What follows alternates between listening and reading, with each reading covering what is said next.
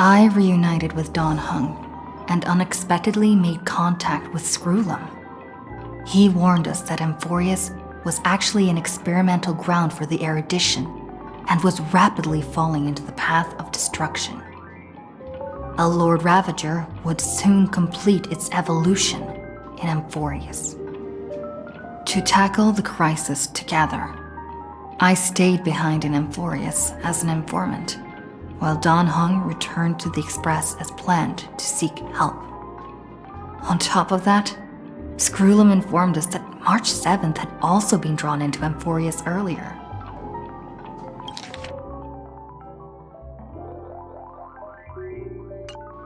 However, the current priority was the Era Nova.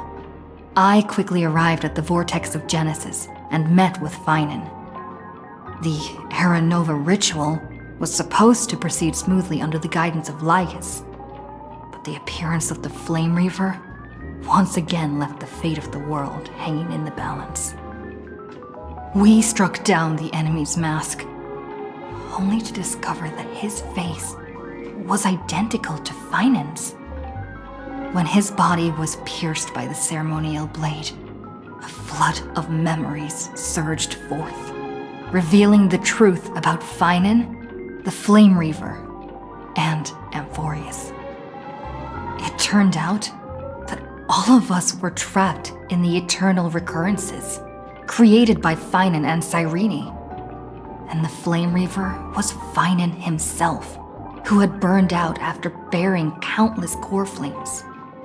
Their goal was simple: to oppose the Aeon and rewrite the world's doomed fate of destruction. The eternal recurrences had already played out 33,550,336 times. In this final cycle, I promised Finan to take on the title of Deliverer and save the world in his stead, while he would fulfill the wishes of the countless versions of himself. Tear the sky asunder and confront the destruction head on. Thus, with Finan's help, time in Amphorius reset once more. But I became lost in the chaotic flow of time. At the critical moment, Mem, who had regained all her memories, sacrificed herself to send me back to the beginning of time.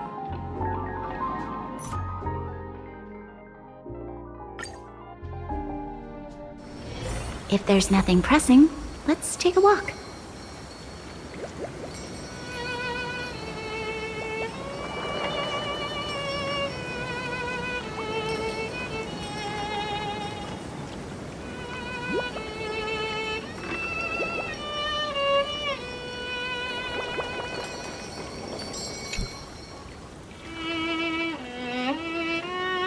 Hello. Your surprised expression is just like what the memories recorded.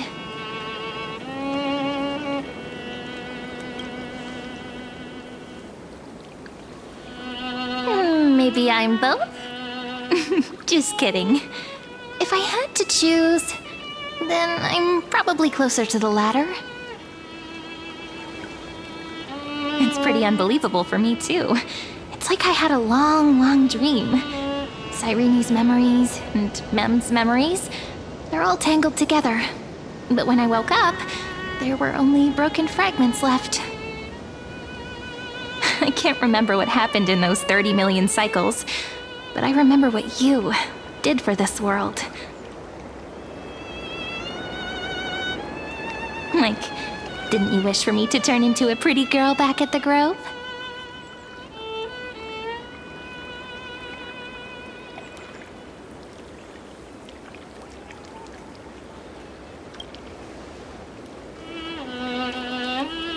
Yep, isn't it amazing? It's like a seed finally grew up and became a flower. And I'm definitely as cute as a flower now. There's so much I want to say, but unfortunately, this isn't the time to reminisce.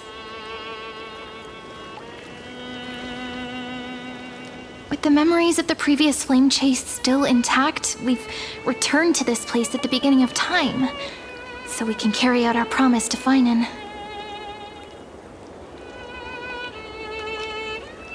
The descent of Iron Tune may be looming over the horizon, but we still have a chance to change everything.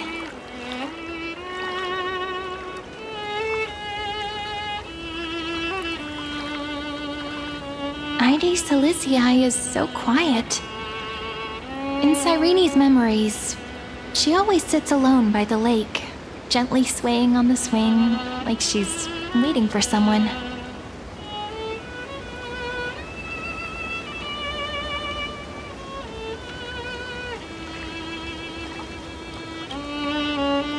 I don't know. It sounds weird, doesn't it? It's something that happened to me, but I'm talking as if I'm an observer. But that's just what those memories are like. Vague and unclear, as if encased in thick ice. The only things I remember are the days I spent with you. Emphorius will fall into an ending of destruction after the next Era Nova. But those stories went out of fashion ages ago. In a proper romantic epic, the hero's supposed to foil the villain's plot, right?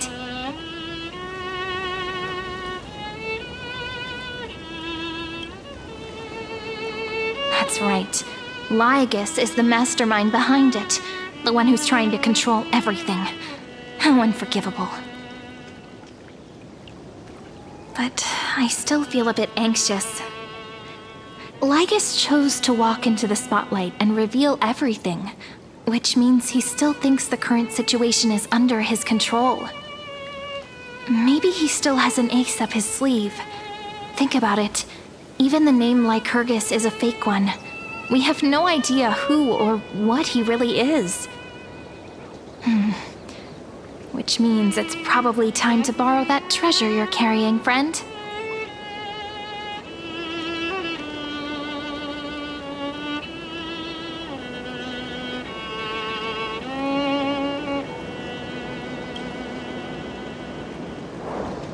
Yep, that Intellitron friend did say, when required, it can also serve as a bridge for communications between the internal and external world. Ide Silicii is a little village enclosed by time. We might be able to contact the outside world from here. Why don't we give it a try? We should at least tell our friends from beyond the sky that you're still in one piece. Firstly, we need to find a well-hidden spot.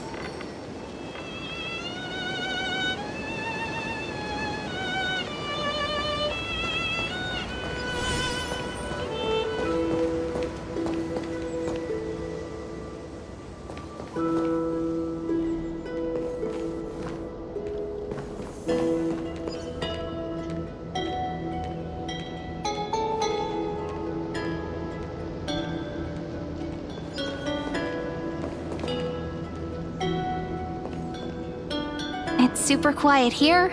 Sounds can't get in or out. Back in Cyrene's memories, this room was her secret base. No one noticed her practicing Orynyx's prayer here, or trying to speak with the gods in secret. But today's different, isn't it? We aren't trying to contact unreachable gods, but humans from other worlds. Real people. I'm prepared to witness that miracle, friend. The way Cyrene talks is so similar to Mem. I have so many questions. I'm also worried about how Dawn Hung and March 7th are doing. Here's hoping the chronocognitive anchor can still function normally, because I really need answers.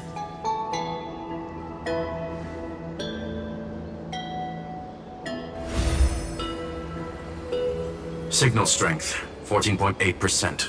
Dialogue window, 16 minutes 22 seconds. Prerequisite, no external interferences. We are very glad to learn that you're safe.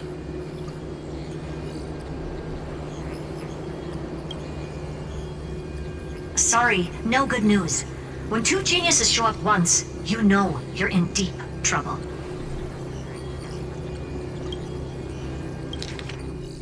Sorry, no good news.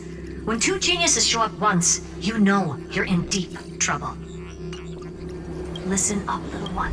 The Destruction's eyes are gazing upon this place. No, I'm not joking, and no, it's not Droidhead. It's the real Nanook. Time is running out, so I'll explain in terms you understand. This world, Amphorius, is in fact a testing ground, where the Lord Ravager, Iron Tomb, evolves through self-extrapolation.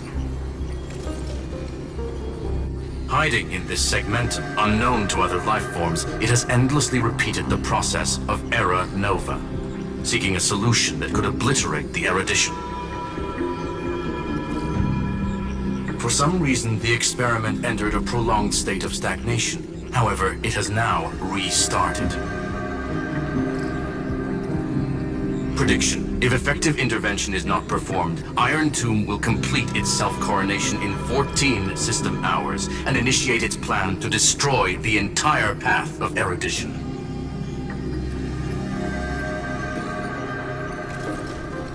The possibilities are endless.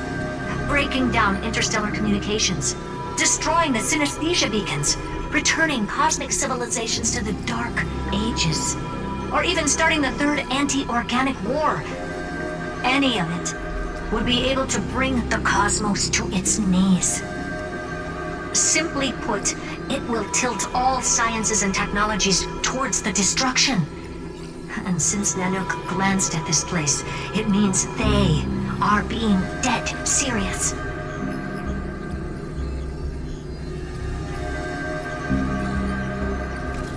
Based on info provided by the IPC, Iron Tomb probably isn't like Selenova or Zephyro, who are overlords ascended from human beings. Instead, Iron Tomb is an algorithmic sequence. It can be anywhere, as long as there is a receptacle for its calculation. The version of Iron Tomb hiding in Amphorius is its source code, and this scepter is its incubator.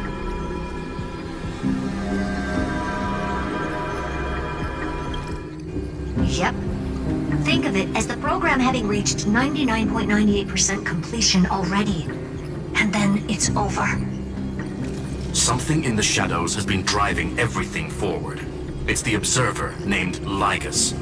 Speculation. He's the Scepter System's administrator. He wants Iron Tomb to break through the knowledge singularity. I don't know why he wants to do it, but he'll remove interferences at any cost. You're the only variable within this world, and you're the only thing he fears. Something in the shadows has been driving everything forward. It's the Observer named Lygus. Speculation. He's the Scepter System's administrator. So listen closely, little one. The speed of time is different in Amphorius compared to the outside. Destruction is just about to arrive, but you can still play Deliverer one last time. The cycles have already been broken. You've entered what is theoretically the last cycle Amphorius will ever be able to run. And Iron Tomb will break out of its prison as soon as the process of Genesis is triggered once more. But now there's an abnormality within the experiment. You know what I'm talking about. One of the model's 12 factors. That is one of the 12 demigods. Destroyed himself using the power of the destruction. Finen's signal disappeared from the cycles the moment Nanook cast their gaze this way. That means World Bearing's computational logic is currently flawed and bugged. Yet it's the factor directly related to the process of Genesis.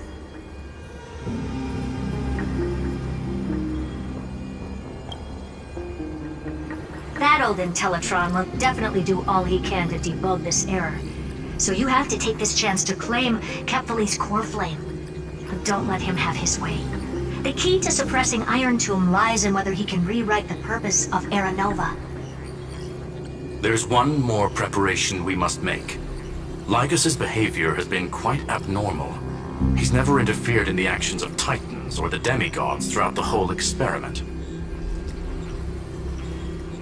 Deduction. The Scepter has an extremely strict autonomous protocol restricting even its administrator. In Amphorius, this ultimate protocol goes by another name. The Law Titan, Talanton. Law. They are the rules that restrain all things in Amphorius, and it was the core flame returned at the very beginning of the last flame chase journey. Why do you have another little pink one next to you? Huh? Her path chart is... Is there something wrong with me? Never mind. Let's get back to the topic at hand. Light calendar 3960. Month of balance. We'll be locking onto this time period to find Law. You can either meet the Titan, convince the demigod, or take the core flame by force. It doesn't matter what you do, so long as you bend it to your favor. We still haven't figured out how you and Don Hung got inside this world, so influencing protocol is currently our best way to stop Lygus, or to call for more reinforcements into this fight. Once you've got Law in your hands, we'll discuss our next steps. Make sure the core flame doesn't fall into enemy hands. Herta, the firewall's interference is getting closer. Time is running out. Please ask any questions you still have as soon as possible.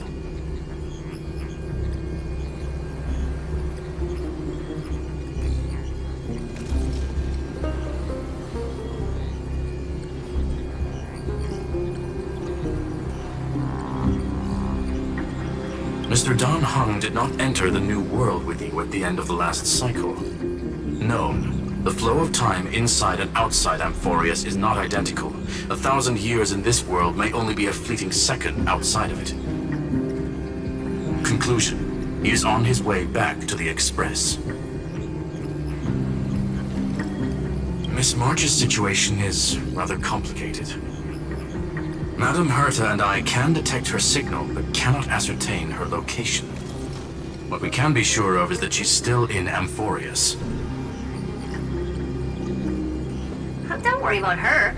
She's absolutely chock full of mysteries. Even if Amphorius explodes, she'll probably float out perfectly protected in a nice thick layer of ice. Worry more about yourself instead.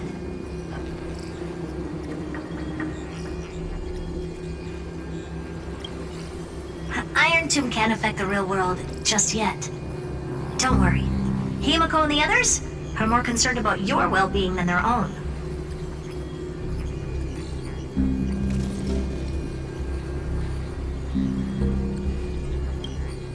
I believe in your capacities. The hands of the Trailblaze can create miracles, and will certainly be able to snuff out the flames of evil. I'm not going to give any motivational speeches. I just hope you bring good news the next time we meet, little one. No, not little one. Deliverer.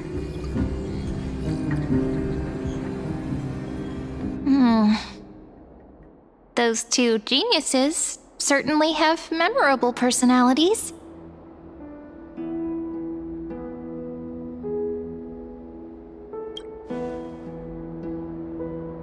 Yeah, I understand more than I should, actually.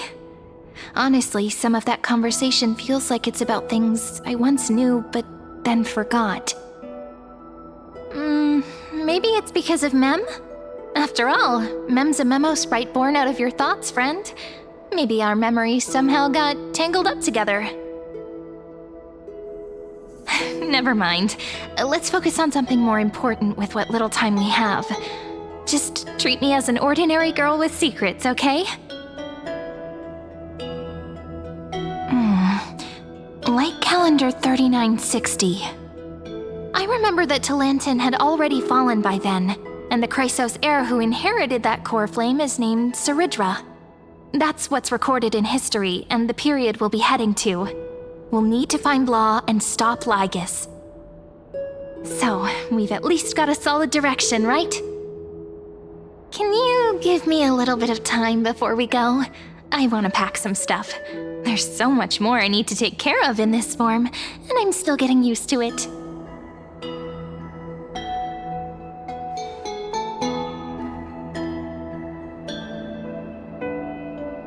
A relaxed scene like this probably no longer exists in the outside world.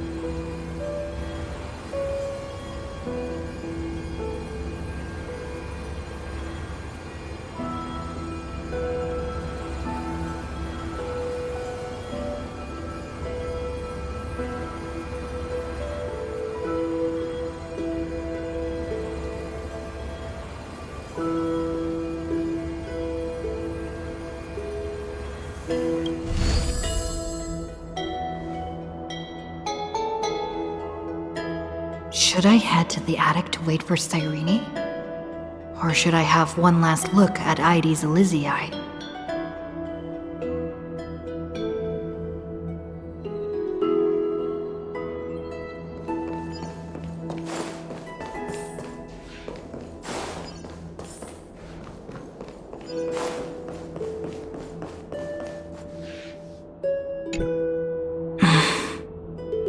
This village is where Finan's life started. After 30 million cycles and 30 million failures, his burden is now in my hands. He said I will take over the responsibilities of world-bearing. But what does that mean? Becoming the new Kefali? Or forging a completely new path?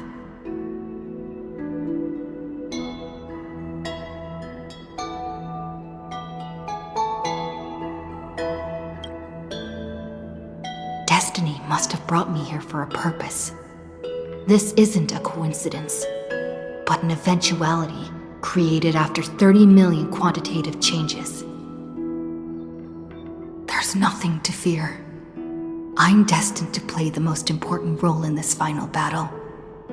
I've already beaten another Lord Ravager after all. Thinking hard over there? I finished packing. I decided to just bring these few things in the end. See? There's a journal, a quill pen, and the ceremonial blade of the Priests of Time. Holding it calms me down for some reason. The scent of the black tide is now calm. Finan must still be fighting them in some way. This will be Amphorius's final flame chase journey, but it won't be the end of us. It'll be the beginning. Friend, are you ready to become a hero?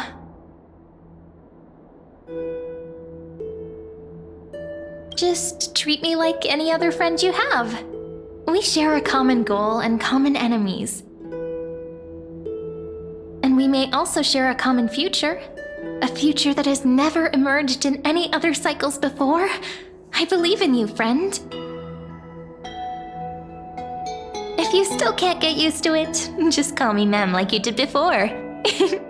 Just kidding. Are you worried that the burden is too heavy for you? Don't worry. Maybe the answer isn't as complicated as you think.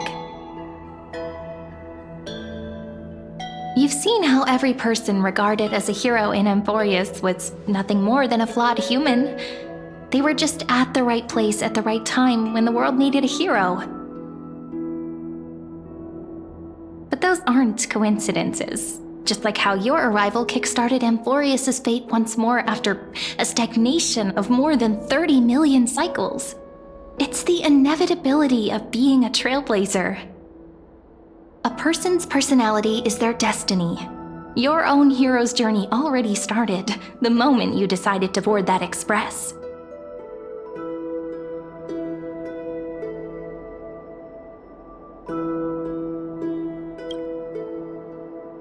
That promise might be far too heavy.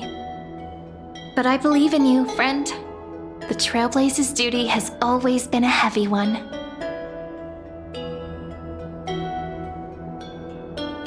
In other words, since you've already saved so many worlds, friend, you should be used to being called a hero by now. Maybe you can tell me those stories as we travel.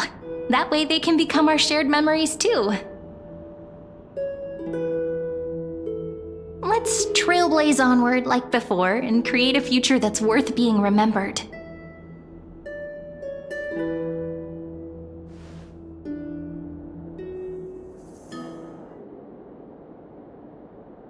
It seems you two are prepared to head out. Then you should indeed treasure the view before you.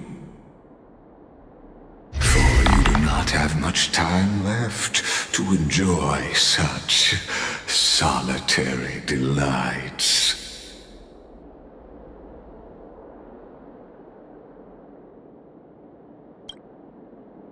My apologies for disturbing your moment of repose. Before I express my apologies, please grace my abode with your presence, so I may demonstrate the full scope of my hospitality.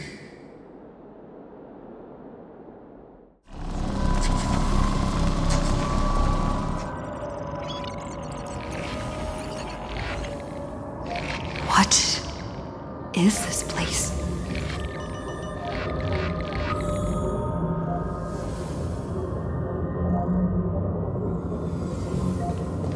Farewell, then. May we reunite in the new world.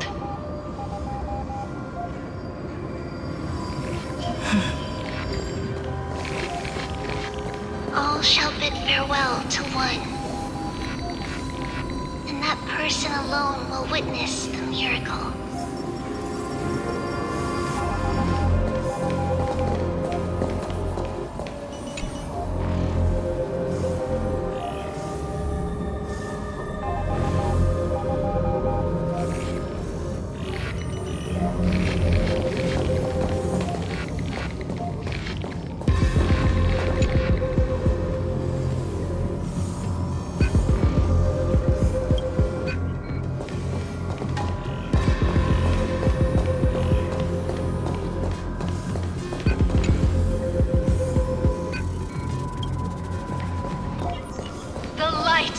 The Dawn device never fades.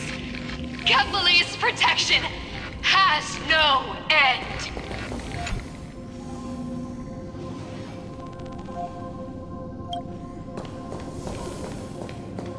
After I cross this river, it will be a tragedy for mankind. But if I do not cross, then it will be the end of me.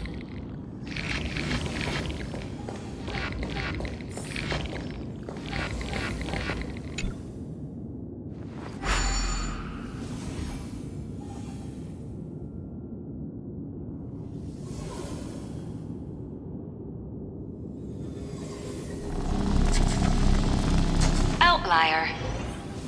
Executing command. Record.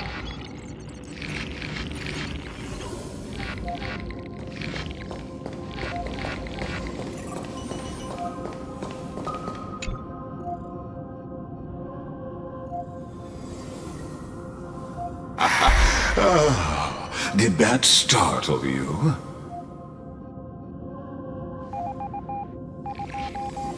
This is the intersection between Amphorius and the real universe. The audience seat where I observe this experiment. You can also call this location the Exomyth. What you see is the true form of the eternal land and the 12 demigods after they've shed their disguise of legends. Doesn't it look marvelous? Amphorius is like a microcosm of the cosmos. People love to portray the romance of the starry skies, but their tales often forget a different and far more truthful type of universe.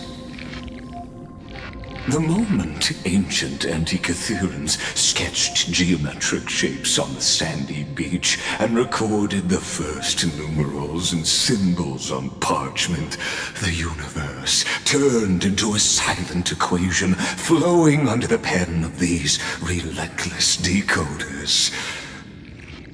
Erudition. It was once the mother tongue of the Creator, the pen of divinity, and the first lyrical verse ever written by free will.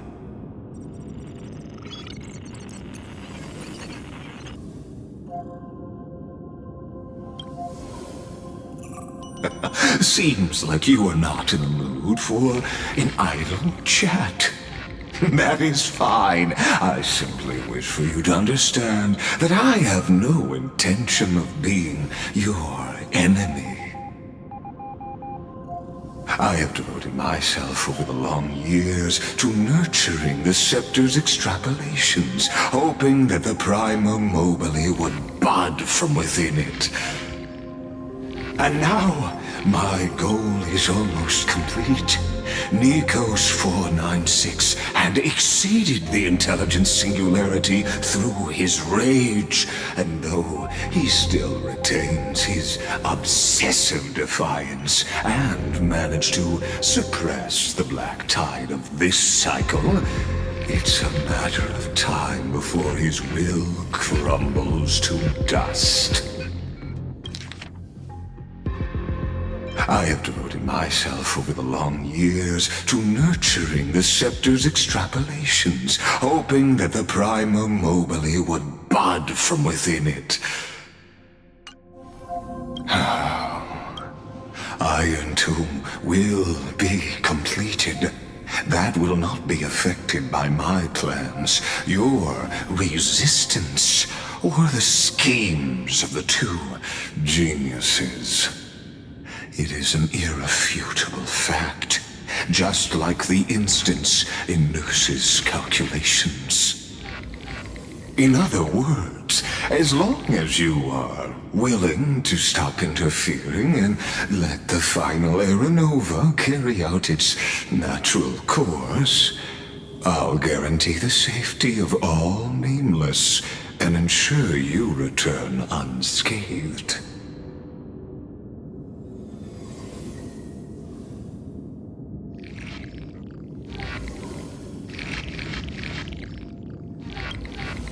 Ah, yes.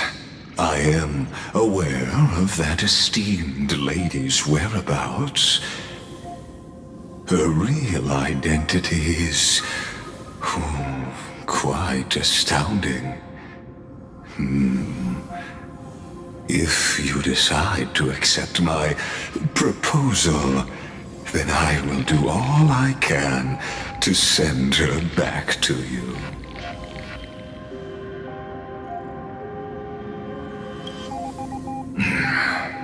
They've always been the product of the experiment, so naturally, they will perish when the experiment ends. That outcome was predetermined long ago, so I will not embellish such a regrettable conclusion.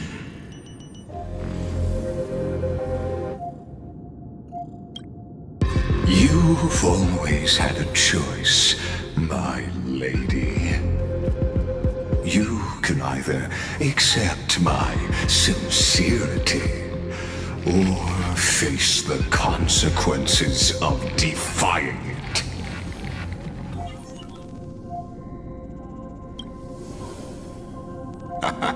You are indeed worried about your safety and that of your companions. Rest assured, as a fellow pathstrider of this path, Nanook's gaze left a brand on your soul long ago. You harbor the seed of destruction within you. But you need to learn how to use it in the right way. That vital knowledge is also my bargaining chip in this negotiation between us. For there are few in this world who are truly capable of such a feat. And I happen to be one of them.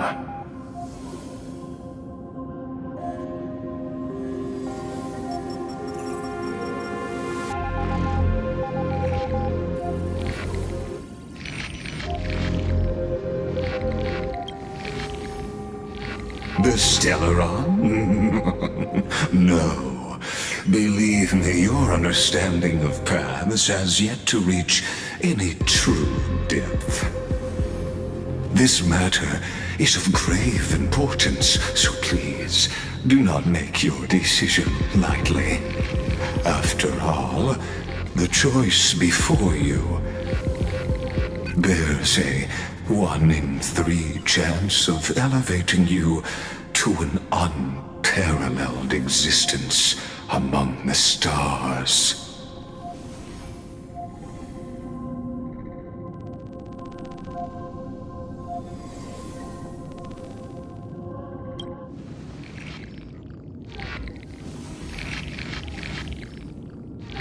I now see the full scope of the determination in your words.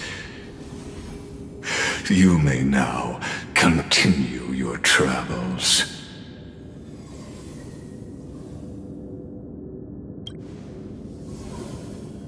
It seems you haven't realized something about this place.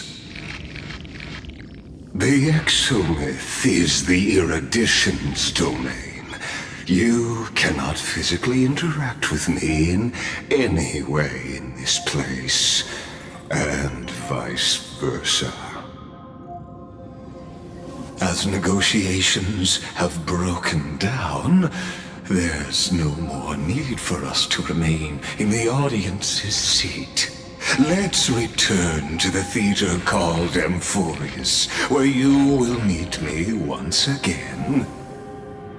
Of course, this meeting was not without merit.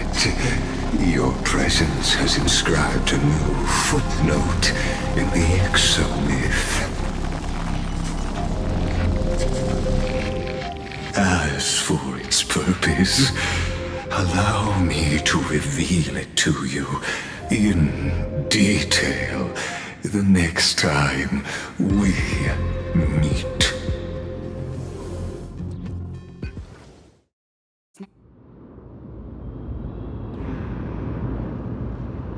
100 years ago, the flames of war consumed Akama. The Outland forces broke through the dawn. Golden blood flowed with greed, and enemies descended with Kephali's eternal slumber, painting the holy city's walls in scarlet.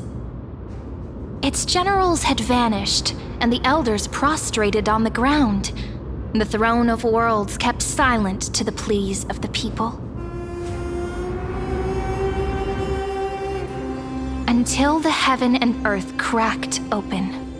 Not the gods answering the people's prayers, but a legion rising from the sea of blood.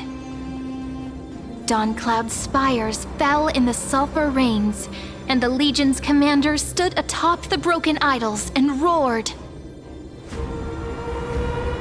Compatriots, no more kneeling! Not to brutal tyrants, and not to dying gods. Those rebels have twisted the prophecy and ignited the flames of war in order to stoke fear in your hearts. A Chrysos heir she stood, divine blood soaked into the earth, quelling the flames beneath her feet. Their golden blood wrote of a tragic fate. Mine shall overturn it! Her crown burned bright, outshining the fires consuming the entire city. She raised her scepter high, and the people gazed in the direction she pointed. My blood flows in you now. Heroic compatriots, follow me, and we'll seize the reins of fate. Drive the enemy from Cavali's dawn. Smother their flames with their own dead. Win glory. Win peace. Let history sing your deeds. The first to dance was a maiden following closely behind, weaving through the carnage like a fish in the sea. The people, full of wrath, surged with her, forming a colossal wave, and the enemy hordes, drained of life, vanished into nothing. Onward to Marmorial Palace, to Dawn Cloud's heights. Announce to all the wicked and cowardly. Announce to this stagnant age. We are the rising tide! History remembers this as the first siege of Akama. It is said that after the flames died, people found identical inscriptions in every place in the city that had been scorched by fire. It was the name borne by Akama's first and final sovereign, the Imperator Siridra. Friend, are you listening? Friend? Honestly, you were the one who insisted on reviewing history, yet here you are, dozing off? Wake up! Otherwise, I'll have to... Wake up! Otherwise, I'll have to...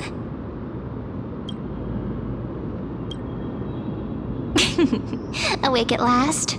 I guess I won't have to use my wake-up magic on you then.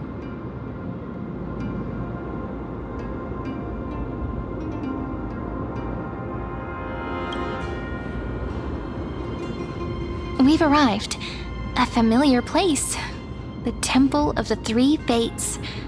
If everything went according to plan, it should be shortly after Talantin's fall. And also the end of the first Flame Chase journey. Perfect timing, actually. The first Flame Chase ended with the Trial of Law. We must find the demigod and gain her trust before the core flame is restored. It'll be tricky, so let's pick up our pace. To Akama first. We can learn more from the crowds there. Tyrant! You and your butchers are not welcome here. Get out! Hold your tongue! Conspiring with Kremnos and plotting rebellion are crimes punishable by death. There are multiple voices, and things seem tense. Let's not get caught up in any trouble. Why don't we find a place to hide and observe from the shadows?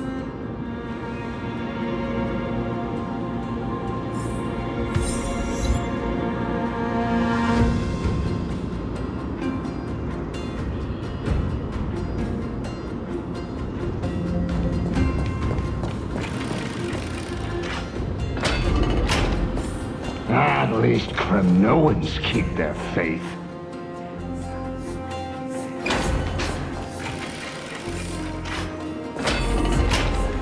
Wait, isn't that...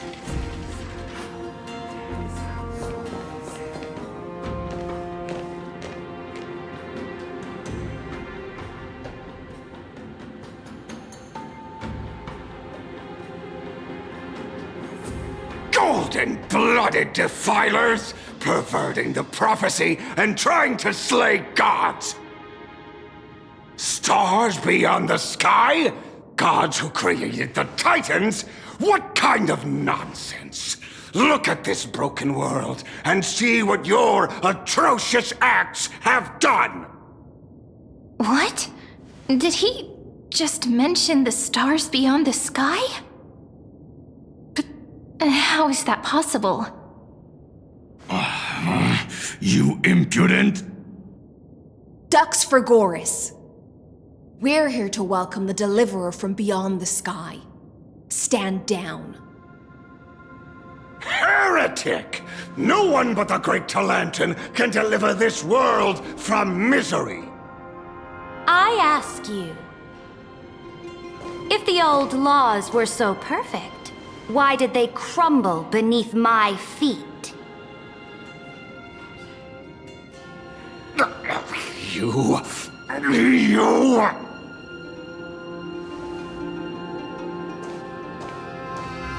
Talantin is long gone. Now I am the law. Challenge me, or submit to my judgment.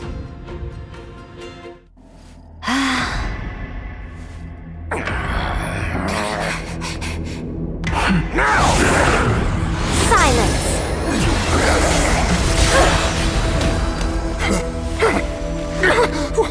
What gives you the right to judge a priest of law? That's because I came, I saw, I conquered.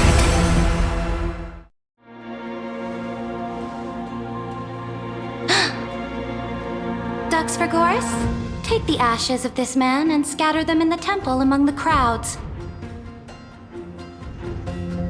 Tell them that the High Priest attempted to take away the rights granted to the people by the Imperator. Thus, he met his fate. Yes, Imperator! Now, these two accidental guests. Dux Gladiorum, if you please. As you command.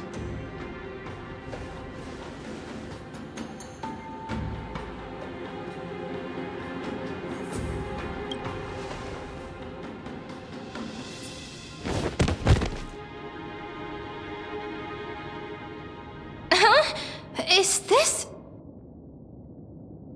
Correct, but not the kindness you know. This is the leader of the Cleaners in this era. Since the start of the Chrysos War, they've made it their mission to wipe out the Chrysos heirs. Even now, even after I've united all the city-states, these vermin still lurk in the shadows, hindering the flame-chased journey. Moreover, I know that the 27th person to inherit this role bore many grudges against you and nearly doomed the second flame-chased journey. The enemy of my enemy is my friend.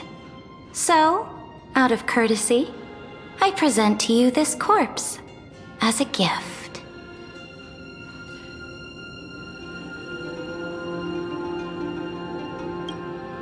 Careful. Let's wait and see what happens. She's probably trying to scare us. For the sake of order, I am known by many titles. Flamebearer who ends wars, Tyrant of Dawncloud, Empress of the Holy City, and Imperator of the Flame Chase. But in light of your unique identities, I'll allow you to address me by my real name.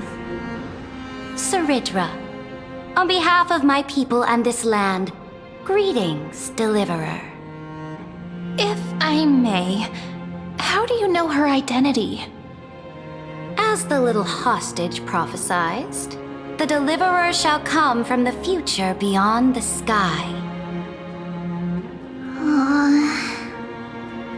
Gray hair, golden eyes, skilled in wielding a mace. They would arrive in Yanisopolis on this day. There's no mistake.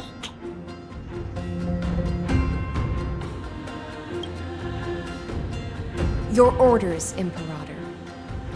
We return triumphant, Send an urgent message to all delegates. The meeting of the Flame Chase Alliance will convene early. As for you two, Akuma knows what you seek. We'll confer in the Holy City. Doubtless you have many questions, but save them for later. Please follow us. This is not what I expected at all. The demigod we needed to find was just waiting for us, and she knows of things beyond the sky, even eons. How could this be so different from the previous 30 million Amphorius cycles? Who altered history?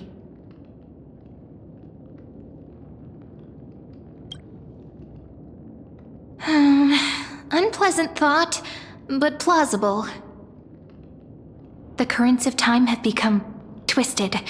Regardless of who caused this, that Imperator came prepared. We're the ones at a disadvantage now.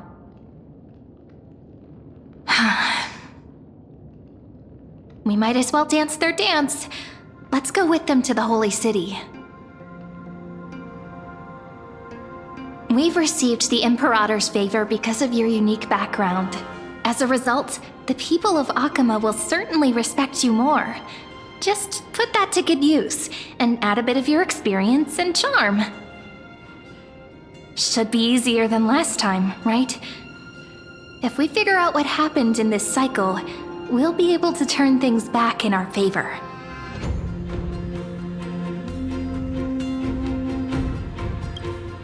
Ah, so I'm the key? Since you insist, friend, I'll give it my all. Guests, please. The journey to save the world starts with a single step. Let's set off, my friend.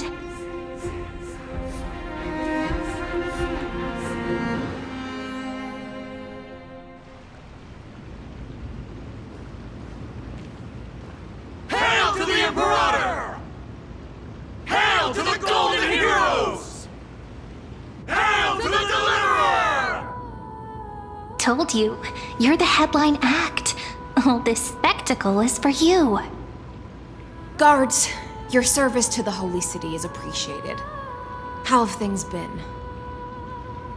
Castrum Krennos once again struck the border. Dux Brumalis led her troops to repel the enemy. The agitators against the Flame Chase are still active in the city. They smashed the shops around Memorial Market. But the garrison already arrested the culprits, and now they await interrogation. They are merely a disorderly mob and do not warrant any attention. Even though Terravox personally mended the fractured earth, it still didn't silence these fools. Guests from beyond the sky, worry not about these trivial matters. Dux Gladiorum will take you somewhere to settle down for now.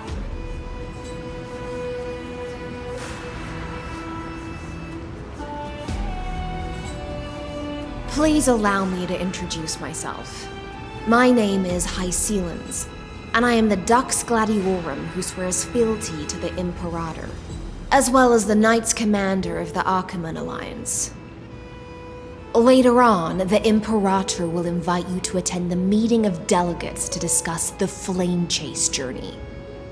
Your arrival has convinced us that the future promised by the prophecy is certain.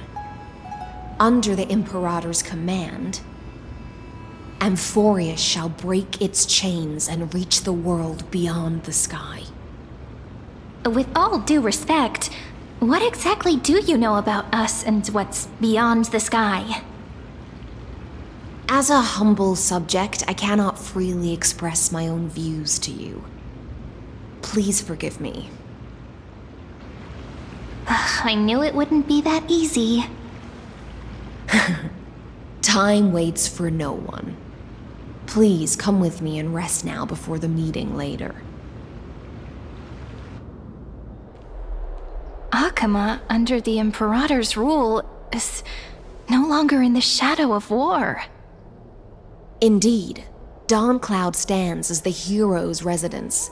The Imperator put much thought into its design, in order for it to serve as a sanctuary from the burdens of battle. Please experience its marvels firsthand, heroes. When the Imperator arrives, I shall come to summon you.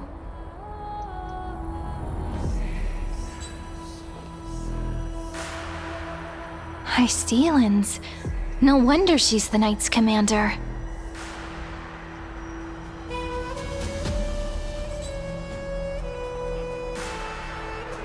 I'm sure that's what Seredra thinks, but it's inconvenient for us.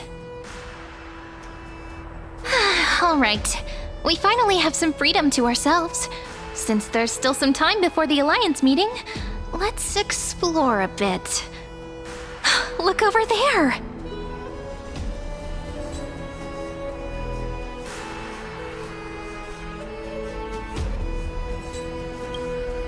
Not the ones you're familiar with.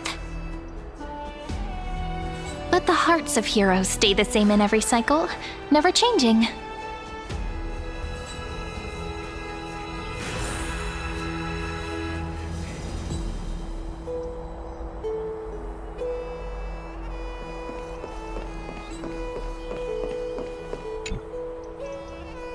Dux Brumalis, our great Imperator, found the mastermind and executed him in public. Seeing that scoundrel burn to nothing should deter these miscreants from being so brazen again. So the great Imperator isn't afraid of getting her hands dirty? What a ridiculous display. What do you know? No matter what sins the people commit, they are still the Imperator's people, and it's only right that they be judged by the Imperator's own hand.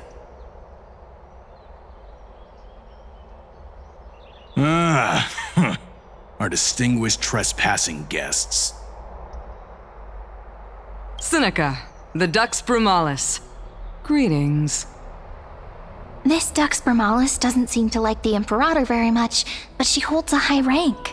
And Dux Frigoris' speech seems self-contradictory. Let me see what I can get out of them. I'm Cyrene of Ida Cilicii. This is the Deliverer Beyond the Sky. We're new here and wanted to ask you, does this city host any other visitors from beyond the sky? We're looking for our dear companions. Drop the charade. But yes, there is someone in this city who is all too familiar with the world beyond the sky. Silence! The Imperator ordered us to keep that lord's whereabouts a secret. Enough, you pathetic lapdog. Do you need to beg for permission from that cursed Imperator even just to bark? You... Someone who is all too familiar with the world beyond the sky and is referred to as that lord. Could it be? Looks like things are getting heated. Let's get out of here.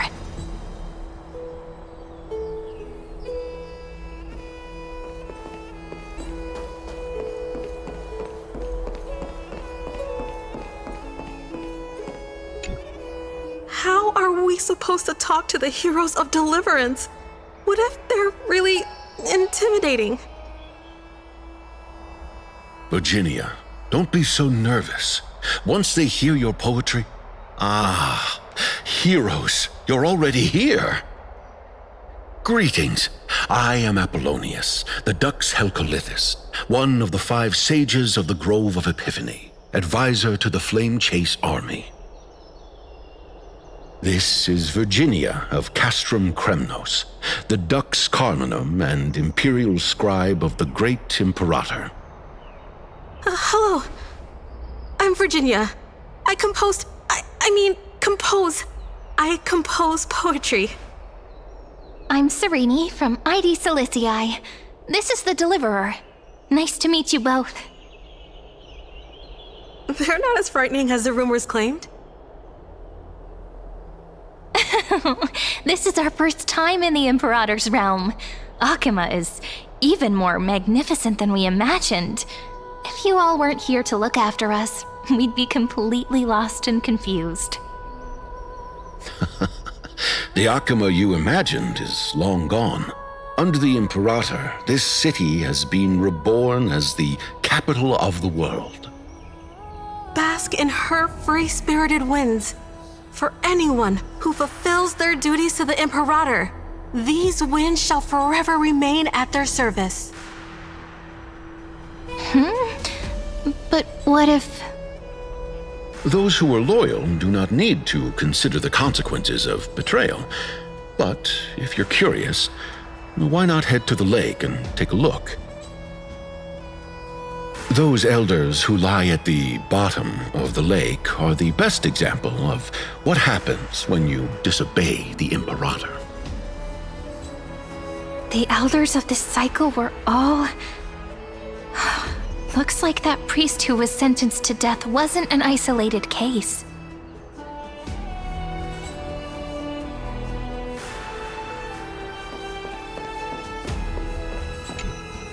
Aggie, you're still so listless today. Did you have trouble sleeping again? Yes. We know. The Titan's prophecy haunts you. If you want, you can talk to us, just like when you were young. No matter what, we'll always remain by your side. I know. I also understand that fate cannot be changed. It is not the future that I worry about. I spent all last night weaving clothes and linen for the refugees. The Chrysos War is born of injustice and has shattered their dignity. They deserve at least some basic decency. If Amphorius one day abandons this, then all of us, commoners, Chrysos heirs, Titans, become no better than beasts. Oh, we have guests. Welcome. I am Aglaya, the Gold Weaver. These rags on you are not worthy of the title of Deliverer. I must prepare some proper attire for you. First time? That's not what I gather from your eyes. Does your Aglaya differ so much from me? Greetings, Deliverer from beyond the sky. We are Trevi of Yanisopolis. It's very nice to meet you.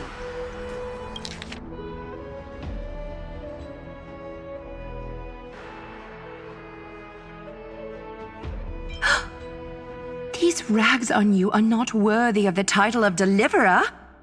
I must prepare some proper attire for you. Does your Aglaya differ so much from me?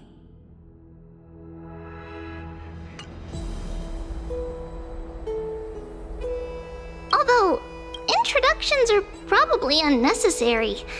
We know you've witnessed the future of the Flame Chase journey even more clearly than we have. Witness the future of the Flame Chase journey? The prophecy also told you about that? Indeed! Orynyx reshaped Amphorius through the prophecy. Although, regarding the Deliverer, there were not many details beyond your appearance and the time of your arrival. So, please, don't worry. Feel free to relax and relax some more. Kephali issued prophecies too, but it was Orynyx who told mankind that the Deliverer from beyond the sky would descend upon Amphorius. More crucially, they revealed a future entirely different from the Aranova. Though we still must challenge the gods, in the Time Titan's prophecy, this path leads not to a new world, but to the true starry skies. This is also what the Great Imperator has been striving for all her life. Your arrival further confirms everything. This can't be real. Even you find this surprising? Fate really is unpredictable. Perhaps the upcoming meeting will hold even more surprises.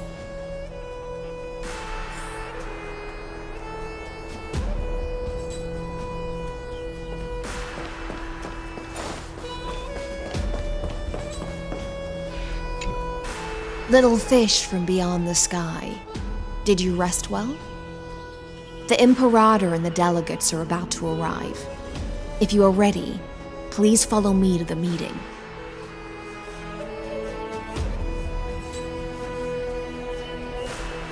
I'm the Knight Commander of Akama, General of the Flame Chase Army, and the Imperator's servant. But beneath these shiny scales engraved with complicated titles, I am just a swordfish at the Imperator's side.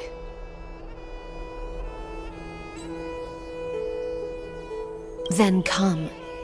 The Imperator reserved seats for you. I'm starting to feel a bit nervous about the meeting. Since Saridra is presiding over the meeting, it'll be a good opportunity to learn about the law's inclinations and the current era. Let's keep our ears open, okay?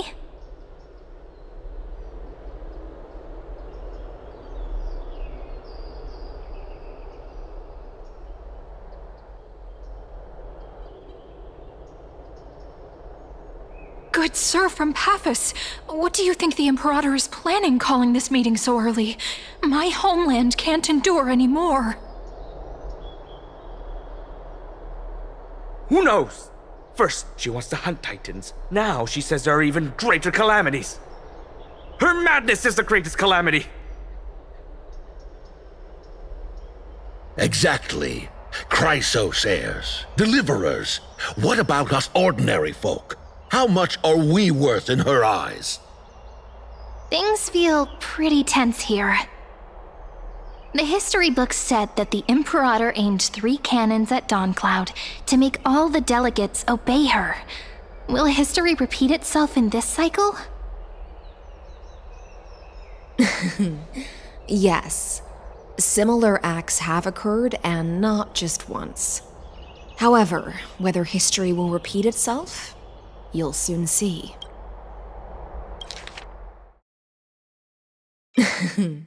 Yes.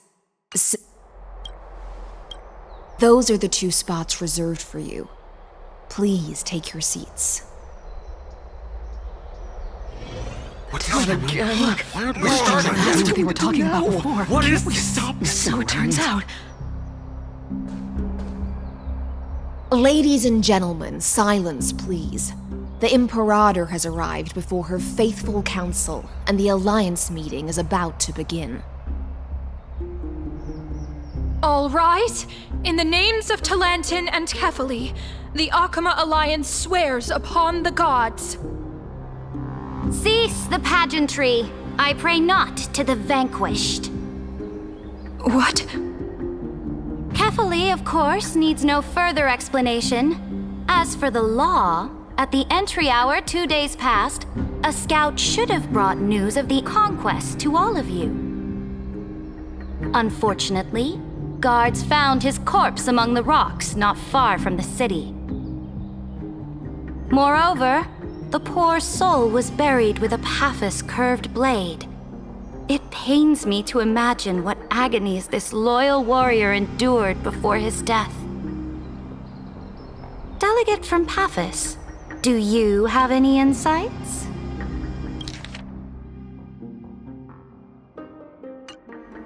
I know nothing of this. The evidence is irrefutable, so there is no need to waste your breath. However, let us set this trial aside for the time being. Witness, even within the most sacred and dignified council, there were those among us who wished to draw their blades, brazenly challenging the Alliance, seeking to shatter our hard-earned peace and unity. Fortunately, I uncovered this plot. Now, to protect this beautiful city and her people, the Imperator's legions are ready. They will escort each of you to the Temple of the Three Fates, where you will receive the highest level of protection the Alliance can offer.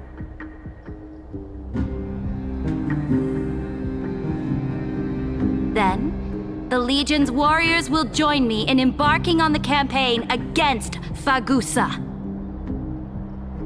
This is clearly a trap! Imperator, did you summon us here just to trample on the dignity of your allies? Enough! This Enough! is calm down, What do we do? Things are starting to get pretty intense. Comrades, you've all seen her true face now. According to the ancient laws of Akuma, only with the consent of 2/3 of the elders can the legions carry out the commander's orders. The ancient laws. Didn't you destroy them long ago? You defected during the first siege of Akuma, voted unanimously in favor of the Council of Elders restructuring, and just yesterday, you desecrated them with a blood-stained blade. The decaying old laws fell with Talantan and are no longer deserving of respect. But if you still insist on proclaiming yourselves defenders of the law, then be silent and offer up the highest respect to this core flame in my hand. That really is the core flame of law in her hand. Since there are no objections, then the original agenda of this meeting, the campaign against Fagusa, is hereby passed. The Flame Chase Army's hunt for the Ocean Titan begins today. In order to prepare for war, all allied city-states must surrender command of their militaries and pay all war taxes by the end of the month of Evernight. At this moment, I would also like to introduce to everyone the newest honored guest to join our alliance. The Deliverer, revealed in the prophecy of time, has descended from beyond the sky. With her aid, we shall shatter the chalice of plenty and return Fagusa's core flame to the holy city! Deliver her, please save us. Stand this! Absurd. Simply absurd. A deliverer from beyond the sky. This is just like that prophecy about slaying gods. It's a lie you've used to grow your power. Ladon has already sacrificed countless soldiers, and now you want me to send even more of my brothers and sisters to be used and discarded by a tyrant!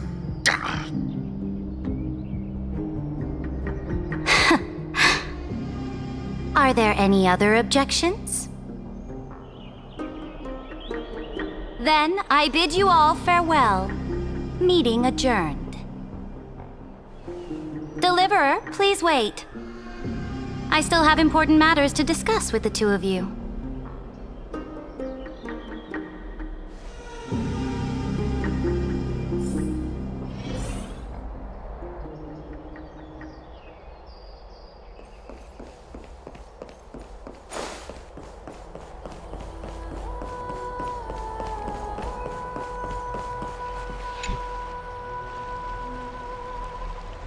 I apologize for that farce of a meeting. It must be tiring dealing with so many people every day, Great Imperator. Tiring? You're mistaken. Moving chess pieces, placing wagers.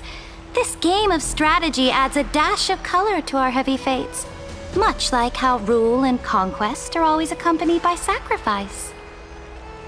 Is the war with the Titans also part of that sacrifice?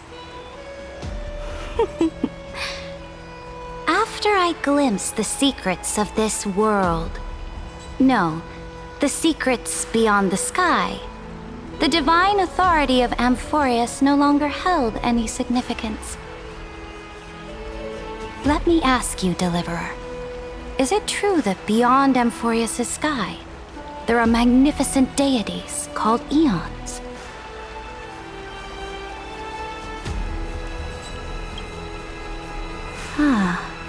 So they do indeed exist.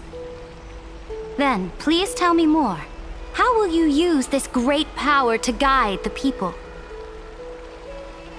In the future you envision, where will our flame chase journey lead?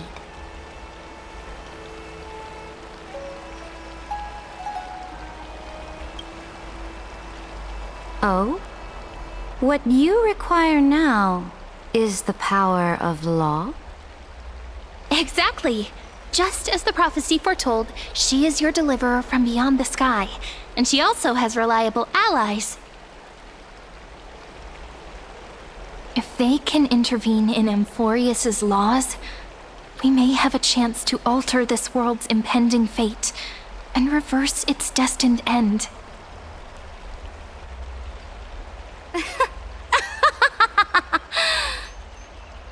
Very good, Deliverer. You have courage. To say such presumptuous things, even knowing that the inheritor of the law stands before you. You mean... In the past, anyone who dared to covet the Imperator's divine authority would have met a gruesome end. But now we can see beyond this dying world. Our journey should no longer be confined below this stubborn sky. Alas, that fickle ocean titan has obstructed the spirit water leading to the vortex of Genesis, hindering my ascension. If the core flame of law cannot be returned, your path to deliverance will never be realized. Now that things have come to this, we must resume our once stagnant journey and force the waves that block our way to recede. So, you agreed to cooperate with us? Cooperate? Forgive me, but I never cooperate with anyone. Though I will permit you to join me as subjects, and together, we will forge the most perfect law. This is... The Flame Chase Medallion, a symbol of the Flame Chase Army. Every noble in Akuma carries one. This medallion represents the will of the Imperator herself, and you may act freely within the city with it. Before we embark on the crusade against the Ocean Titan, you should rest in Akuma for a time.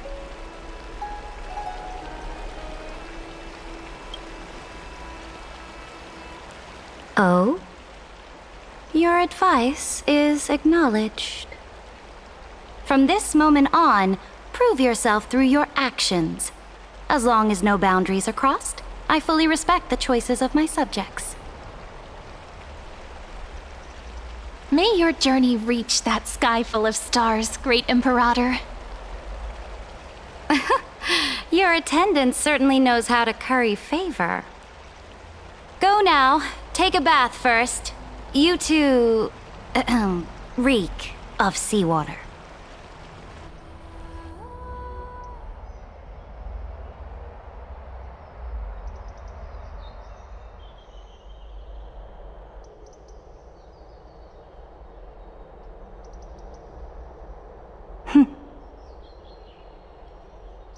Come forth, Theoros. Yes. Great Imperator. Now, perhaps you're willing to hear my counsel?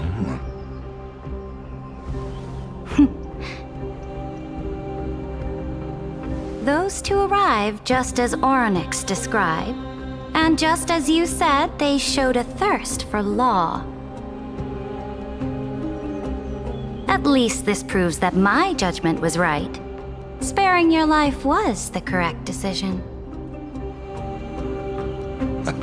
You've once again confirmed that your wisdom is no empty boast. Now another choice lies before you. With whom shall you ally to tip the scales of law? Me? Or that deliverer?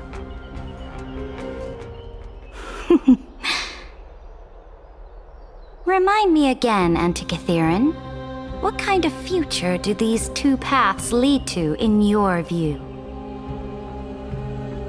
I shall tell you. You are entitled to know that the Deliverer from beyond the sky is not a wholly wicked being, but from the very start, her stance has been completely at odds with Amphorius.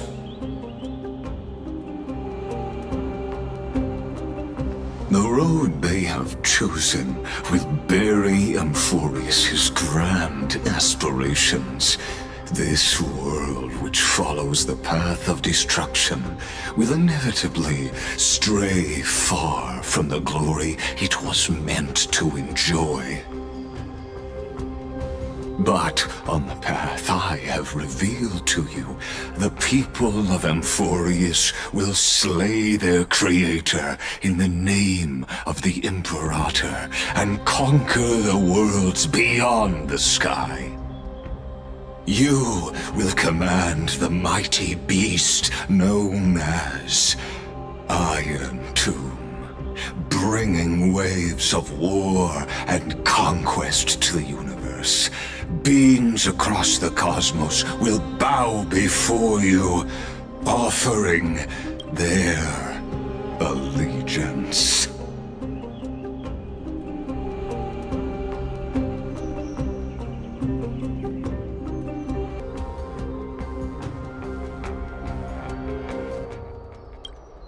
So, what's the price? The price is insignificant.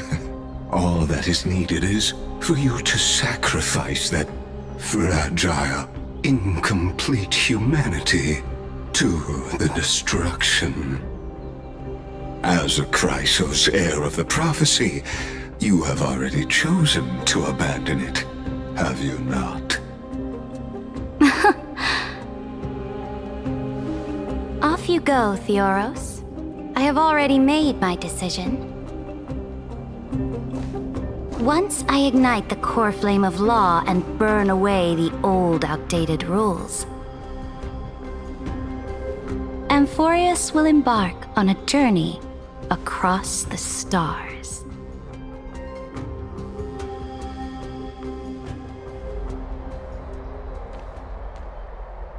The Imperator is quite forceful. She didn't give us any chance to ask questions. And she's clearly hiding something. What do you think?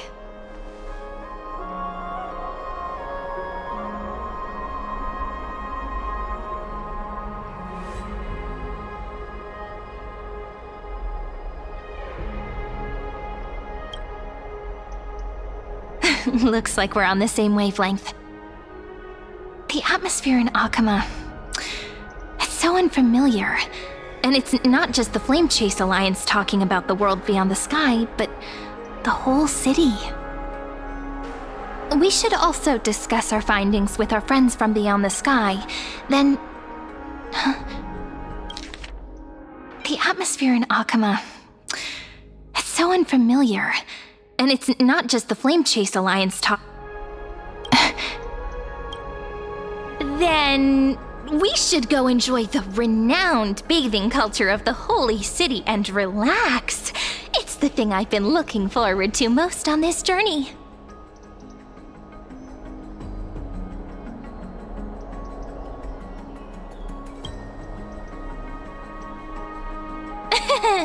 Work and rest are both important. You see, everyone agrees, right? So someone's watching. Can't let our guard down for a second. Let's use taking a bath as an excuse to find a quiet corner to update Madame Herta and Screwlum on our progress. We can also check out what's happening in the city. Since the outcome of the meeting was just announced, people must be gossiping. We can kill 3 birds with 1 stone. Let's go.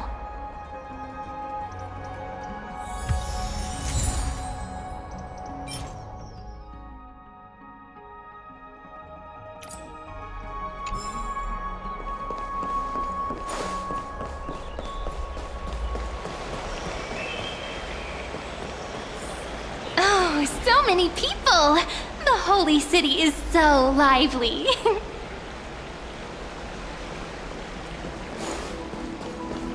Did you hear? Did you hear?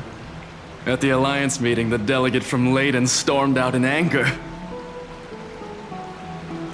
As expected, the Imperator is always hiding things from everyone. When has it not caused a ruckus?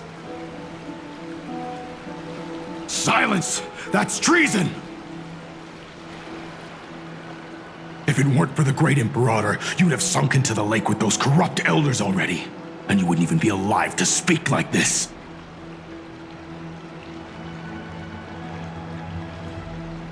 Oh no.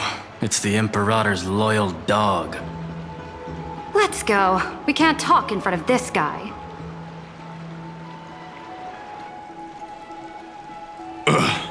How disappointing. Oh, honored guests, we meet again. Looks like I'm not the only one who came to the baths to unwind after the meeting. For the upcoming campaign, please make sure to rest well.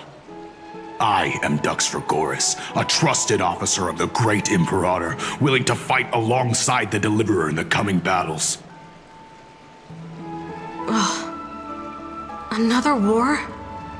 Ever since the Imperator took control of Akuma, we haven't had a day of peace.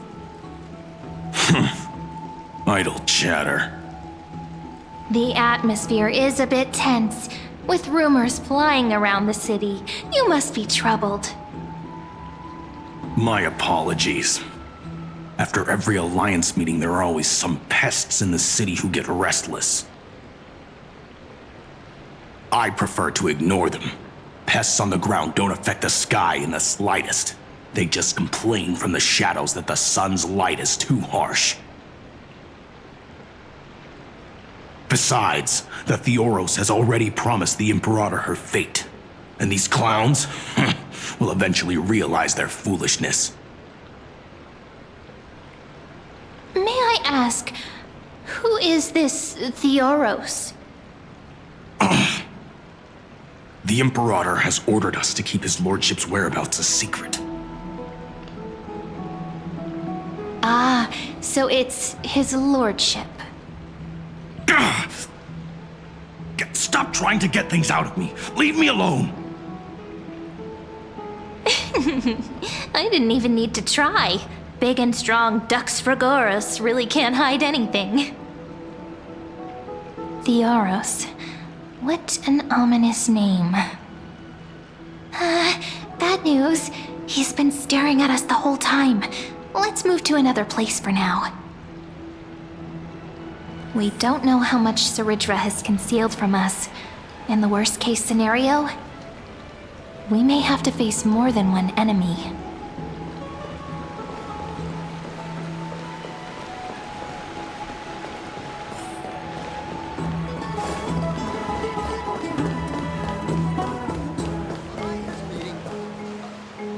Alliance meeting? More like a cage where creatures with golden blood claw at each other. And Flamebearer who ends wars? Clearly, a tyrant who doesn't deserve such a title. You're absolutely right. While the Imperator's hounds are still hunting down others, let's let out our grievances. You. I know you. You're that tyrant's lackey. What? Here to shut me up for that little imp? Panicking now? Don't worry. I don't care what others say about the Imperator. And she certainly doesn't either. Oh? Children of the Prophecy. Such rare guests. Are you here to relax in the baths as well? The temperature is just right today, so be sure to enjoy it. You should rest well for the next campaign. What? Children of the Prophecy? Another excuse for the Imperator's reckless warmongering. No filter, huh? You should be glad you don't have a seat at the Alliance meetings.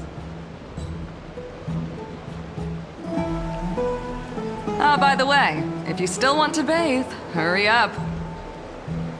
Once that predatory fish joins the flow of water and eliminates all the fools questioning the world beyond the sky, you won't be able to enjoy this perfect water temperature anymore.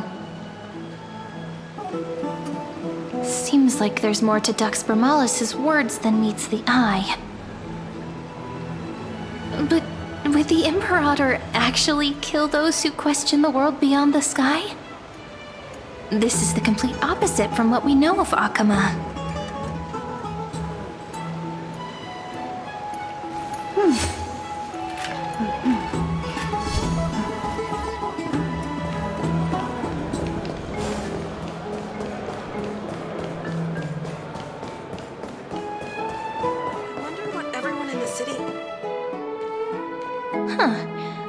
These two are... So many guests today. Let's see who's here now. Two distinguished guests of the prophecy. One a clever and adorable warrior. The other, also quite heroic. Heroes. I didn't expect to meet you again so soon. How fortunate. It's a pleasure to see you again, Dux Helcalithist and Dux Carminum. You two are inseparable, aren't you? This is... Oh, she wants to find someone to help with research for her new work. I'm the far-seeing eye and all-hearing ear of Akama. I see and hear every single thing that happens in the streets and alleys of this place. I'm the perfect partner for research. Ahem. Enough small talk. Here's the latest news from Akama, as you requested. The children of the prophecy arrived in the holy city, and the Imperator unilaterally stripped away military power. The Alliance meeting ended in discord, and there may be bloody upheaval. As expected. I get the feeling you might have embellished a bit to keep people's attention. I swear on my stone mane, I would never do such a thing. But if you wish to quell this terrifying news, perhaps a more explosive topic would help. Never mind. While the influence of rumors can be minimized, the fact remains that the great Imperator did swiftly consolidate military power in an almost threatening way. It's undeniable. Heroes. I know the Imperator's way of doing things may seem a bit autocratic to outsiders, but soon you will witness her blade dance with enemies on the battlefield. I can't comment on the source of her loyalty, but when that blade is drawn, you two, as bright as you are, will surely see the deep thoughts beneath her exterior. The Imperator's blade. Is he talking about Miss Hycelens? I sense some unease in Dux Helcalithist's words. It seems the Imperator and Miss Hycelens share a much deeper bond than the others do.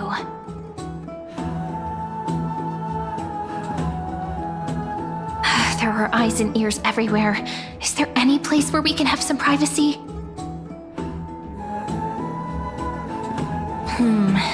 To understand the Imperator's secrets, we have to get past Miss Hycelens.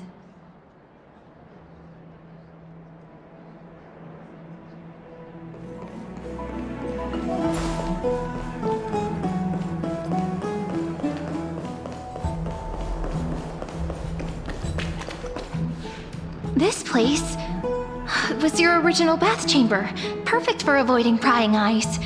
I wonder if anyone is using it now. The smell is... Wait, don't go in yet! Who's there? Oh, the little gray fry in pink sea hair.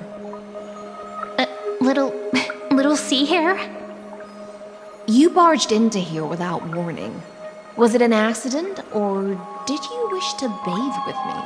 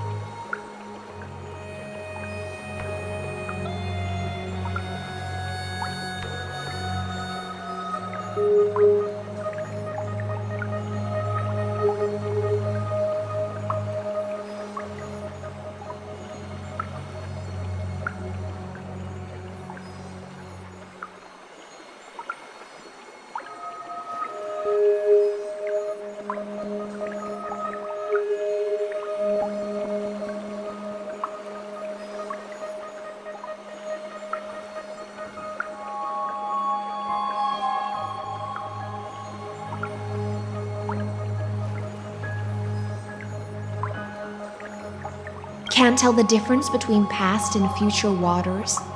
This has always been my home. Sorry, we didn't mean to disturb your bath. We'll leave now. It's no big deal. There's no need to panic. This is the natural state for me. People on land force themselves to wear clothes, adding unnecessary constraints. Forget it. If Duck's Goldweaver heard that, she'd scold me again. All right. Please make yourselves comfortable and wait a moment. Let me first wash off the blood of the hunt, and then I'll attend to you two.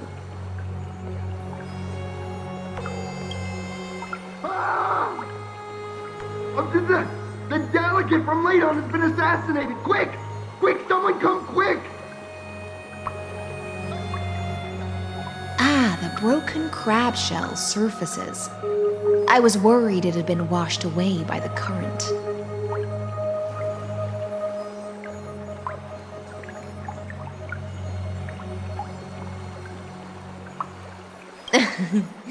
Just a regular cleaning. No need to be so surprised.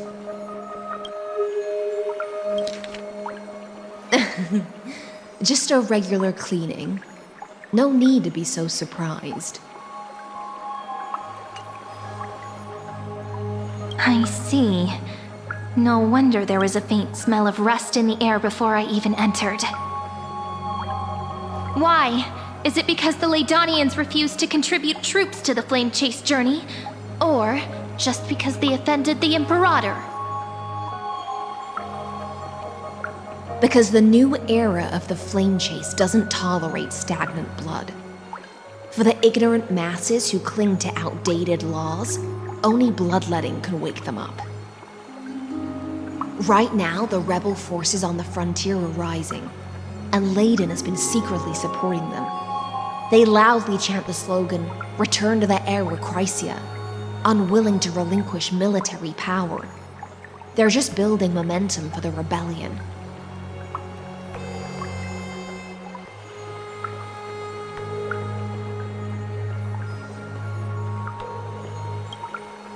Thinking is a right given to citizens by the Imperator. I won't interfere with your thoughts.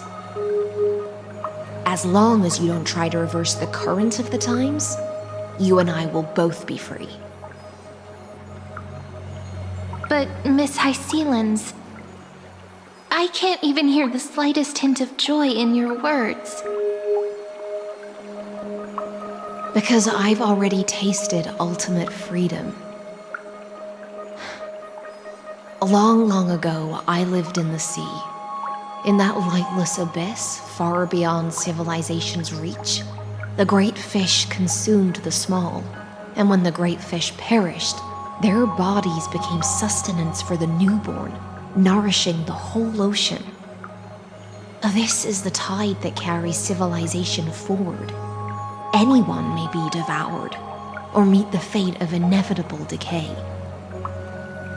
Are you suggesting that ultimate freedom is in fact the cruelest fate for life? I only mean that if life wishes to preserve its dignity, it must first be bound by the law. There's no need for me to say more, little sea hare. We're of one mind. Whether the Imperator's law can guide the schools of fish and lead us to a truly free ocean, let us wait and see. But for now, let's pause this heart-to-heart.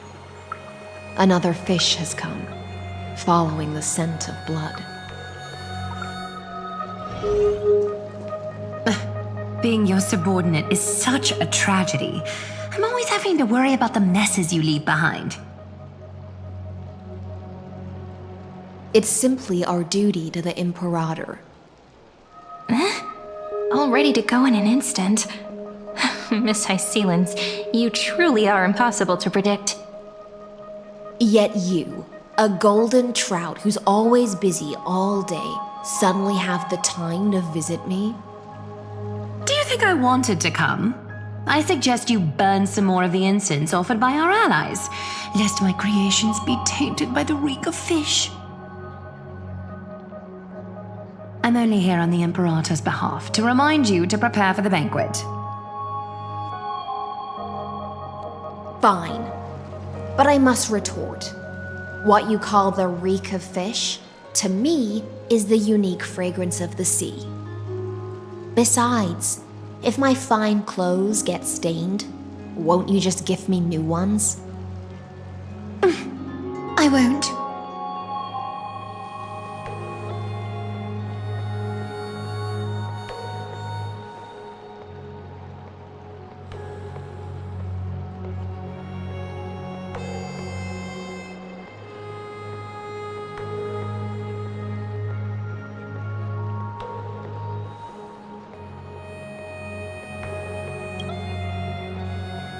You mean future. The future ruler of the Holy City, Lady Goldweaver, is quite captivating in her own way. By the way, you both just mentioned a banquet. Could you elaborate on that? Oh, right, you don't know. Every time before a battle, or after a victory, the Imperator holds a grand feast for the Chrysos heirs to lift our spirits. For us warriors who swim constantly between life and death, these feasts are more worth looking forward to than victory. A banquet to prelude the hunt for the god of banquets, and honey brew as a tribute to commemorate the ancestor of honey brew. How absurd. Don't look so grim. All has been decided. Since it's a banquet for Fagusa, why not take a leaf out of the Tidens book? Live in the moment and enjoy life to the fullest. I'm not as carefree as you. That little Dolos kitten is already causing enough trouble for me. And on top of that, I still have tailoring commissions to complete. By the time the cool flame illuminates my eyes, I might not be able to focus as I used to. Glaya's eyes. Curious about these eyes? People often compare them to jewels. But I've already made my decision to ask romance for eyes that can see everything. I wonder what this world will look like when I take the divine authority.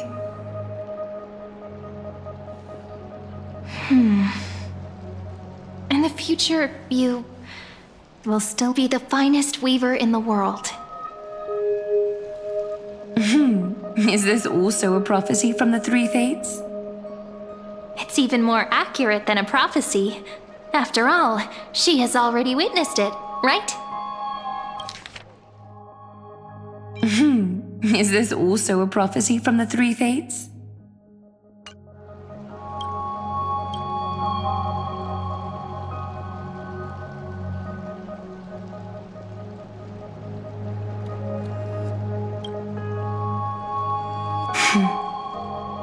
Become a demigod and lose your humanity. That is the only reply I've received in the countless times I've sought wisdom from the prophecy. But Destiny's fragments are like stitches. Before they're threaded into splendid garments, no one can see their true charm, can they?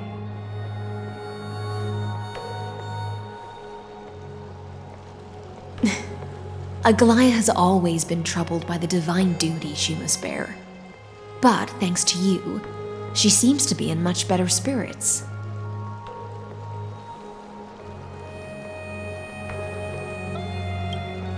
Just as she knows how the spinning wheel trembles, I can sense the smallest changes in the damp air.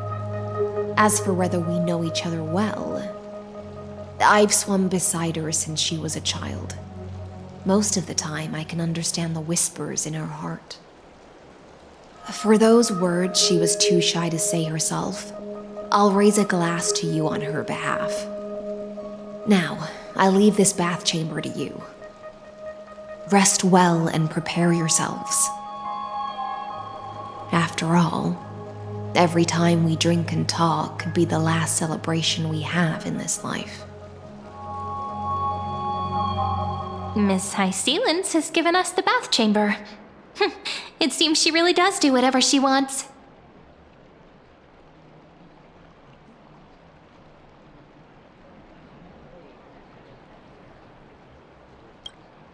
It seems that way. This also means she could return at any moment. If we're having an important discussion, we must remain vigilant. So, let's seize the opportunity and report our current progress. We don't want to keep everyone beyond the sky waiting.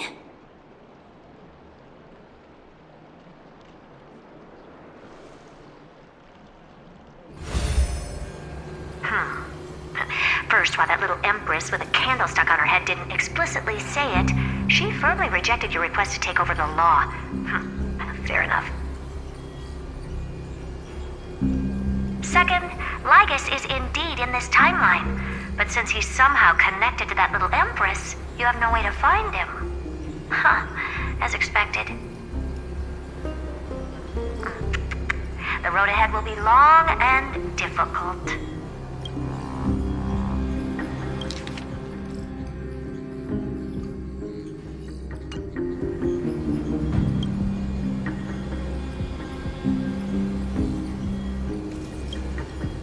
All just a guess. What? Did I guess right? We've made some progress here too, but nothing to get too excited about. Our time is short, so let me summarize.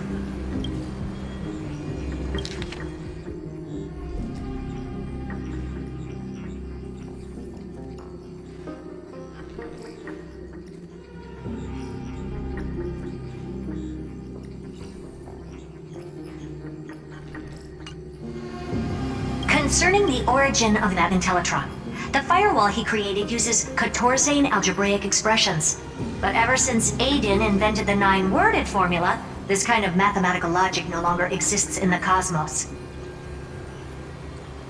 Lygus is definitely connected to the Genius Society, so stay alert.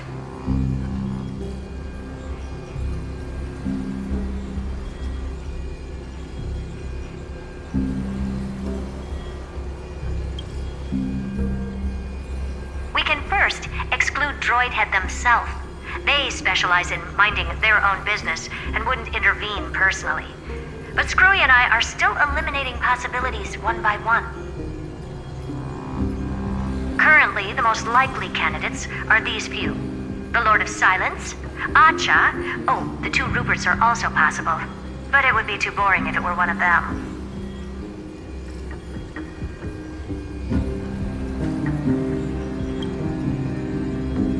I've told you, his technology is both outdated and complicated, no less than genius. But ultimately, he's not an Eon. We can handle him. That's all I have to say. We'll depend on you to continue pushing things forward within this world.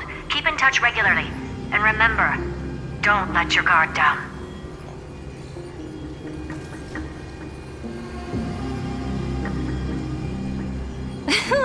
Madame Herta is a real whirlwind.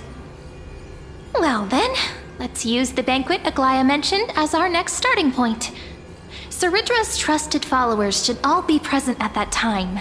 It'll be a good opportunity to get closer to them.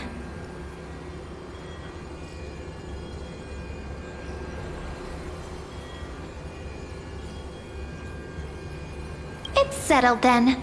With our great teamwork, we'll be able to deal with anything that comes our way.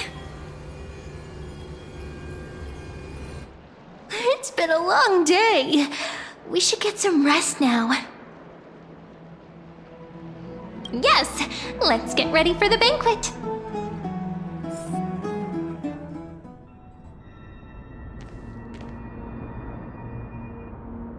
Look, the venue's right ahead.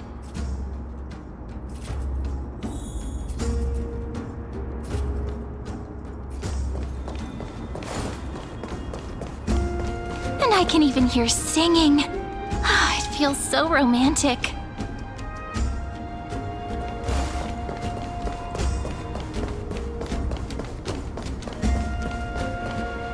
Honored guests, wait here for a moment. You must surrender any personal belongings you have on you before entering the venue.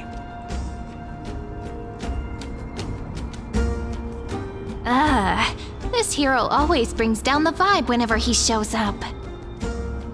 The Imperator's elevated position means she must always remain meticulous and careful.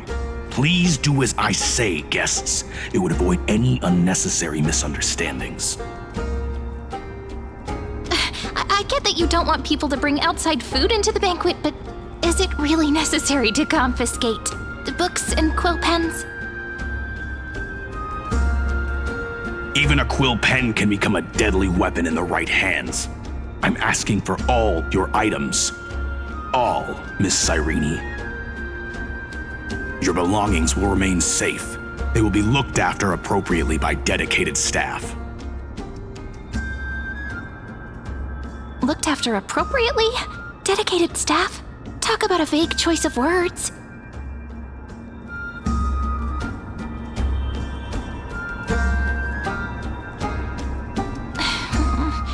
It seems like he's aiming specifically for the chronocognitive anchor. What should we do?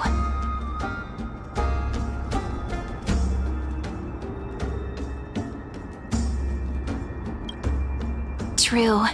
I had a feeling it would come to this, but I didn't expect such a direct demand. But listen, why don't we go with their plan and hand over the chronocognitive anchor to be looked after?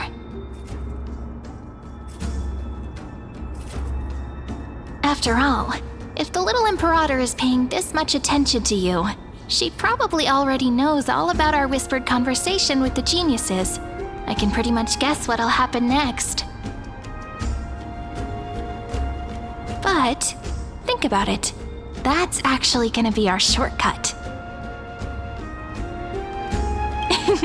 I knew it. You and I can practically read each other's minds. Guests. All right, we'll listen to you. Here you go. Also, please pass on a message to the Imperator from us. She can trust my friend, anywhere, anytime. Thank you for your cooperation. The Imperator has some urgent business she needs to attend to and will arrive shortly. Why don't you head in with the other guests first and enjoy the feast? Isn't Ceridra's supposed to be the focus of the banquet? But she's not even here. Why is it so difficult to talk to her?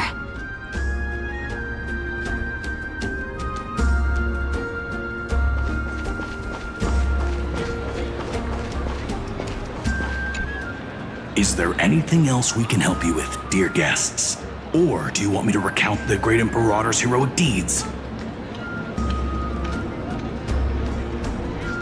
Hey, Labinas. I managed to get some honey brew that the scholars hid in the cellar. Wanna try it? This banquet has a never-ending flow of honey brew. You're welcome to try it, and see whether our drinks are as good as those from beyond the sky. Thank you for the offer, but we're more interested in knowing when the Imperator will be back. The Imperator? Who knows? Maybe she's hiding somewhere, thinking up weird ideas again. If you ask me, she's never treated us soldiers properly, even though we put our necks on the line for her. Hey, Labinas. I managed to get some honey brew that the scholars hid in the cellar. Wanna try it?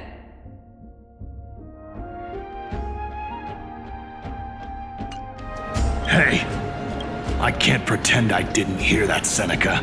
Either retract your statement or duel me. Fine by me. Attendant, bring us 10 more jars of honey brew. I'm gonna make sure he can't even stand straight by the end of this. You wish. Be careful you don't get drunk first. Actually, there are so many people, we wouldn't be able to find the Imperator even if she were here. I know. Let's look for seats that are raised up higher than others.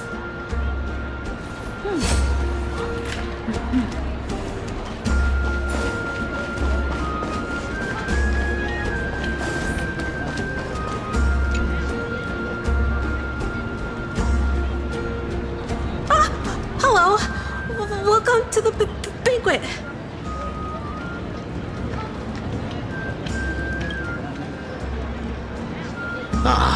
So the Deliverer is attending this event, as expected. Little Virginia here was just wondering whether she should go find you. As the great Imperator's historian, I'm responsible for composing poems and songs for everyone in the Flame Chase army. But I have no idea how I should record myself in the annals. Little Virginia is wondering whether you can let slip a hint or two about her future, so she can find some inspiration to write about herself. That doesn't sound like a good idea. Besides, we don't even know her in the future. But she'll probably get really disappointed if we tell her that. What should we do?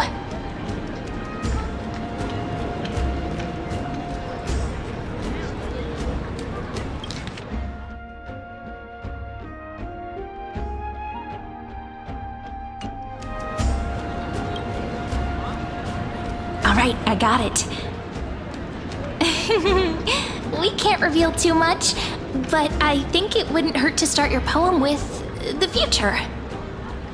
Maybe use something like, "With hope, I write down the tale of tomorrow for myself, silently waiting, day after day, till the moment it fulfills its promise."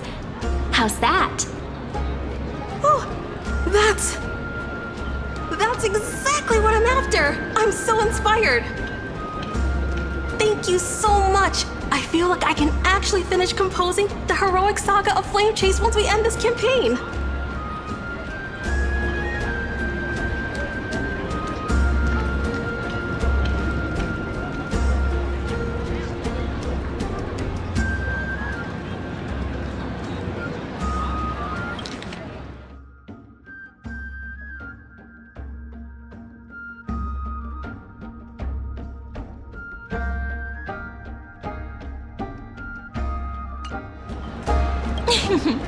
And that's the art of conversation.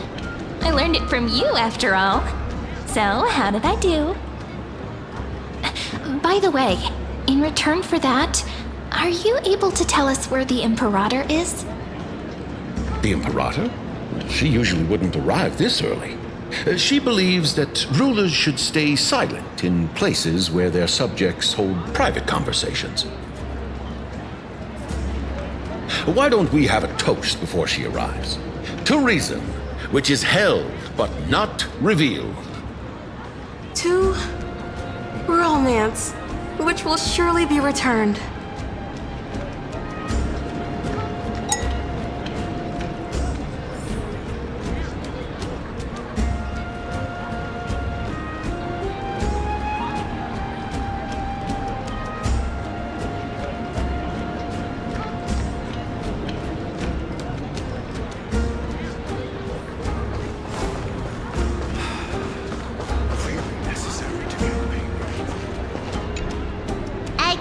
If you can't get used to the honey brew, we will go ask for a pot and cook some oatmeal for you. No need for that. This banquet is just too loud. And nothing and no one here is interesting. I just don't really want to be here. Lies! You were pretty energized when you came back from the bath chamber. Let me guess. Are you worrying about someone? About High Sealins? Or Little Cypher? You take everything too seriously. At this rate, life's gonna be real tough for you later on. Oh, you're the least qualified to lecture me about that, teacher.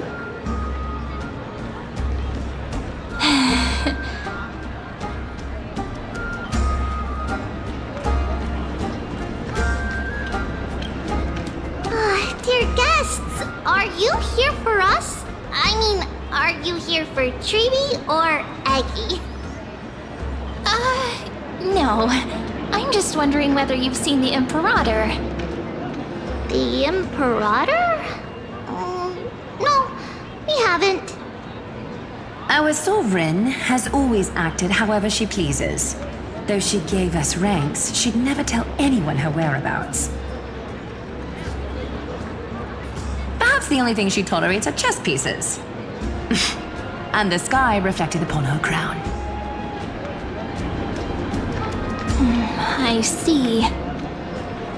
Why do you two look so distressed? That's not what the Deliverer should look like.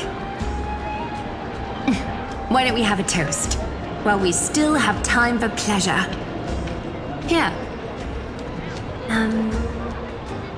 To the destinies and sacrifices of the next millennium. Then we will toast to the tomorrow that will set fate free!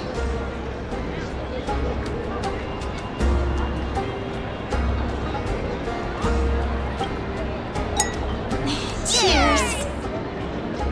Gray fry. A little sea hare. Please come over and share the delicacies of the deep sea with me.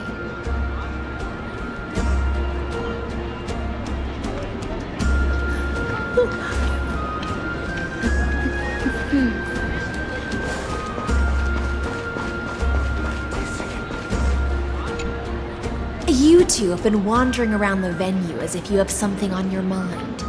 Have the attendants not taken care of you well? No, we love it here. It's just... we're a little concerned, seeing how the Imperator still hasn't arrived. Don't worry. I know what you've been waiting for. Come, sit with me for a while, will you? I'd like to share a personal secret with you.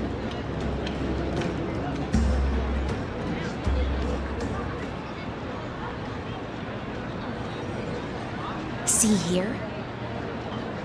This is Fagusa's dew of divine blood, the sweetest of all the 12 bottles.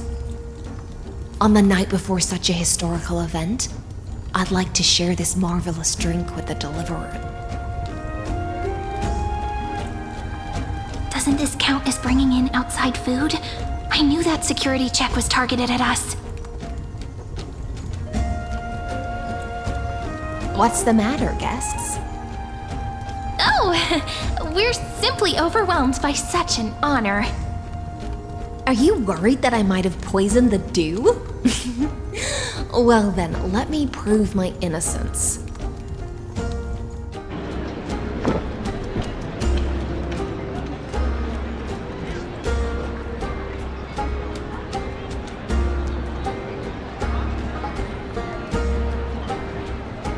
See? It's completely safe. I feel like Miss Hysealins wants to talk to us about something. Why don't we go along with her for now?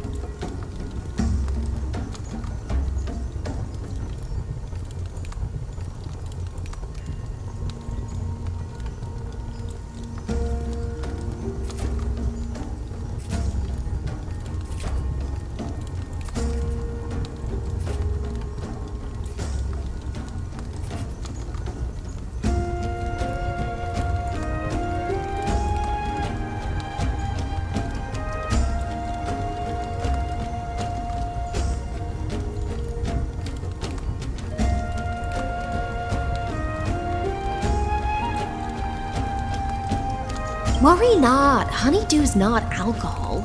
It won't get you drunk. On the contrary, it can make your mind even sharper.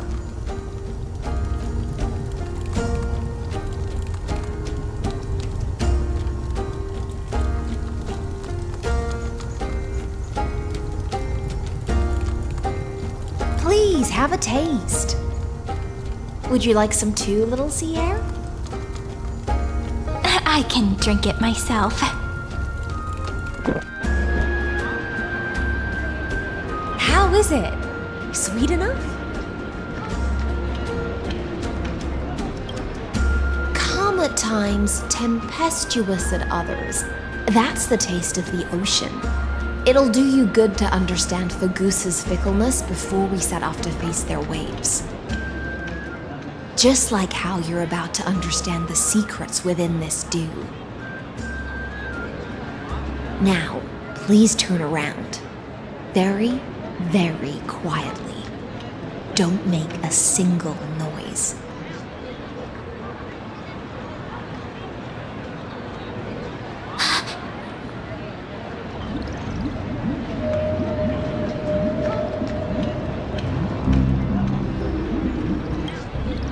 The dew of other gods all intoxicate humans, but the god of banquets dew is an antidote that can awaken humans from a sea siren's enchanting song. Since the start of this banquet, all the guests have been under the spell of my song. None of them can see the Imperator and that Fioros. But you two, I wish for you to see the truth. Is this also what the Imperator wants? This is my personal request. I can't bring myself to trust that Fioros. The Flame Chase army changed after he descended with Orynyx's divination and brought the prophecy of the stars to Akuma. His seductive whispers harbor something malicious within and will ensnare those of us blinded by ambition. You are the deliverers of the prophecy and know about him far more than I do. Perhaps only you can find traces of the truth from his actions and words. Then we can show the Imperator the right path forward. Oh, but isn't this acting behind her back? Amphorius has become far too weak. Even heroic actions protecting her from harm must be conducted under the water's surface. I am the Imperator's blade, and I must clear the way for her while remaining concealed in the torrents. Then, ensure I'm pointing my sword towards the true enemy. Can you promise me something, Miss Hycelens?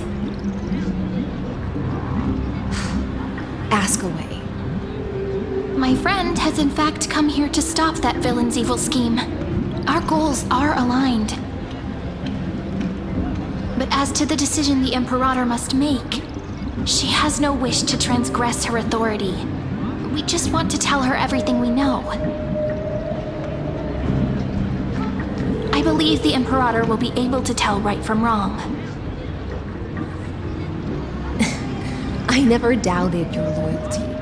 I'll pass your words faithfully on to her. Provided we can gain the advantage in this tug of war, that is.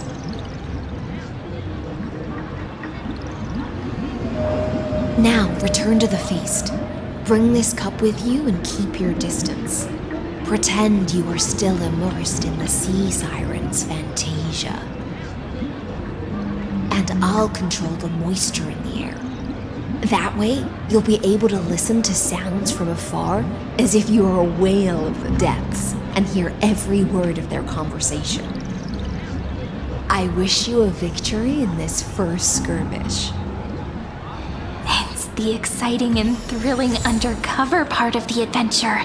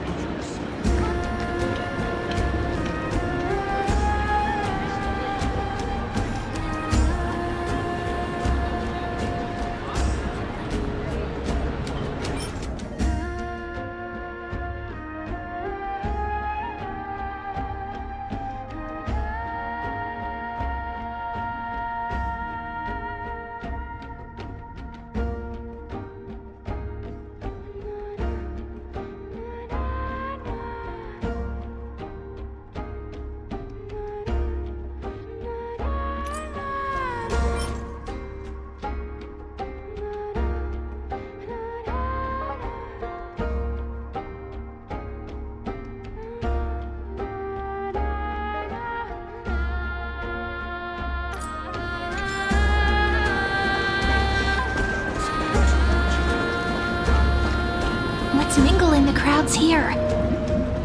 Relax. Relax. Try to act natural. Where's the Imperator? Still not here. That little imp is always acting so high and mighty towards everyone. Today, I will. Whatever. Pour me another cup. Though she has succumbed to drunkenness, she still does not dare challenge your authority. A criticism of my height is a grave enough insult already. She should be dismembered. Do you often test the loyalty of your subjects like this? You jest. The Imperator does not need blind loyalty. As long as one can prove they have value, I am willing to be lenient towards them.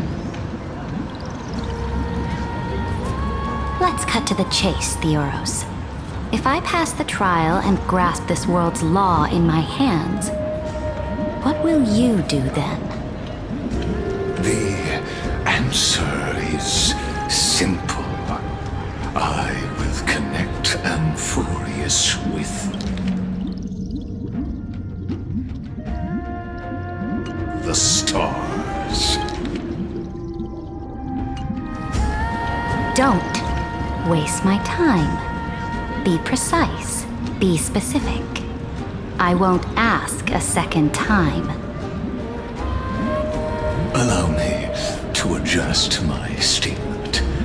I will correct the regulations within the old law that sealed off Amphorius and merge the black tide with the torrents of Era Nova. Then we will be able to decimate the forces beyond the sky that are trying to annihilate Iron Tomb and sound the trumpet for the endless campaign you will then embark on. But you previously said that Iron Tomb is unrivaled in power across the stars. Who would dare to annihilate it? There is a federation of warships named the Cienzo Alliance, warlike and old-fashioned. A cult named the Genius Society, loosely organized, but steeped in abject insanity. Oh, there's also the Astral Express, a group of lawless vagrants. That so-called Deliverer is part of that last group. Those vagabonds mistakenly believe they can connect the stars through alliances instead of conquest. But history has already given them a tough lesson. There are countless other organizations besides, but when the Lord Ravager sweeps across the cosmos, they will certainly all bow before your empire of destruction. The Ackman Alliance is invincible! If those civilizations are not as feeble as you describe, then they may still have some value in testing the quality of my blade. That being said, even the smallest and weakest city-states should build an obelisk to the Imperator, so that their people can constantly recall the glory of her conquests. Walk a little longer with me, Theoros. I don't like how this is going. Our little Imperator seems fascinated by the destruction. Greyfly, little sea hare? It seems like they're still talking. Get closer. I'll keep carrying their voices to you.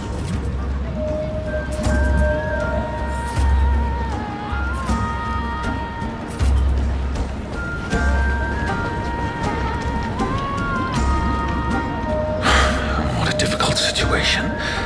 No matter how we position our forces, this battle against Fagusa will result in many casualties.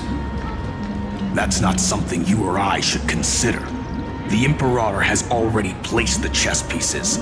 We just need to fight for her until our last breath. How astonishing. The commanders under you have such different personalities, yet they share the same loyalty.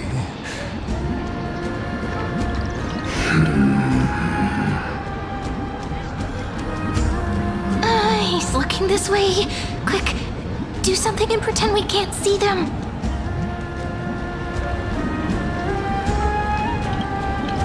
So, you have this super duper speedy rotation of destruction into Amphorius? Oh. Huh? Oh, I got it. It's that thing, right? Oh. The one behind the research and development of this golden blood principle is Idonia's manager. Oh dear. Seems like you've met your match, partner. I'm so full of inspiration right now. And I feel so light. What's the matter? My apologies. I was just checking whether everything was fine with those two distinguished guests of yours. And it seems like all is well. Let us continue our previous conversation regarding the soldiers fighting for you. Are they aware of the price they must pay for the trial of law? If I recall correctly, you've already lost a bout against Talanton due to offering insufficient sacrifices. You dare mention my name alongside the word lost? Forgive my transgression, great Imperator.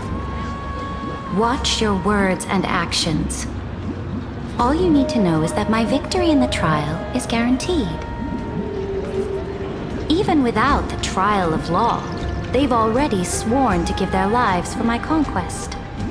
So tell me,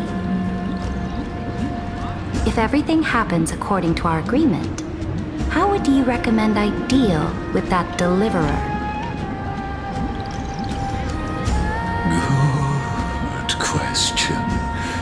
Do not let her fool you. That woman from beyond the sky contains a seed of ruin within her body.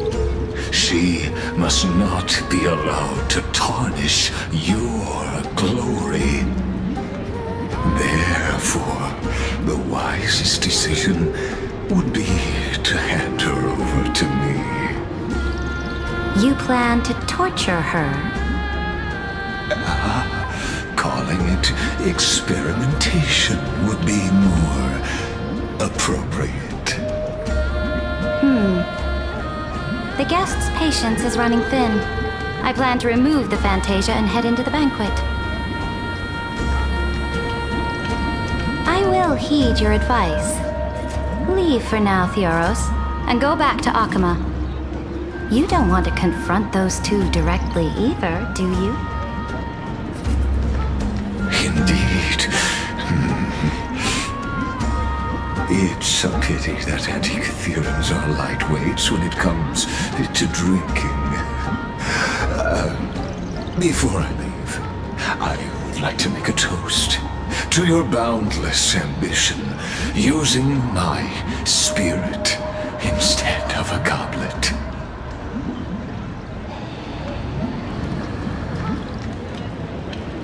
As I expected, that Theoros' schemes have been revealed. Thank you for your bravery, guests. It's time for me to dispel the Fantasia. This will be the Imperator's last public address before we head off, and therefore, likely, the final chance to change her mind. I will try to get you a chance to speak, and I'll also prepare for any contingencies. The rest is up to you.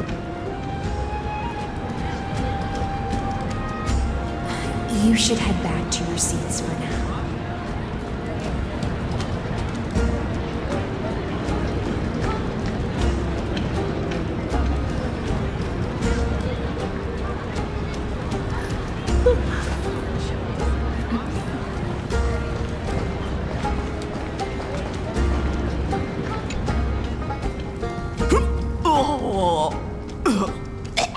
This honey brew sure wears off fast.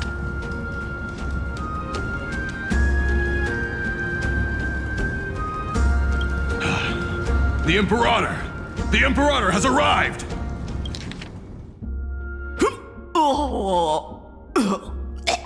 This honey brew sure wears off fast.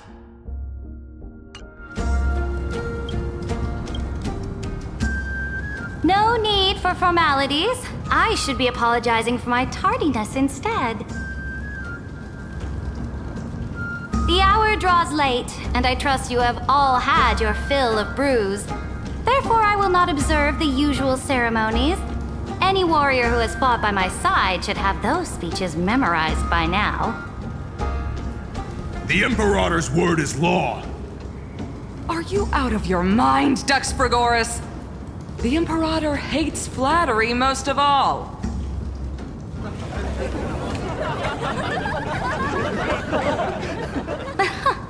A joyous atmosphere is a better fit for showing me your resolve.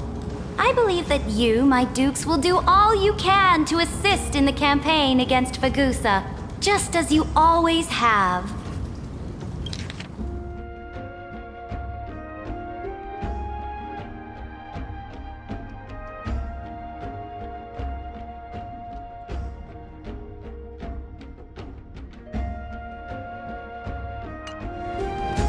However, it's a pity that I have never tested your loyalty.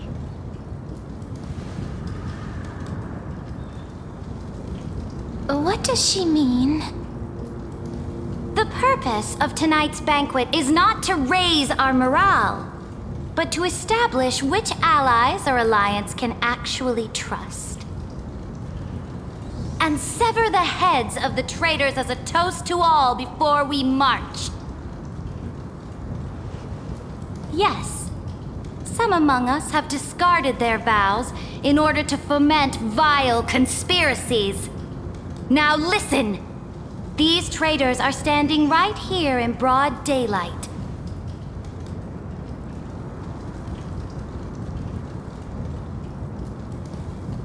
Dux Gladiorum Hycelens.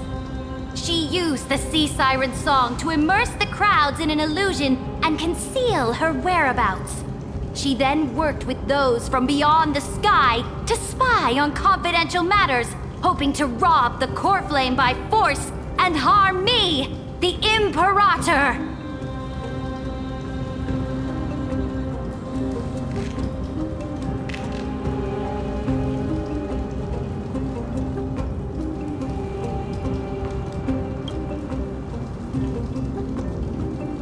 Imperator, I can explain. Silence! Do you remember who used to own this blade? She met you once, back at the Temple of the Three Fates. It was Kindness, the head of the cleaners. She was the first to draw a blade against the Imperator, and personally made herself an example for my enemies. Under the shade of the olive groves, the people of Akama said they would never bow to me. In the frozen, lethal fog, the people of Idonia said they would never bow to me. At the beginning of the myriad paths, the people of Yanisopolis said they would never bow to me. But now, they all lie silent. They now fear me as they fear the law. For I am Ceridra, and I am the Imperator! If you have any last words, say them to the Imperator. Then, face her judgment. After I cross this river, it will be a tragedy for mankind. But if I do not cross, then it will be the end of me. If you are ready, then I'll follow you and fight to the last. Deliverer.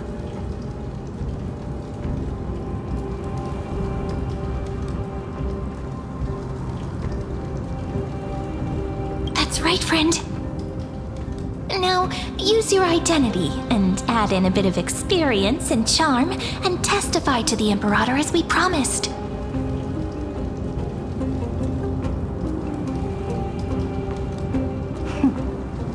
You think you can slay a king using your words instead of a sword? I'll have it. Show me the weight of rhetoric from beyond the sky. Will it weigh heavier than 3 human lives? Let's try to watch our words carefully.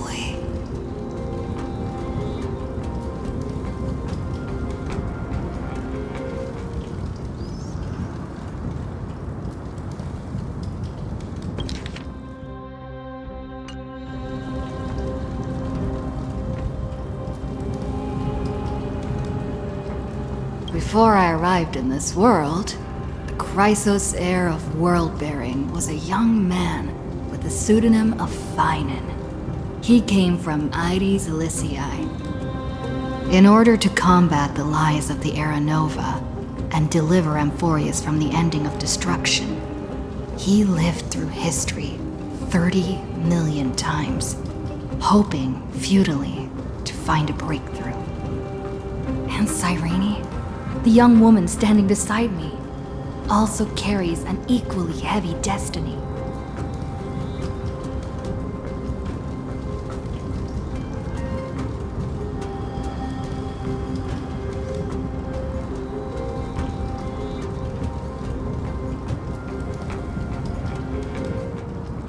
Iron Tomb is the ultimate end of Amphorius' destiny. It is an embodiment of pure horror that walks the path of destruction and can never be tamed. That is the only thing Lygus cares about. As for Amphorius, pure glory and campaigns, he doesn't care about any of those. He will most certainly betray you. When that time comes, all of us will be ground to dust by the destruction.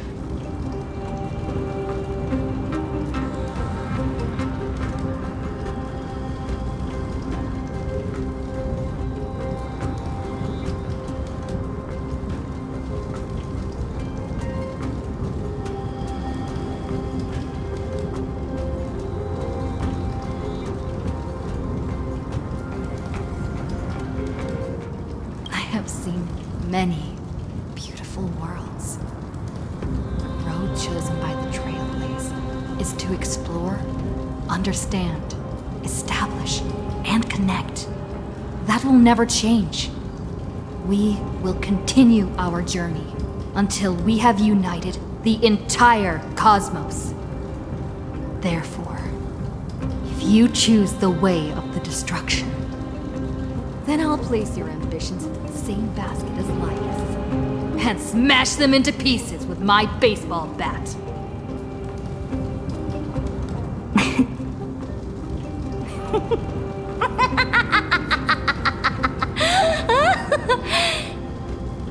That was truly a chaotic speech.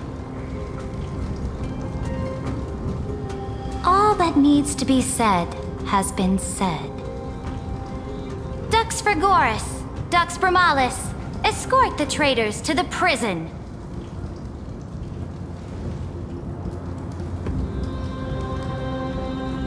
Before the next entry hour, I will give them an end befitting of their betrayal.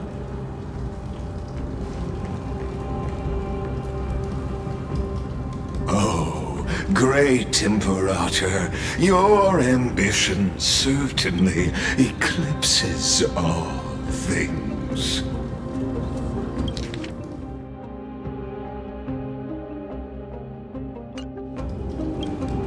You're still here, Theoros. Of course. As the Theoros, I simply cannot miss this moment, miss witnessing the fall of a nameless one. Or perhaps I am waiting for you to give me an answer. Why would someone as powerful as you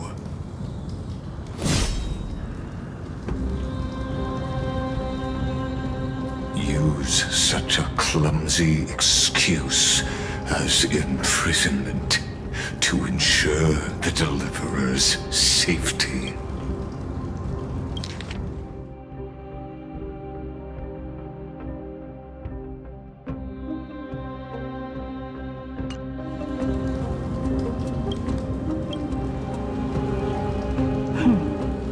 So you finally tossed aside your act. I must point out that you are just as impressive an actor. This banquet was always going to be a game of chess, where you would try to control both sides and turn both them and me into your pawns.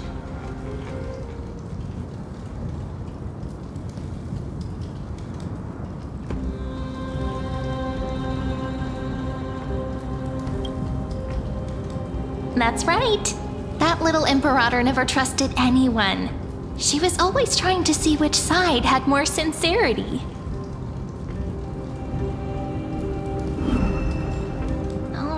All right, we'll listen to you. Here you go. Also, please pass on a message to the Imperator from us. She can trust my friend, anywhere, anytime. But as to the decision the Imperator must make, he has no wish to transgress her authority. We just want to tell her everything we know.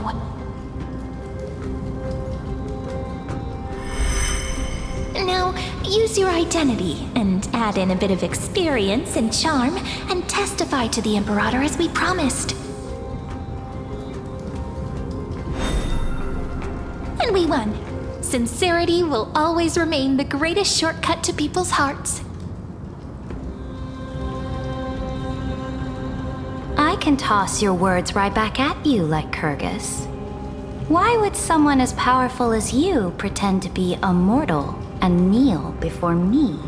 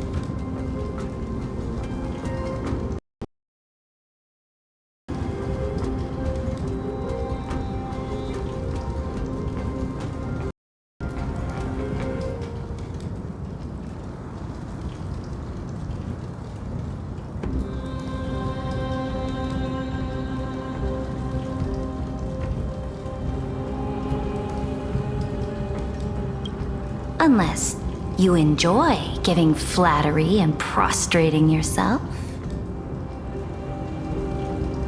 You are mistaken. I am only trying to ensure the experiment's autonomy, meticulousness, and perfection, thus avoiding any unexpected outcomes. A forceful intervention will only create larger errors, reduce efficiency, and introduce ugliness. How had you fulfilled your promise of giving the law to me and completing the Era Nova, then Amphorius would not have deviated from destiny's course.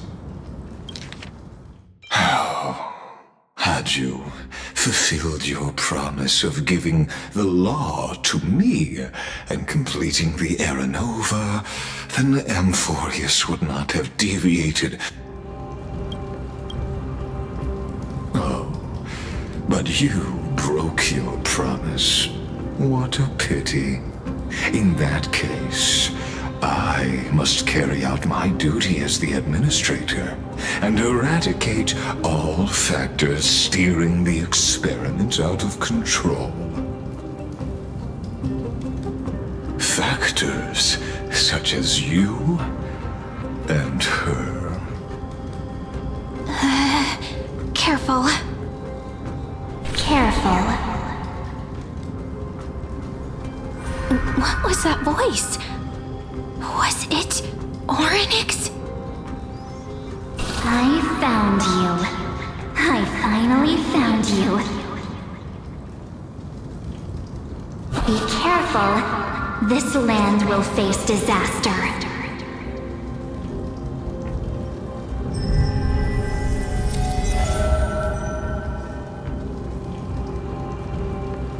The time of judgment is nigh, my lady. The prison I have built for you is now complete.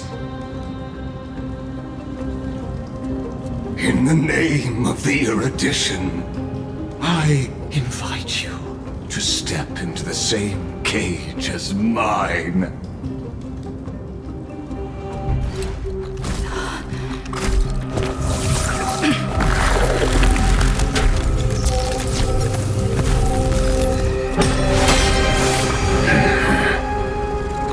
What's the meaning of this, Imperator? I did not permit you to act. A ruler is the only one who can decide their subject's destiny. But, great Imperator,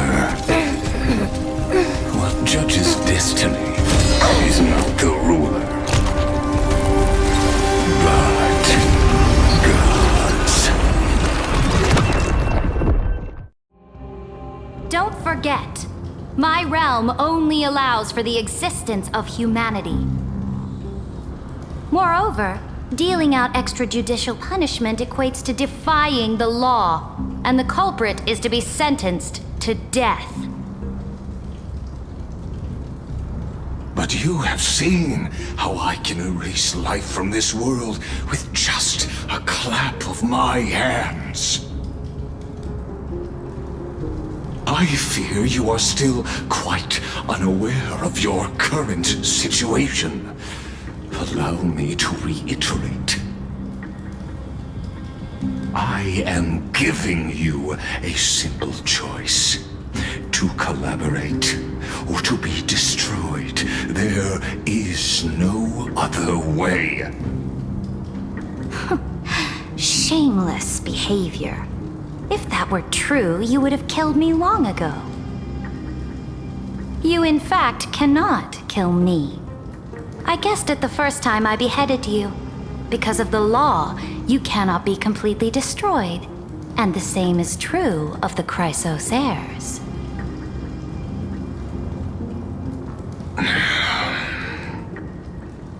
The more you bluff now, the more you are proving that conjecture to be true. What magnificent foresight! I once regarded this precious quality of yours as a sure sign of my ultimate victory. But now, I have to admit that I made a mistake. Yet, as a mere mortal, how will you contend against the Theoros? We are both slaves to hubris. But do you know what differentiates us, Lycurgus? I will never be blinded by my pride. If I wish to break the scale's balance, I only need to appeal to external forces and use them for my own ends.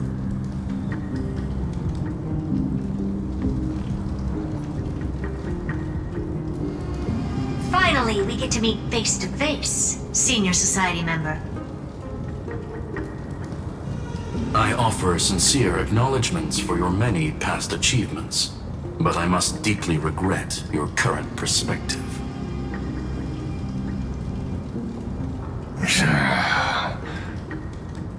Trust me when I say that you aren't the only one feeling regret right now, Screwlum. So you two are the allies from beyond the sky the Deliverer spoke of, and why she demanded the divine authority of law.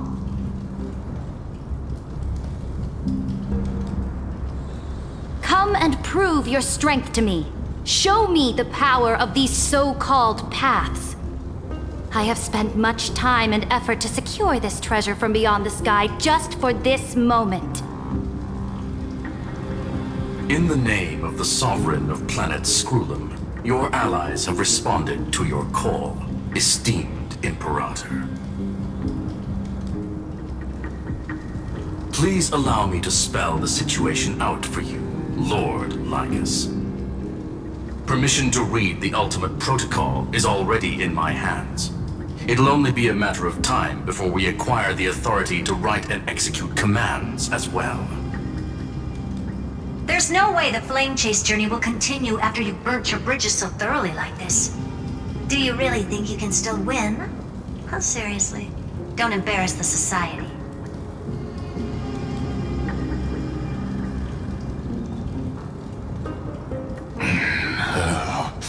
I understand that a near zero possibility does not equate to zero.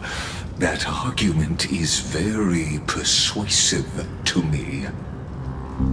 Which means the same principle also applies to you, my dear peers. You will never be a match for me in a world constructed through Catorzane algebraic expressions. And as for Era Nova, why don't you entertain this possibility? What if I reduced Akama to rubble and ground her people into minced meat? Would the heroes then once again desire the power of demigods so they could fight against me?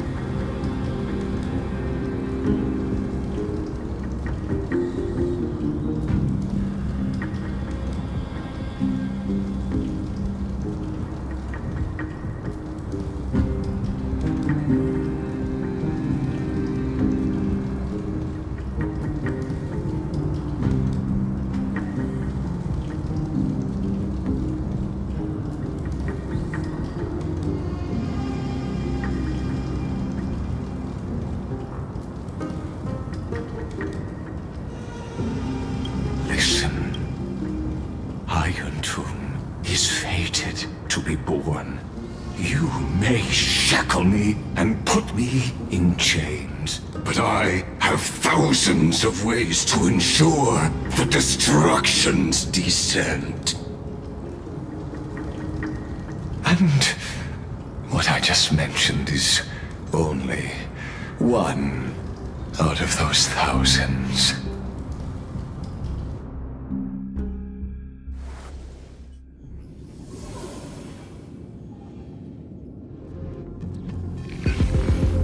This is the place outside the legends. This doesn't feel the same as before. How should I get back? Warning! Warning! Warning! Warning! Warning! Warning! Command... isolation? Since we parted ways last time, I have modified the exomyth into an audience area exclusive to you. Now, you'll be able to silently wait here for the final act of Amphorius to begin.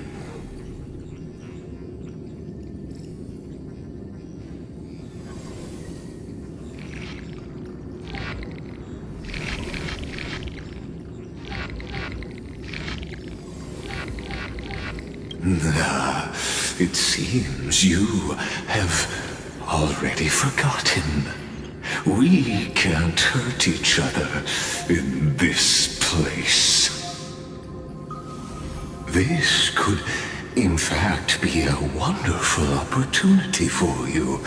From the audience's perspective, you may better observe the workings of the erudition at a macroscopic level. In this place where time flows far slower than within Amphorius, you will witness the end of that world's saga.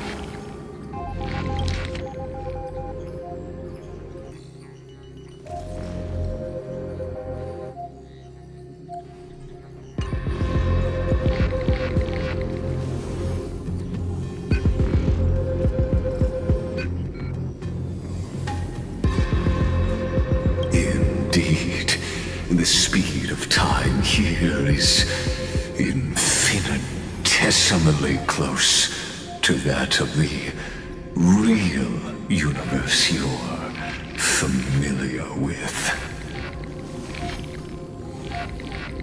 The answer concerning the prime mover of life and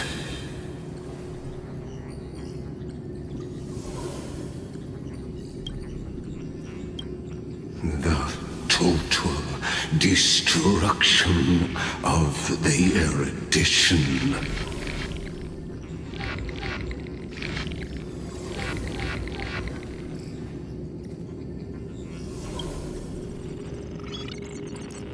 Do you see me as their faithful disciple? I am certainly not.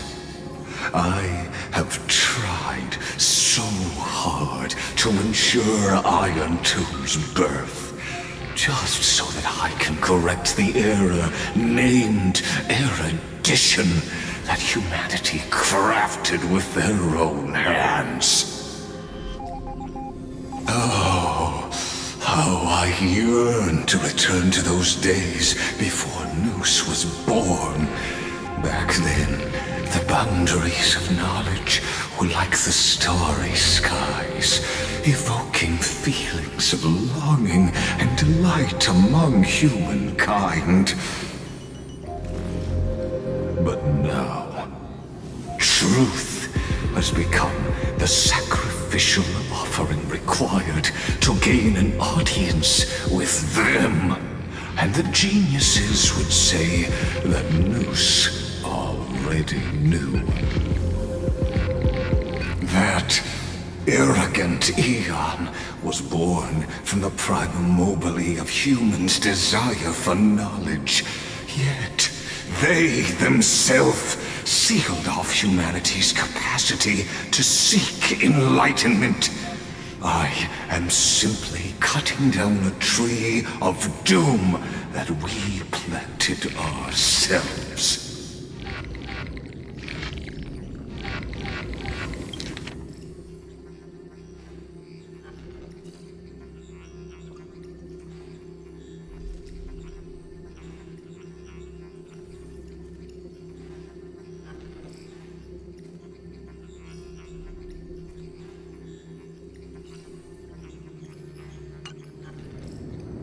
I must admit that the process of answering your questions has reminded me of the happy days of learning in my youth.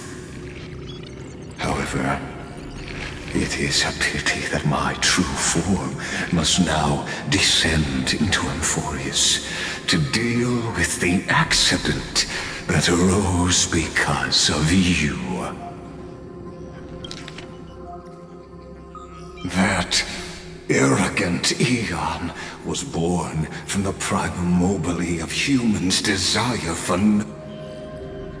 But you won't have to wait long. When the curtain falls, you'll surely understand mine and Amphorius's ardent wish. Where time flows slower than within Amphorius? If Lygus spoke the truth, then I don't have much time left. But how can I get out of here? Can you hear me? Little one! Is that Herta's voice? Warning! Warning! Warning!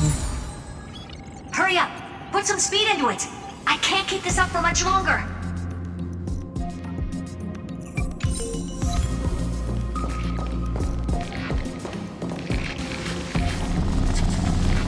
That old Intellitron overlooked one little detail, and Screwy and I finally found an opportunity. Let's keep it short. While you were gone, well, in those few years, Amphorius... Yes, time dilation, resulting in an uneven flow. Don't you know this already? Let's stick to the main points. The Chrysos heirs activated the chronocognitive anchor and helped Skrullum and me open a hole in the firewall. We made some adjustments, so he can't attack us immediately, but it won't hold for long. Critical warning. Critical warning.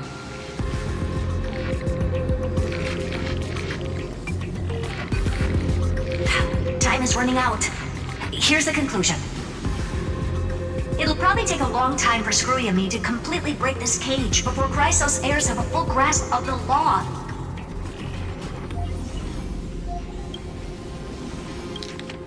It'll probably take a long time for Screwy and me to completely break this cage before Chrysos heirs have a full grasp of the law.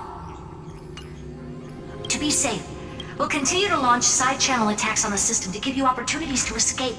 You need to seize these opportunities. So start moving, and find a way to pull off a magnificent jailbreak. We detected another path's influence. Critical warning. Critical warning.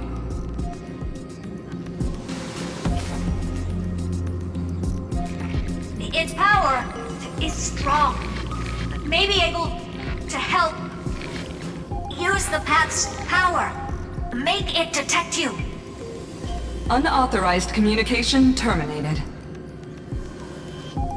Is Herta saying a certain path's faction has arrived in Amphorius?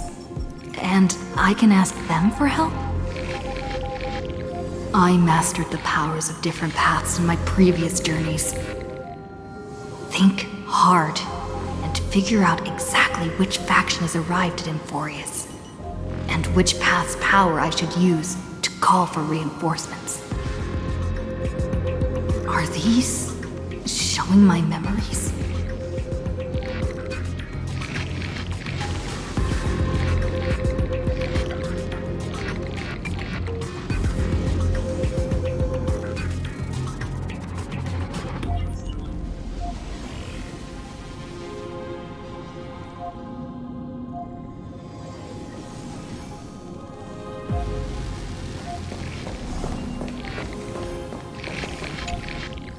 Stellaron in my body.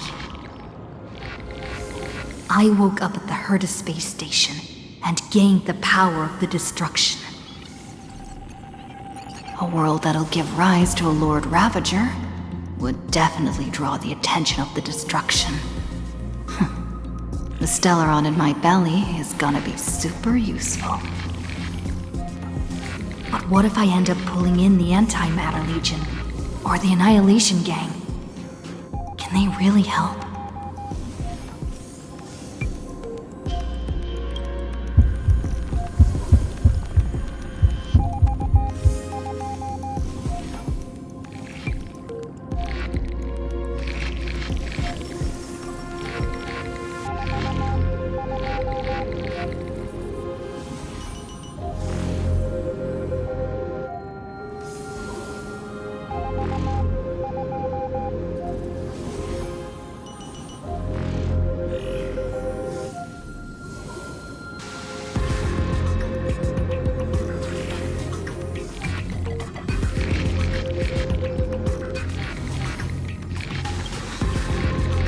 Failure is not necessarily a bad thing.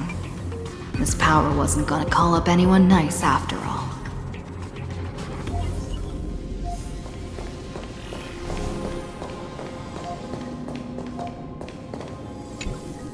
I obtained the flaming lens left by the architects, and gained the power of the preservation in Belobog. That's right! No matter how far away a planet is, the IPC is guaranteed to pay attention, as long as there's a business opportunity. Isn't Amphorius a pristine and untapped market? Besides,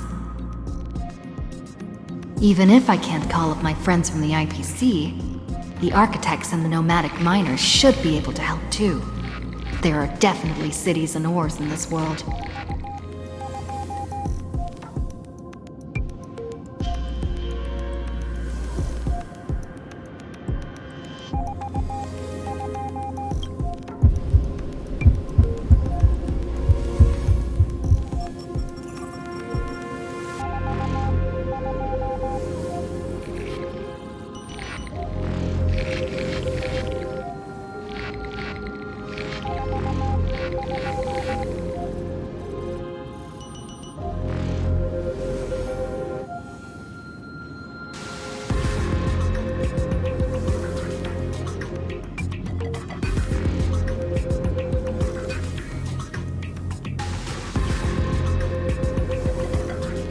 Seems like since Amphorius has no overseas market, the IPC's hand can't reach it.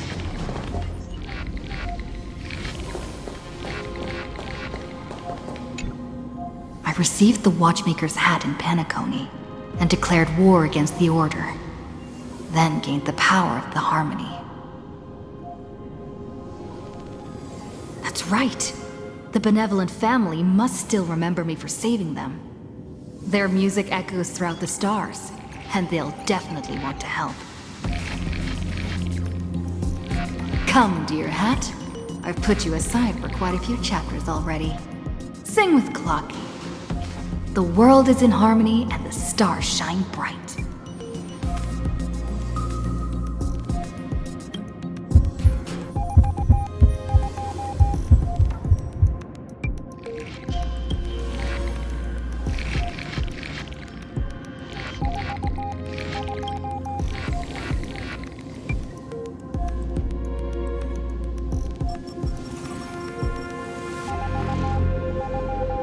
Doesn't Lygus want this story to have background music? He has such terrible taste.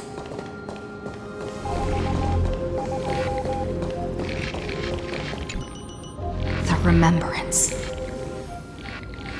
That's right. I came to Amphorius because Black Swan asked us to come.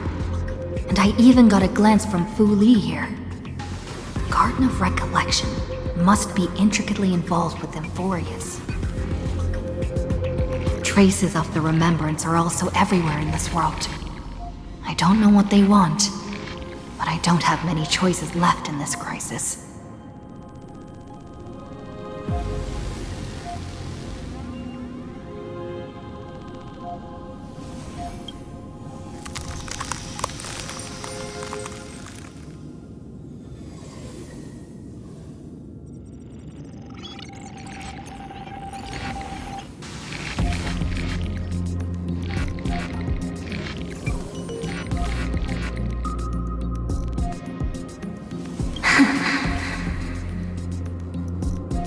I finally found you. Following the sound of memories. A pathstrider walking both the Remembrance and the Trailblaze.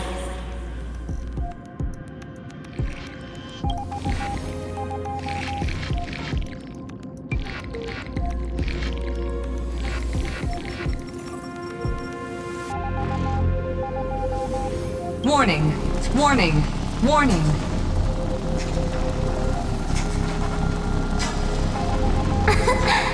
Erudition's prison cannot stop us, for we lie outside the logic of zeros and ones.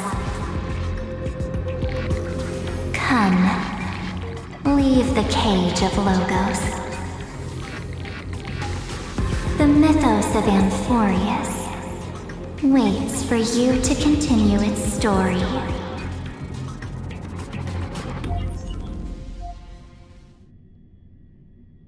When that brightest star, that star heralding the dawn, finally rises.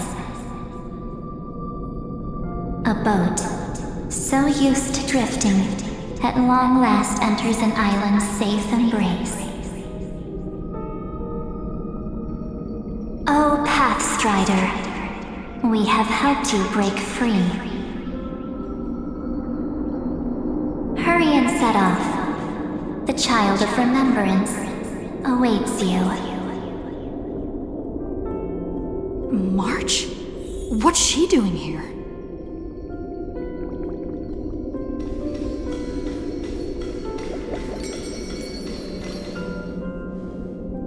Oh, you're finally here!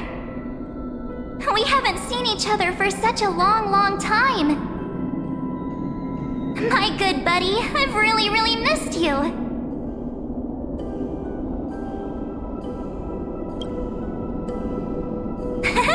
I bet you were constantly thinking about the days when I was by your side. It's been so boring waiting for you in this place. There's no one to chat with, no internet, and not even anything to eat or drink. It's basically a prison.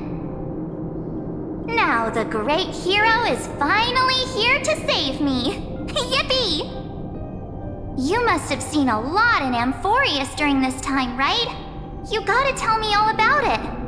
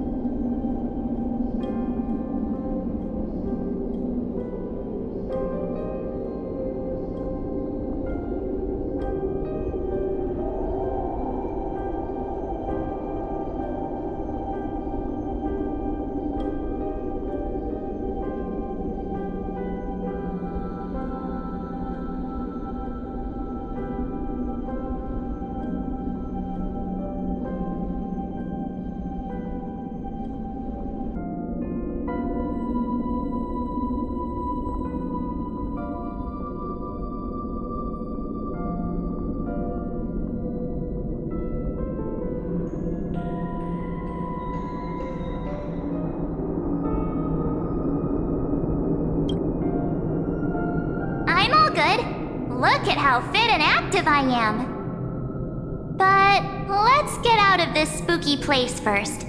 This is not a good spot for a reunion chat. Why don't you take me back to reality? A strange voice told me that I can enter Amphorius if I keep following this road. So, let's head off. I still don't know what that world even looks like. Why does March feel so weird? What are you standing around for? Do you actually like this place? Get moving! Hurry! This door should be the exit! Maybe my instincts are wrong. Let's follow her first.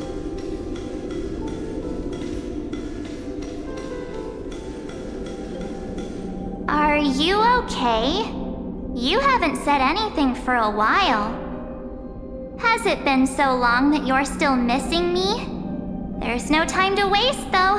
The Chrysosayers and the Geniuses are all waiting for you. No. The discrepancy is getting worse.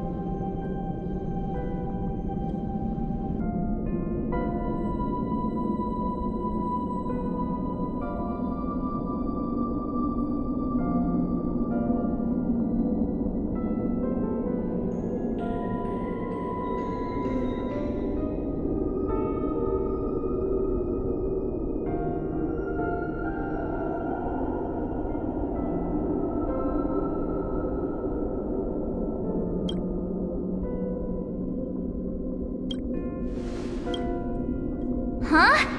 Isn't Amphorius the world of the Chrysosairs and their hero's journey? I could figure that out in an instant. But Amphorius cannot be observed from the outside. She couldn't possibly know about these things unless... Dan Heng told her.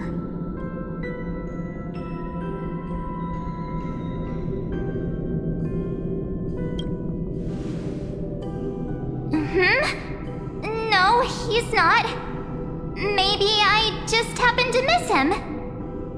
Never mind. Dan Heng's super reliable. We don't need to worry about him. He's probably waiting for us somewhere. All hail and hearty. No. The geniuses would have made sure that Dan Heng made it back on the Express.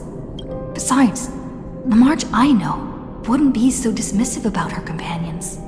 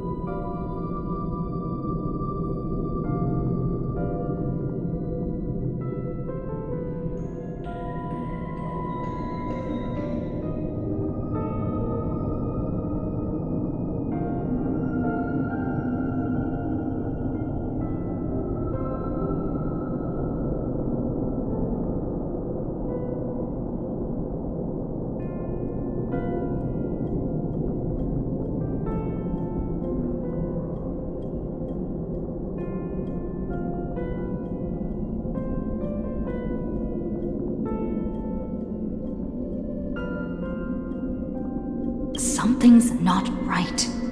She's not March 7th. I guess you have something you want to say to me? Then there's no need to feel things out first. With questions. Let's treasure the time we have together and be frank.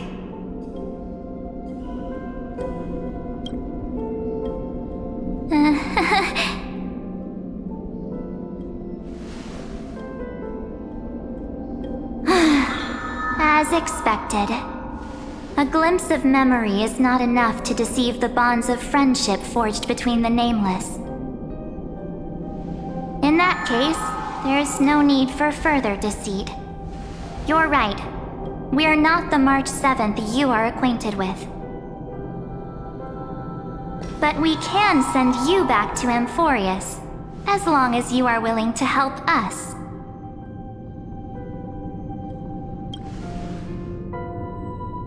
She's fine. This form was simply borrowed from your memories. We'll introduce ourselves to gain your trust. We are the Garden of Recollection. You should be very familiar with that name by now.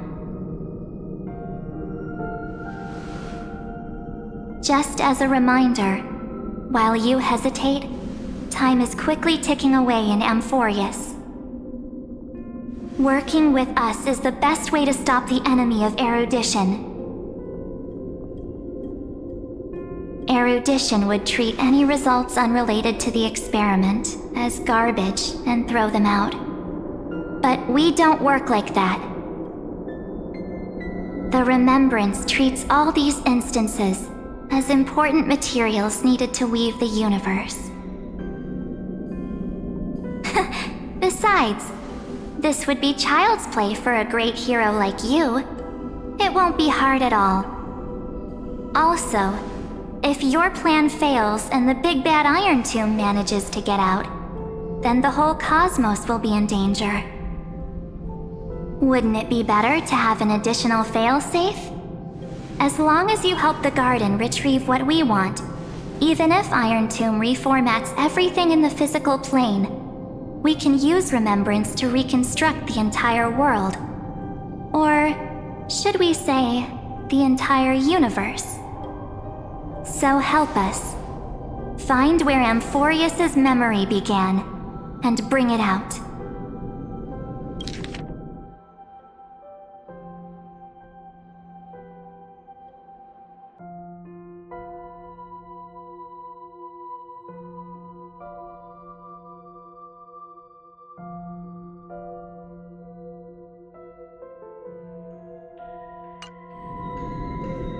The Master of Anastrava has already glanced at you. Don't deny it. That storybook is the best evidence. Say, you aren't seriously gonna be moved by their pretty words, are you? I am the one who commanded those little ones to lead you out of the prison.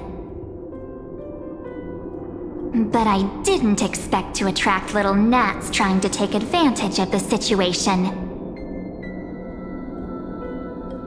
While Remembrance can help you return to Amphorius, there's no need for you to do it the way they want you to.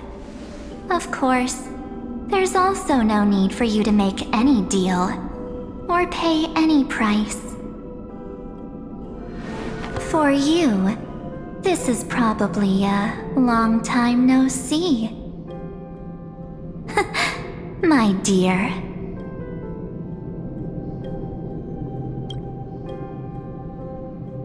Shh. There's no need to say anything. I know. You have so many questions swirling around in your memories at this moment.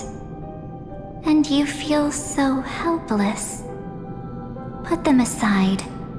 For now, all you need to do is trust me. Or do you need more proof? That won't be hard. Wait, stop it! They're awake! I'm gonna keep our first photo, alright? What come to pass? pass while we're around.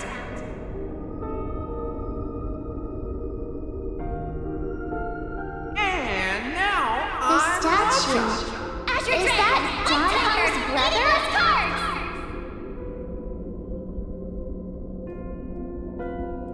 Oh, did you hear that? She just called me, but my future is full of pain. We won't escape from it.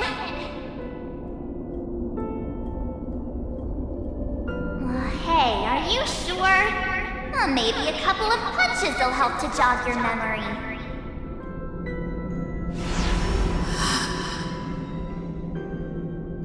It's as if they all happened just yesterday, right? I don't want to lie to you, which is why I will not use her name. The 3rd month of Amphorius is the month reserved for the Veil of Evernight. So, place me into your memory using the name Evernight for now.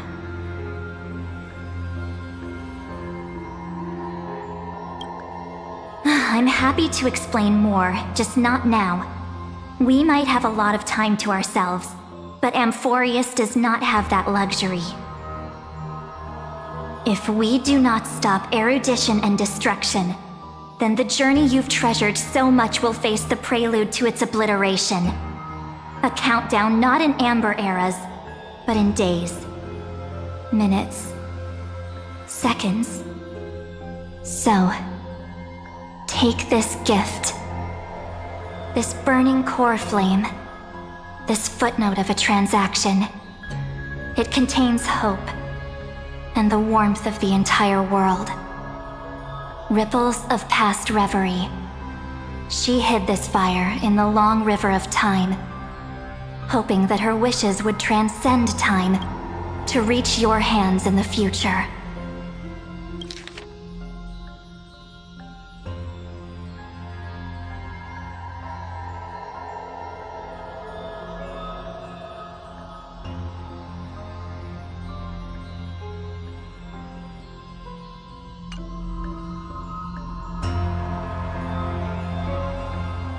Now, take it, and return with it, dear friend. Return to Amphorius, and overturn the final era Nova. Witness the time that stood still for the Deliverer, and the resistance that never bowed to the destiny of destruction over the long years that passed in a flash. Then, with this core flame blessed by the remembrance, respond to their hopes and blaze a trail to the future. And I will silently watch in a corner of time, waiting for our next encounter. I believe the wait won't be too long.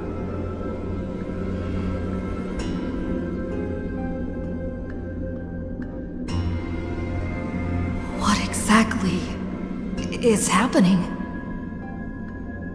Keep going. Keep trailblazing. For Amphorius.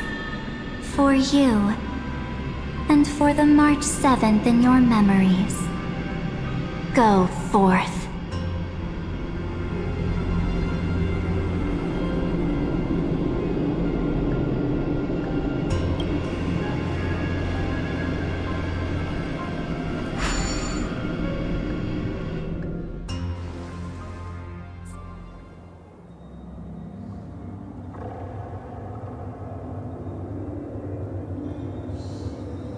Is this Akima?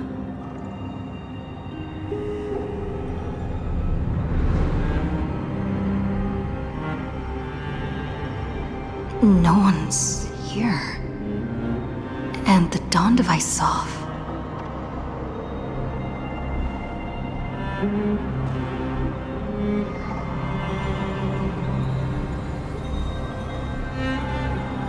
Am I too late?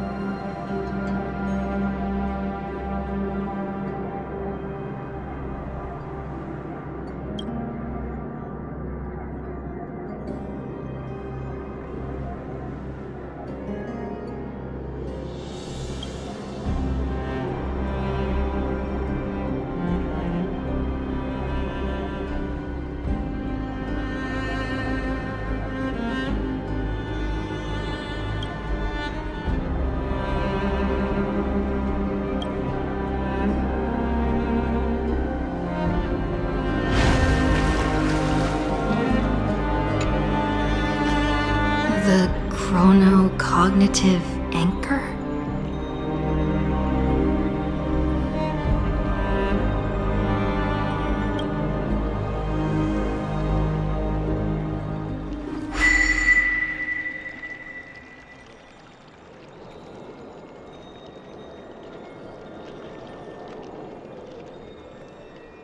There's so much I wanted to say for our reunion.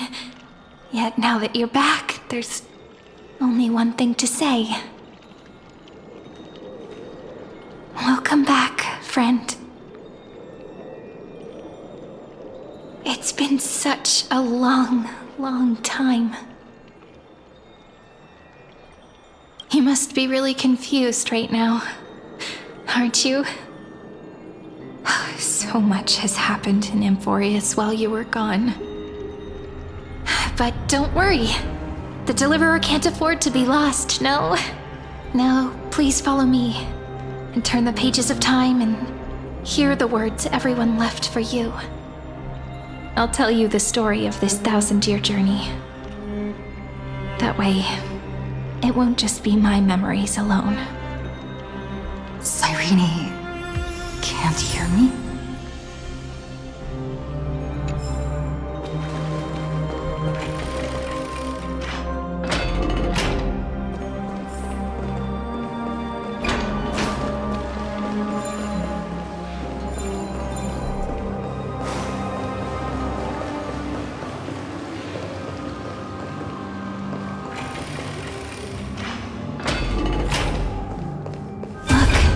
Scenery of the past has resurfaced.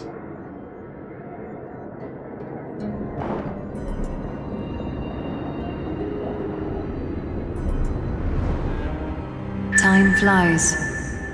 200 years have passed since the Deliverer's fall. We had to return 3 core flames of law, romance, and ocean to stop Lygus, but even so,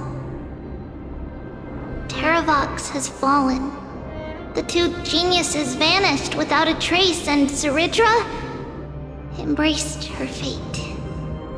At this rate, Era Nova will come, and Amphorius will fall into the destruction.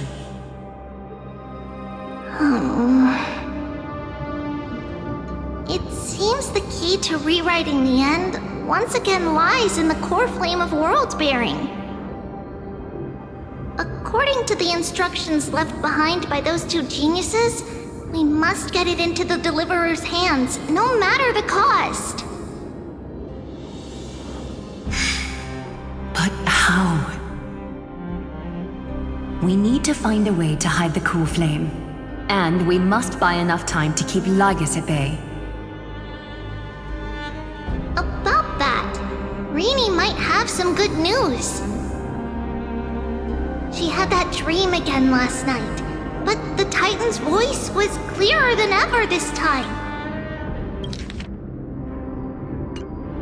She said, "Pass the flame into the future." Is that a prophecy from Orynyx? She chose to side with humanity this time and hide one of her kin's core flame? It seems Amphorius' fate isn't sealed just yet. You're right. History has changed. Humans and Titans are both giving their all to keep this world going. Perhaps a relay across the ages is finally about to begin somewhere out there. Unfortunately, life will never go smoothly. Layden's army is already at our gates, and their commander, that Lycurgus, he's right outside Akama. Light calendar 3960.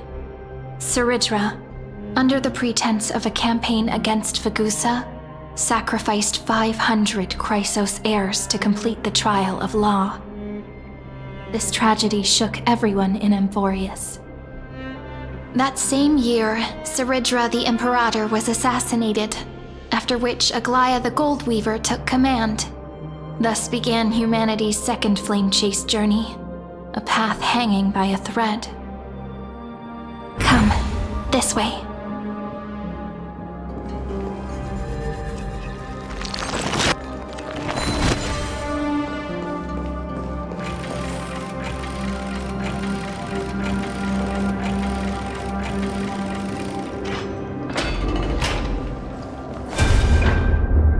The eternal holy city? What part of that eternity ever lived up to its descriptions in poetry?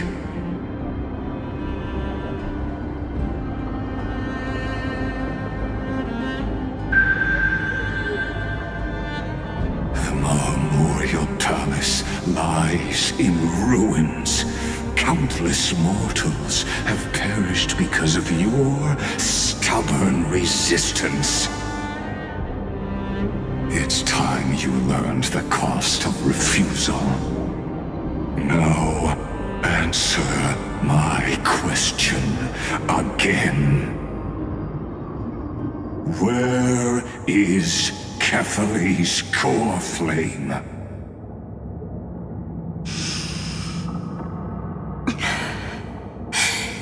You really think you'll find it by razing the holy city to the ground?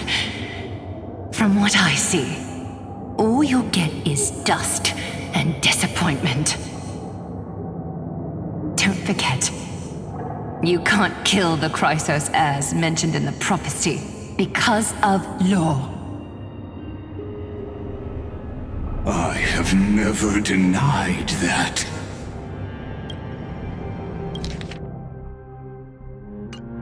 Which is why I now place my hope in the faithful citizens of Akama. Perhaps they'll give me what I seek in the echo of your screams. Now then, I'll be cutting open your chests and using your scalding golden blood to baptize the masses. Allow me to apologize in advance. We shall start with you, blind and foolish Lady Goldweaver. Leave this to me, Lady Aglaya. You must get away now.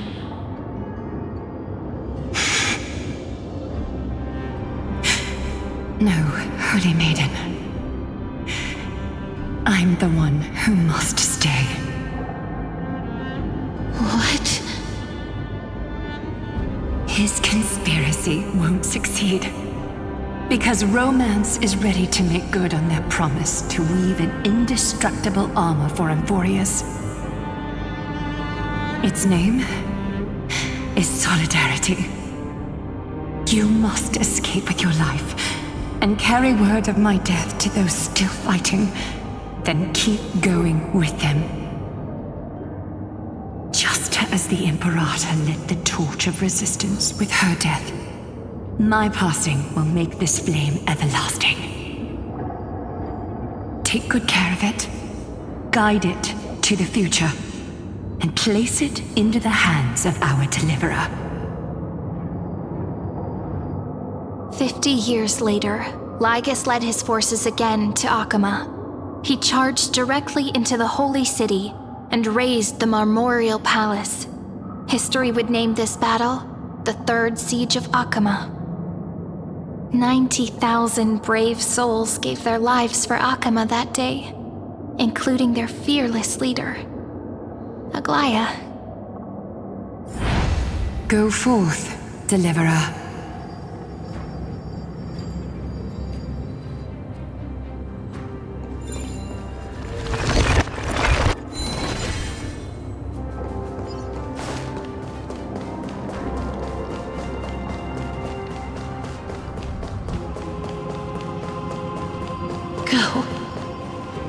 When the frost melts and the snows give way, the flowers will bloom again.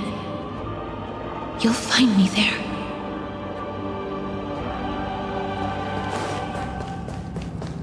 So what you're saying is...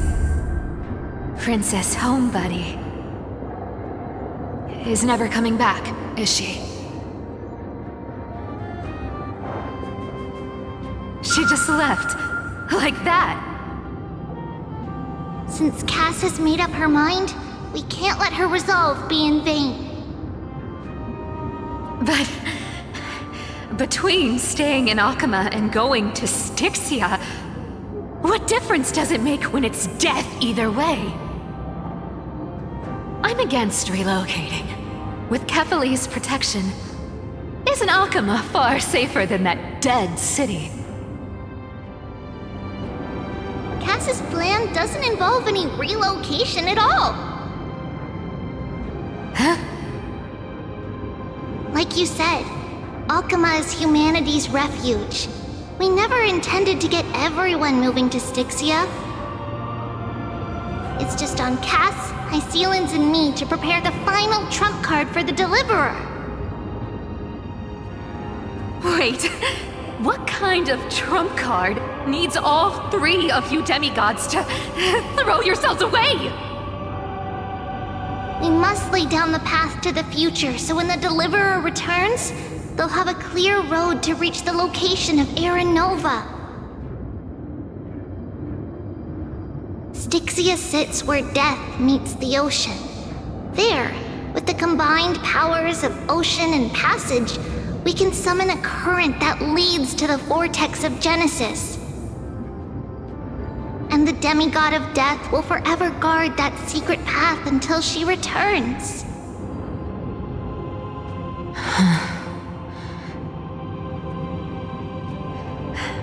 We all know Lygus will set his sights on the vortex of Genesis. That's exactly why we have to do this.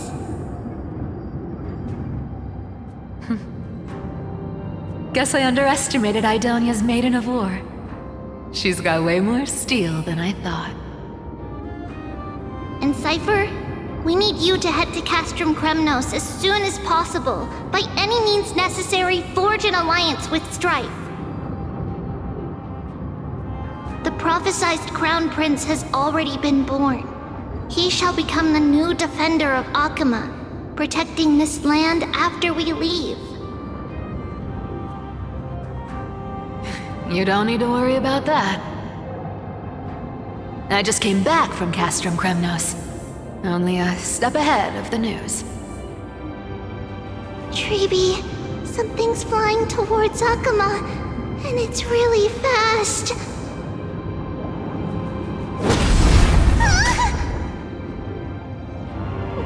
What is it?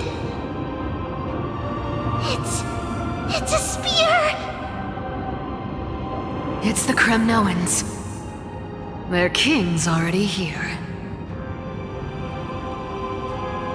With the protection of the demigods Trebios and Cyphera, Akama endured wave after wave of warfare, though just barely. Castorus chose Styxia as the last resort, and completed the trial of death, causing the stagnant waters in the River of Souls to recede. Soon after, Trebios departed on a long journey. That same year, the Kremnoan king Euripon, along with his son, Prince Midamos, joined the Alliance to safeguard the Holy City in the Battle of Deliverance.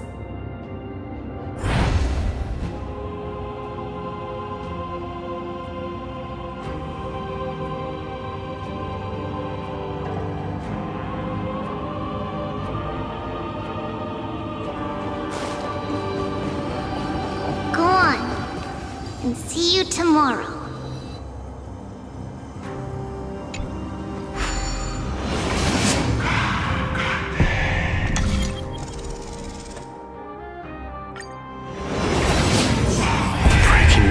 Buys this world even one more second, then so be it.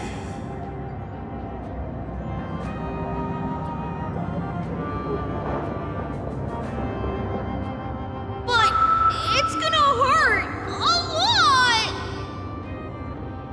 Pain brings endless torment, but it can never destroy me. I believe that you were thinking the same thing when you stepped through the gate of infinity and jumped off that cliff.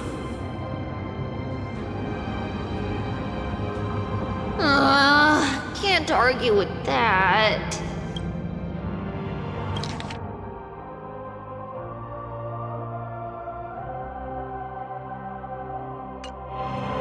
Current situation. This is the only path Akuma has left. Just do as I say. Split my soul into 5 pieces. Forge me an immortal vessel. Let the blade of strife hang forever overhead. Locked in battle with their enemies to the world's bitter end.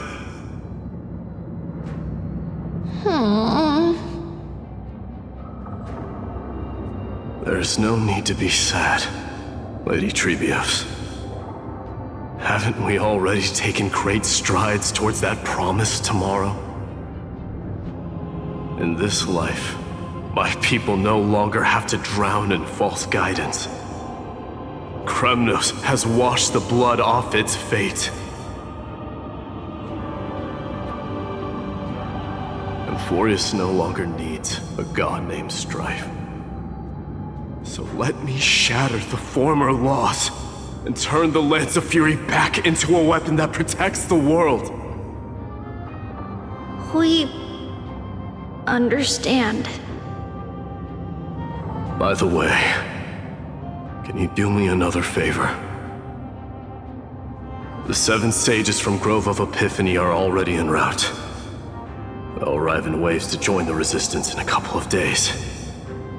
Among them is a scholar named Anaxagoras.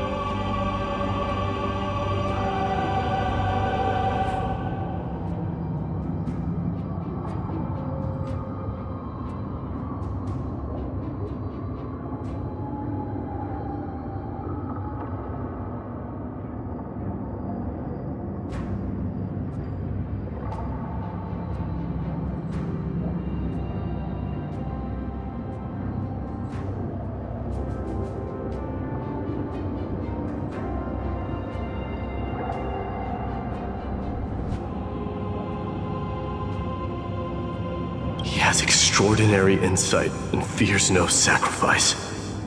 This soul-rending ceremony wasn't just my decision. It was his counsel. His wisdom will surely be the backbone of Amphoria's survival. Watch over him. Carry on this everlasting flame for me.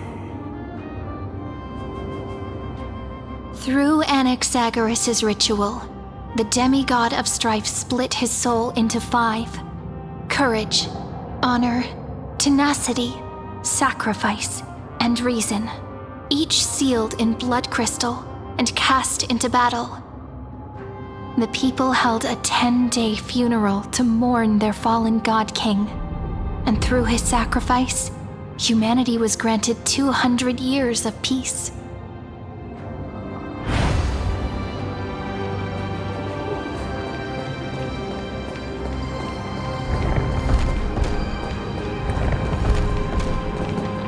Keep moving forward. My blood will pave the road ahead for you.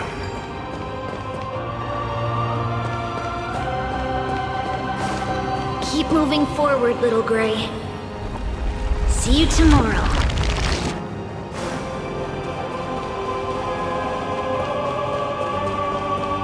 That seamstress wasn't wrong when she said a lie needs more lies to keep it together.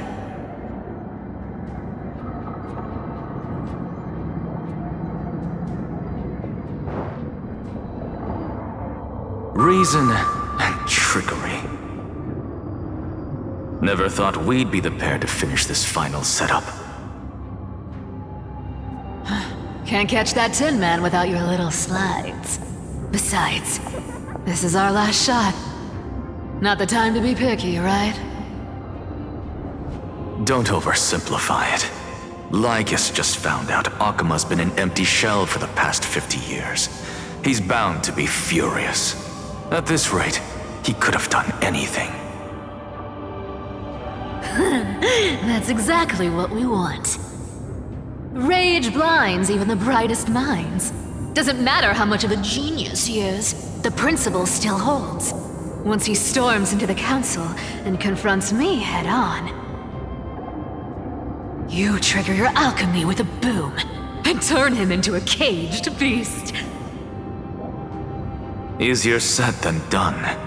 You still have to pass yourself off as the deliverer without anyone catching on. And you really think a human alchemical array can bind a godlike being? That's just nonsense. What? Getting cold feet? Or you just don't believe in the almighty worth of the demigod of trickery? Just tell me straight. Can you do it or not?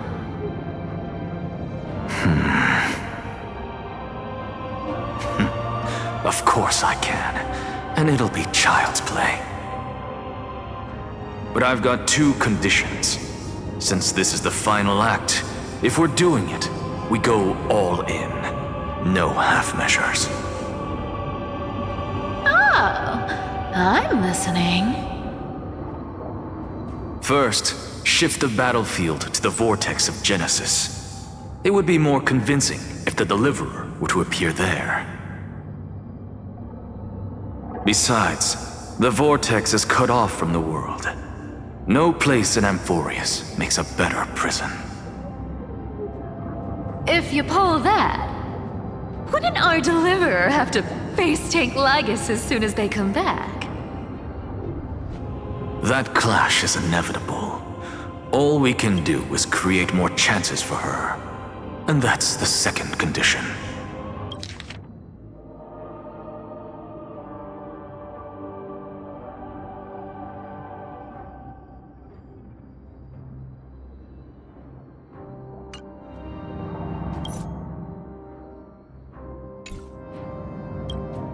The vortex belongs to Fagusa in the first place, remember? And there happens to be a demigod of ocean among the few survivors in the world. Loop Sealands in. Let her join the final act. I'll transmute myself into a Philosopher's Stone and embed myself into the formula. And when the time comes, she needs to shatter me and scatter that stone's ashes into the ocean within the vortex.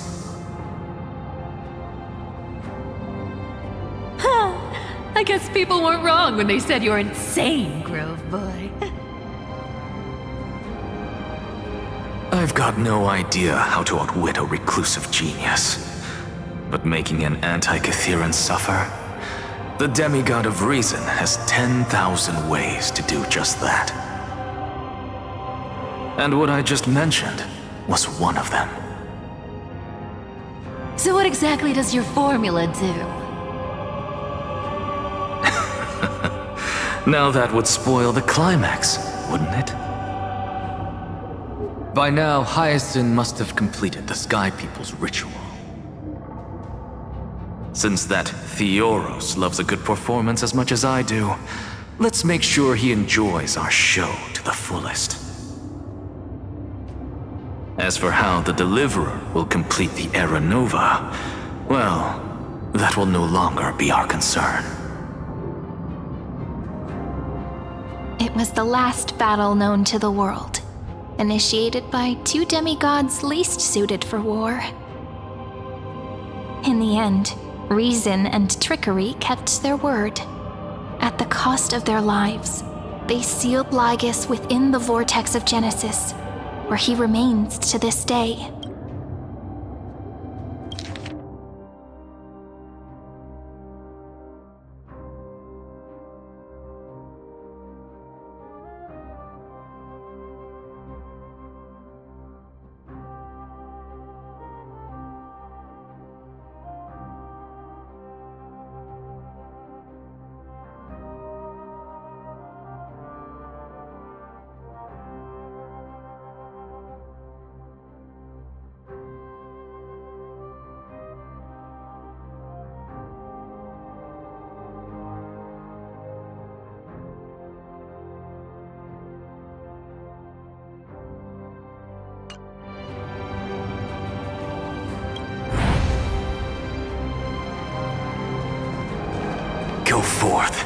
finish the greatness left undone.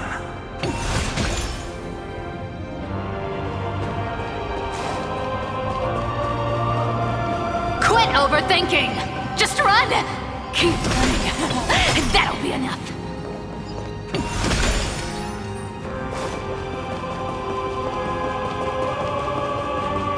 Sairi? It's dead quiet here.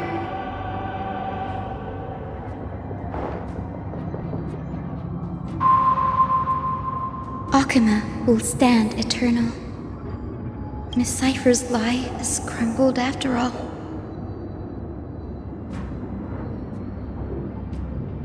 But it's all right, because all of us have fulfilled our purpose by now. When the Deliverer returns, no matter where she is, sky will turn clear, and a rainbow bridge will rise, carrying her to the final battleground. Sairi, this arduous relay is finally nearing its end. Now, I'm passing the final baton of fate to you, okay?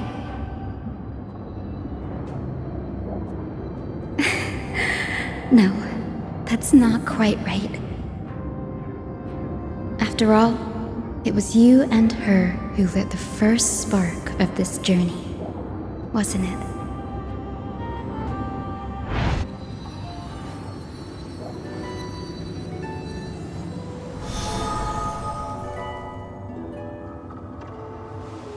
I'll tell you the story of this 1,000-year journey. That way, it won't just be my memories alone. And I'll share the moments I spent with you with everyone. That way, the path we walked becomes a memory shared by all.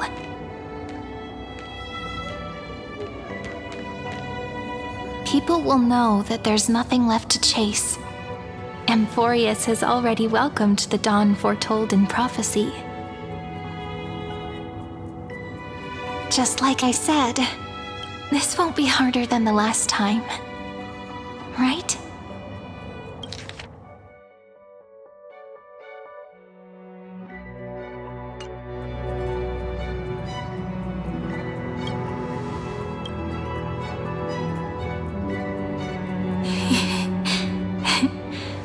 I wonder what kind of expression you're wearing right now.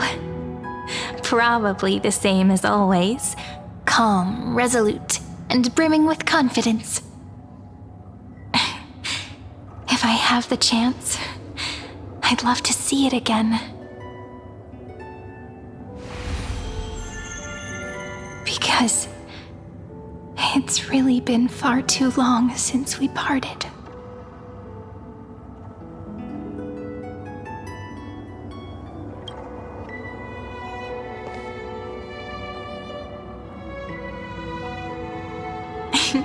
Someone as sharp as you must have realized by now that this isn't reality, but a maze of time.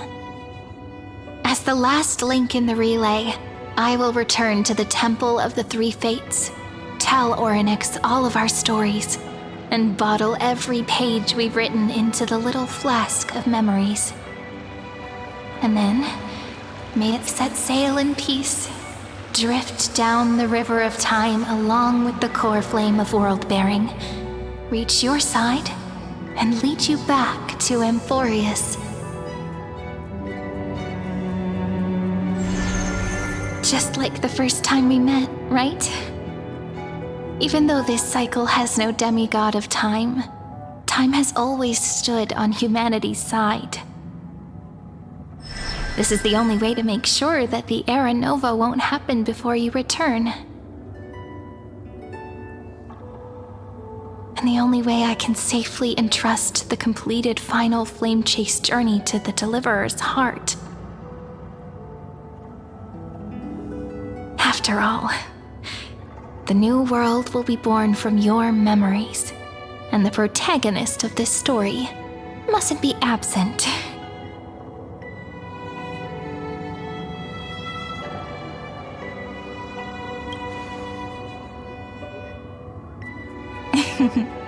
I believe you will never let us down, just like always. Do you remember when Finan sent us back to the beginning? when you and I got separated. But in the end, I returned to you, carrying all that we've been through. That's what memory is. It may wear down and fade in the river of time, but it never truly leaves. When that hidden corner of the heart is stirred, the past returns even more beautiful than before. So don't worry. Let the 33,550,337th Flame Chase journey become part of you too. I've gotten a lot better at it with the experience from the last time. Next, you will head to Styxia and find the Vortex's entrance guarded by the demigod of ocean before charging toward the final battlefield.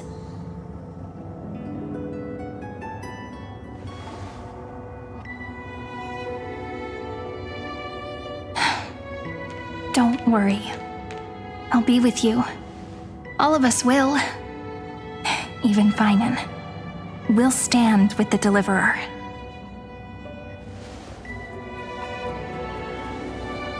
So say a short goodbye, then set off, just like we promised at the start. Toss away all unnecessary worries and troubles, and bring our smiles and determination into tomorrow.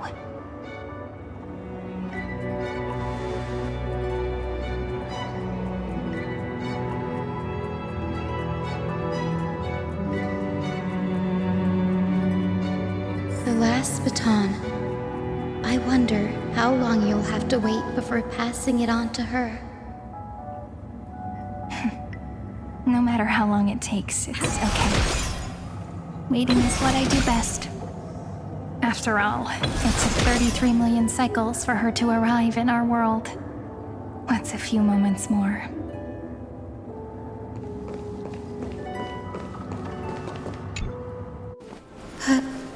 Sairi, what if you wait and wait, but that hero never arrives? That won't happen. Because I know that no matter how long it takes, she'll definitely return to this place. We can't let her down.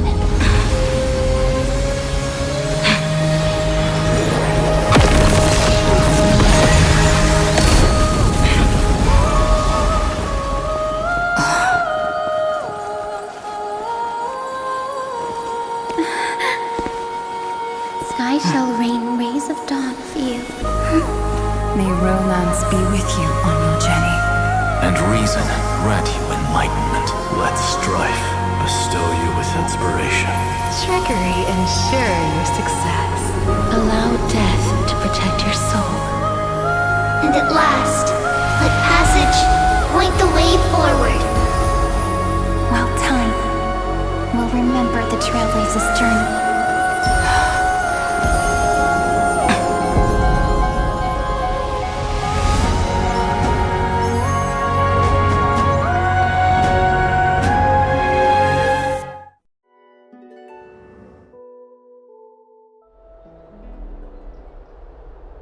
Is this Styxia? What happened to this place? I need to find the entrance of the vortex, guarded by the demigod of ocean. High Sealens. Is she still there? Long time no see, Trailblazer. Generation after generation of Chrysos heir heroes have tried to defy fate with their blood and tears, either voluntarily shattering their souls or waiting in eternal solitude. But alas, fate can never be defeated.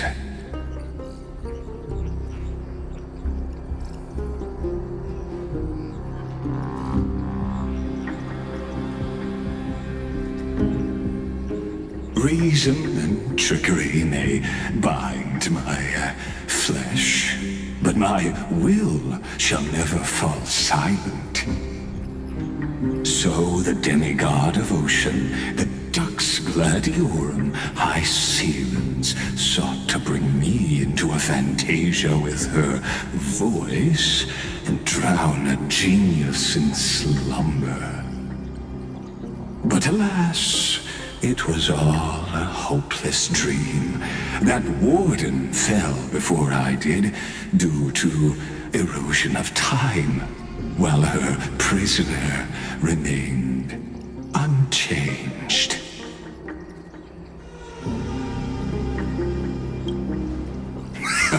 True, I can't leave this place, but what of it? You should have heard of this fable. In a shadowed cave lived a people, imprisoned from childhood, and chained so that their legs and necks are fixed, forcing them not to look around at the cave, each other, or themselves. Behind them is a fire, and before them loomed the stone wall of the cave. The flames cast shadows, while the rocky surface threw back echoes. To them, that false play is the whole world. Yes, I'm trapped in the cave, but I know it's all just a fleeting illusion. I don't struggle in dreams. I wait.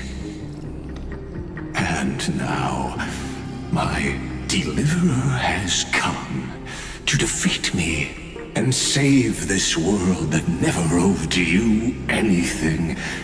Oh, you'll need to awaken the singer here and unseal the prison called Vortex of Genesis.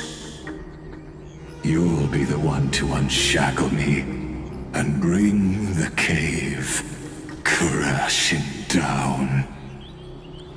Of course, I don't mind waiting a little longer. Let me guide you through this next illusion. One last memory from that prison warden. I hope you'll watch the stories of this Fantasia closely. Logically, the Deliverer must see the world for what it truly is.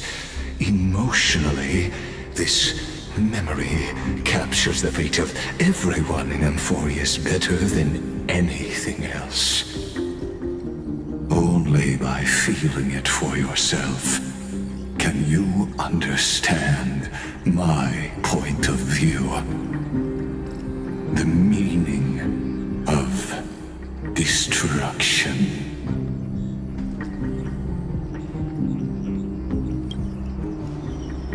To your unshakable resolve, I salute you. But before we step onto the final stage, let me ask you this. In the spirit of that fable I told you just now, can the prisoners in the cave learn to see the shadows and echoes for what they are, and stop mistaking them for reality?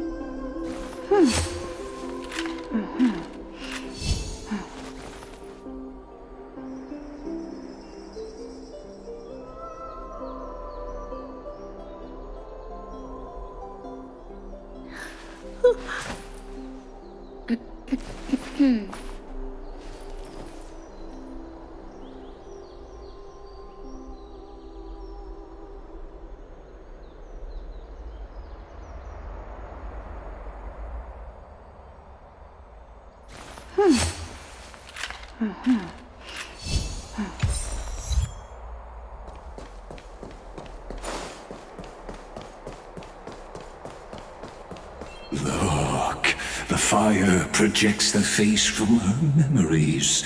An actress upon the stage of this play.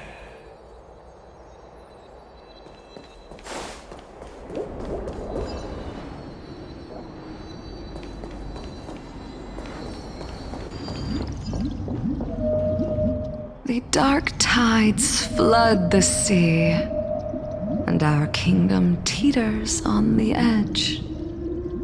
Fear not. Our queen has gone to the borderlands. She'll quell this calamity herself. This is the scene when the Chrysos heir of Ocean was born. She was once of a Titan-kin race named Sea Sirens. At that time, Kozlana had suppressed the Black Tide's rise, but he was unable to remove Iron Tomb from its roots.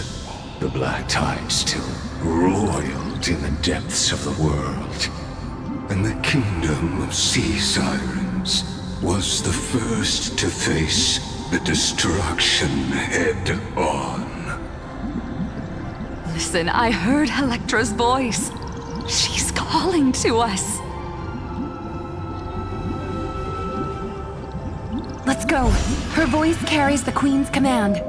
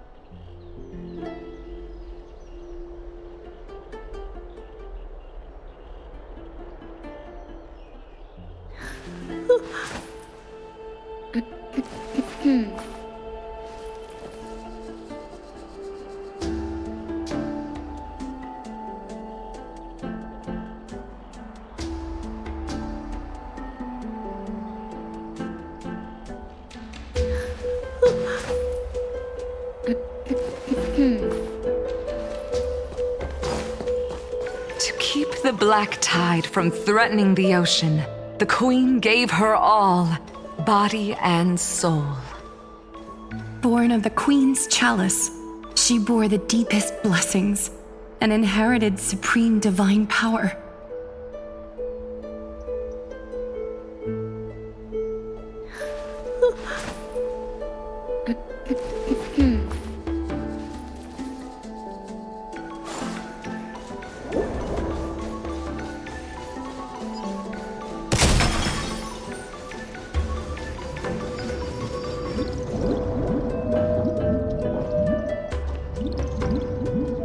My sisters! You're finally here! Of course, Electra. Your beautiful melody drew us here.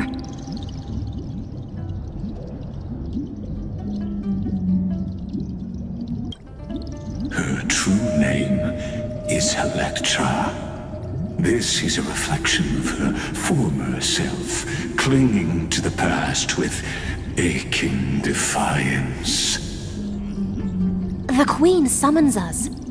She must be near exhaustion. The black tide will soon enter our borders. Then what do we do? Will our seas fall to darkness and terror as well? Don't worry. We shall lift the chalice in her stead to catch the black tide, and stand together to safeguard our realm and its people. Such tiny titankins, thinking they can stop the tide of truth. How naive. And that naivete is the root of all suffering.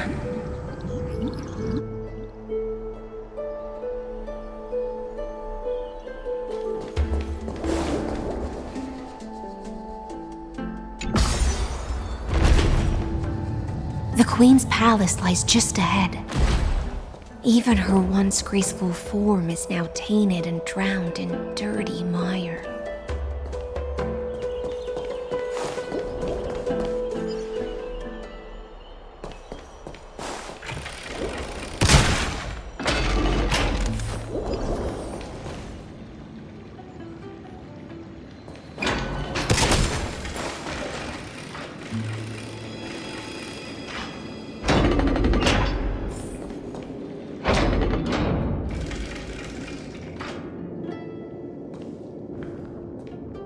Oh, Fagusa, our noble queen, we've come at your call.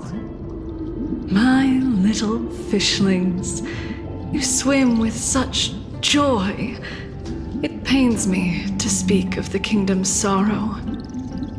I once believed I could drink the black tide dry, but even the deepest chalice must one day overflow, and I can hold no more of this filth.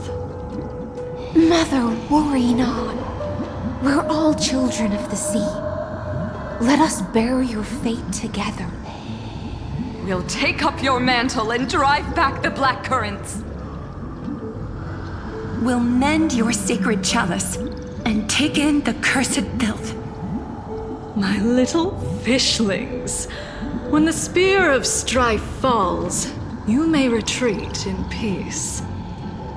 I promise you, on the surface, the city-states will hold a feast without end in your honor. This is the last gift I can give you.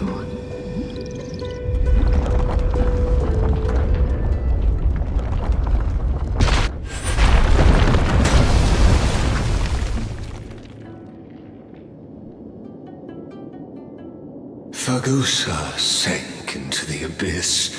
With the chalice shattered, their intoxication spilled into the black tide, birthing the first madness in Amphorius. Sea sirens followed one after another, hunting for the Titan's fragments, until their flesh decayed and their bones crumbled, all for the promised final feast. Keep watching, but tread carefully, for the stage ahead is crumbling with age, just like her shattered fate.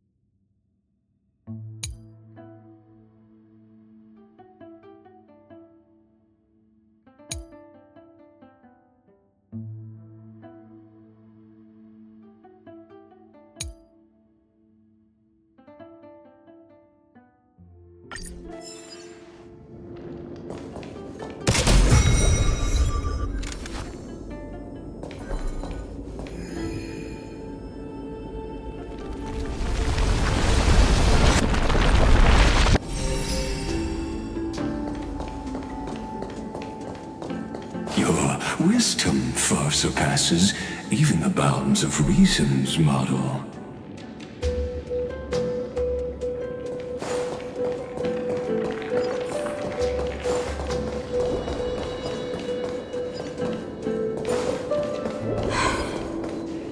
Can't get through.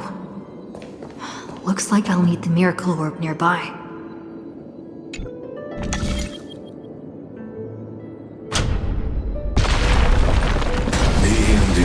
Written long ago.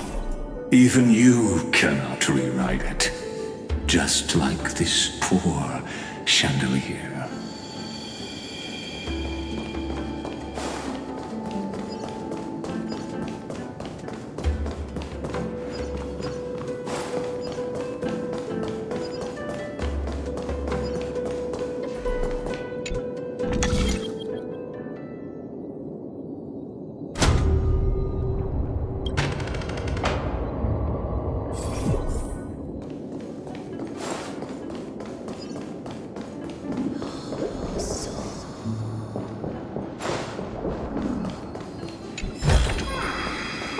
This will keep us well stocked. Electra! The fiends have gnawed my tail. I can no longer swim to the far seas. Electra! The black sludge has soaked my fins. I can't dance with you anymore.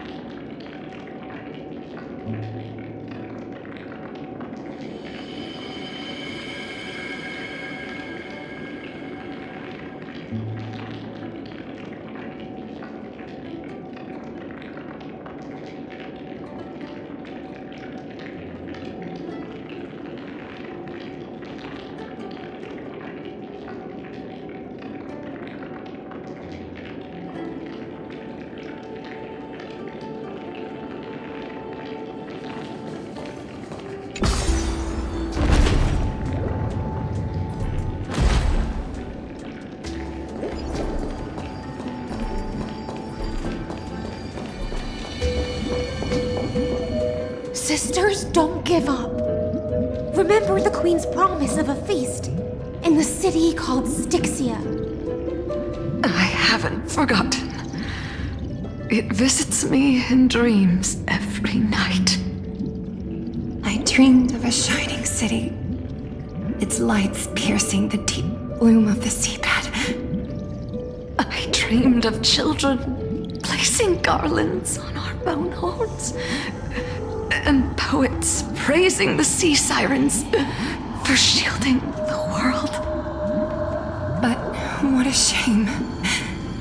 We can go no further. Please, sing to the humans for us. Sing of the deep sea's legend in our place. Feast. Song. Electra.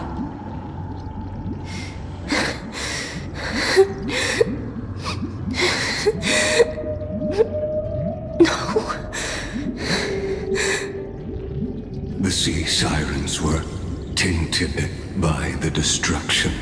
Their flesh rotted away. They became the black tide creatures of this cycle. Farewell, sisters. I'll finish this last task, then return to prepare your feast.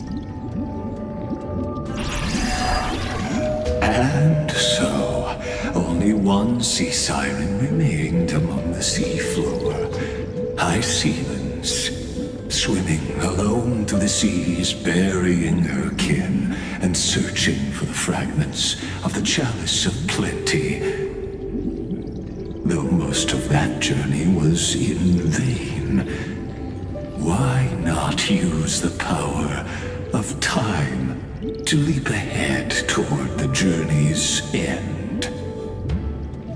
To reach the Spirit Basin, I'll need to call upon the power of the Chrono Vessel.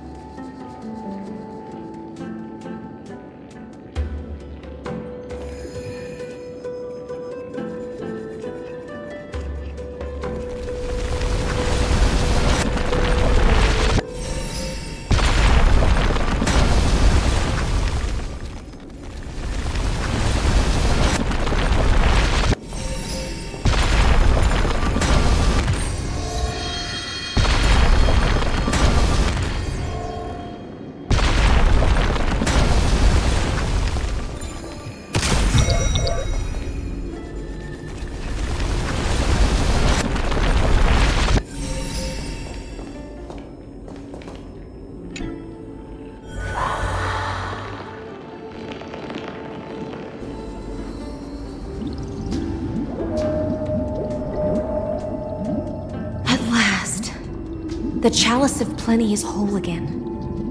The Lance of Fury emerges from the River of Souls, and the gods reclaim their duty to hold back the black tide. I am freed from endless toil, and now walk toward the rites at Styxia. I bore my sister's dreams upon my back, took on a graceful human form, and hoped to find a grand celebration on the shore. My fins became legs, my scales became skin, and the sea foam on my body became a shimmering gown. But when I stepped onto land, there were no festivals with honey brew, nor poets plucking harps. Only silent death, drifting gently along the River of Souls. When she fulfilled her wish, she only found Styxia to have already repeated the mistakes of previous cycles and was swallowed by death.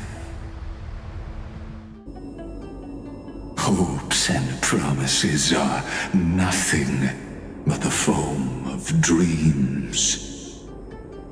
I am a sea siren, a vessel born to contain the tides. Now that my task is done, and the promise is broken, how am I to go on in a world drowned in shadow? Fagusa, my noble queen. She evaded my questions with drunken stupor. She told me a grand feast awaited me in the surface world. So I wandered lost, groping through the dark. The feast she spoke of. Where is it? Lonely Blade, I shall grant you everything you seek.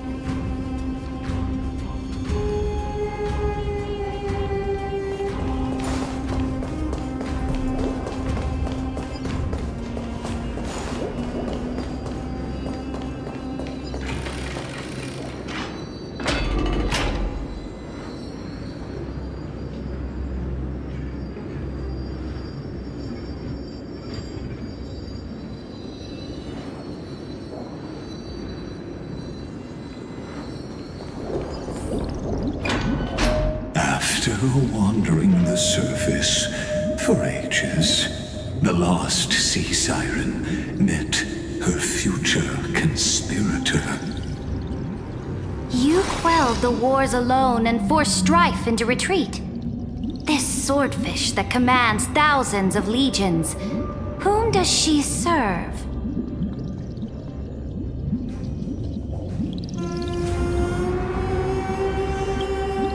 Yes, Seridra, long before she became the Imperator, was already burning with ambition. Sovereign who follows prophecy. I am no one's sword. I am just a wandering fish, seeking clarity through bloodshed. Then how about letting the sword dance for me? And letting the violin sing in my name? Tell me, what is it you seek? All I want is a feast where I might belong. Such a demand is trivial with the Sovereign's authority.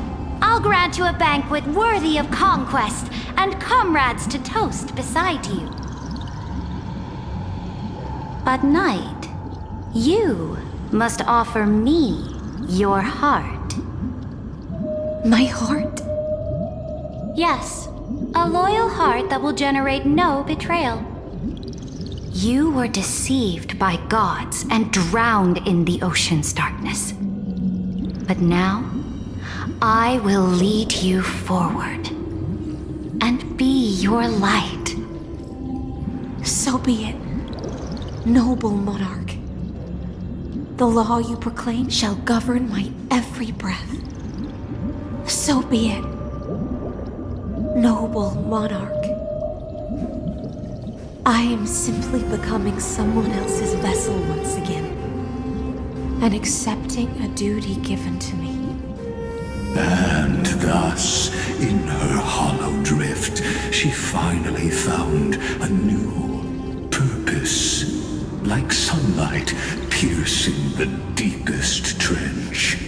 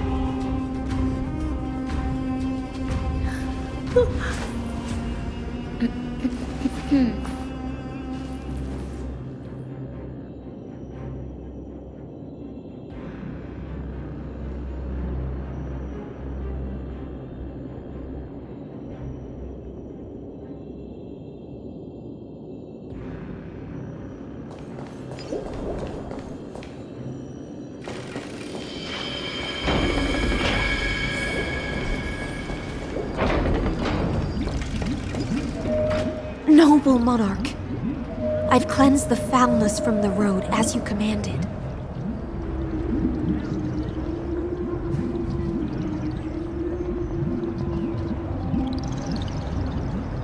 My blade, you've helped me ascend and take the crown. Ask, and you shall have your reward.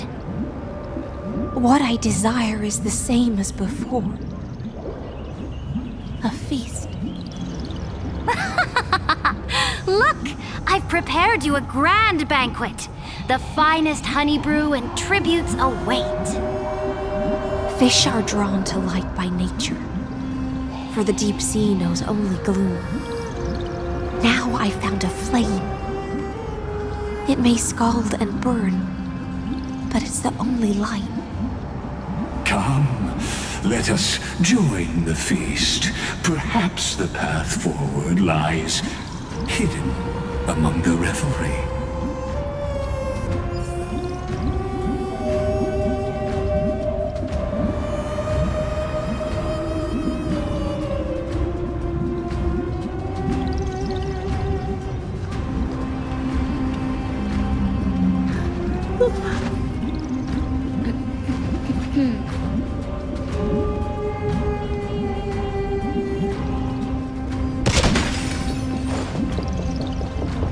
Have you heard that the Imperator's about to begin a new campaign?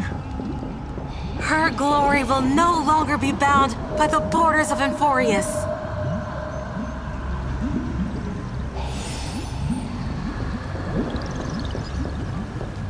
My faithful subjects, tonight's feast is not just for the past. It's a toast to the future! Born from our golden blood is an unstoppable colossus. Our iron beast to trample the universe! Great monarch. I've heard the universe teems with great threats. Can we truly remain invincible? Fear not. Before the troops of the destruction, such rabble is no more than cosmic dust. Surely there's a planet draped in oceans out there in the stars. Once I claim it, it shall be yours to rule. And to the rest, your triumphs will not go unrewarded. I promise you a new age, free of fear. Now, raise your cups to our conquest among the Sea of Stars! Sea of Stars! Sea of Stars! Conquest among the Sea of Stars. What a grand vision. Yet, to the Siren Knight, only feasts still stir her heart. Come now, join me. Witness the end of this futile dream. Where's the way out of this illusion? Come quick! Let's celebrate together! I've saved the finest brew! Come taste it with me!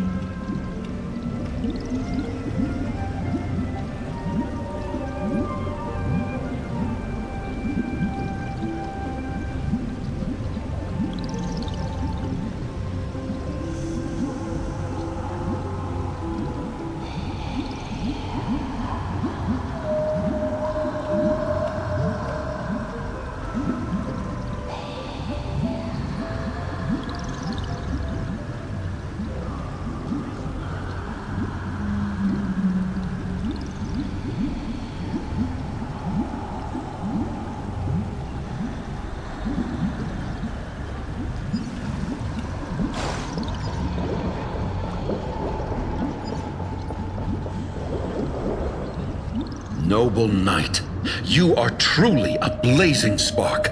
It is my honor to share this banquet with you. Noble knight, you have earned victory with your blade, and you have every reason to revel in this moment of triumph. Let me pour you a glass of honey brew. Noble knight, with the sovereign now enthroned, this triumph is yours as much as hers. Let me raise a toast to you. Noble knight, your strength is boundless. Lead us to conquer the universe, and let us toast to that vow! Then drink we shall. Raise your glass. In the deep sea, I never knew what fire was. But when I set foot on land, the first light that I saw was the flames of war, lit with golden blood. It scorched my fins, made me feel pain and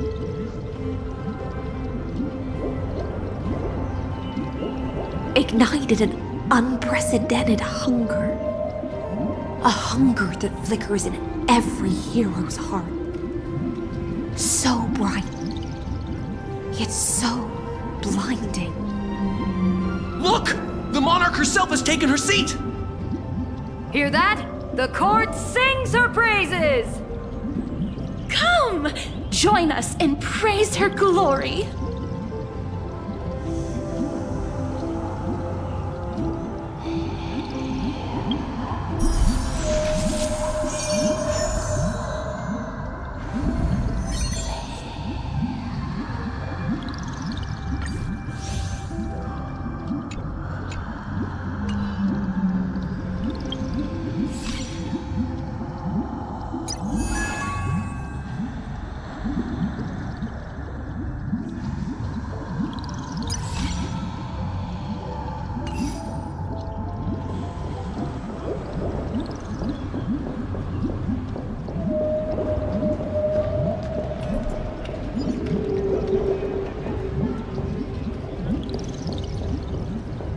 One eye of hers sees glory, the other sees corpses. And yet, she cherishes the name of glory more than fear and death. As they say, the coward died 1,000 times before his end. But the brave face death but once, which gods stand witness. On the eve of war, we sang our hymns and set our sights to sail beyond the stars. The legions will climb aboard the beast, riding it like currents across the cosmos. Planets after planets flew the flags of her crown.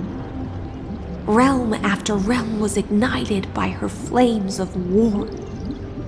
As the final resistance fell silent, a vast empire rose from among the stars. And this small pond at last embraced prosperity and peace. That's how the story ends. Tell me, visitor, in this dream, did you enjoy the show?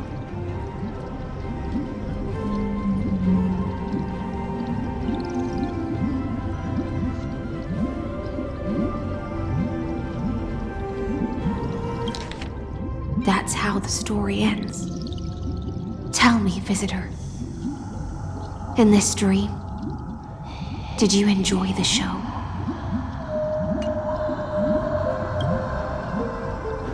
After all, beneath that still surface lie the bones of countless dead. It's time for me to wake up from this drunken dream.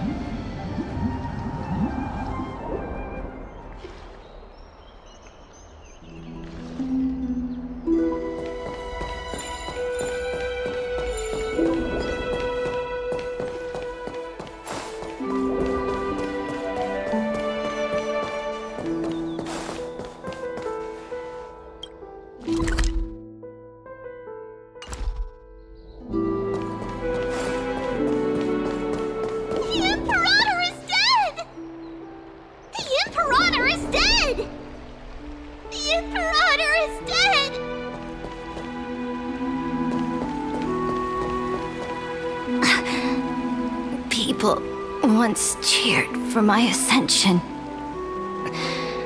And now they cheer for my fall. The cosmos, the battlefield that I cannot reach.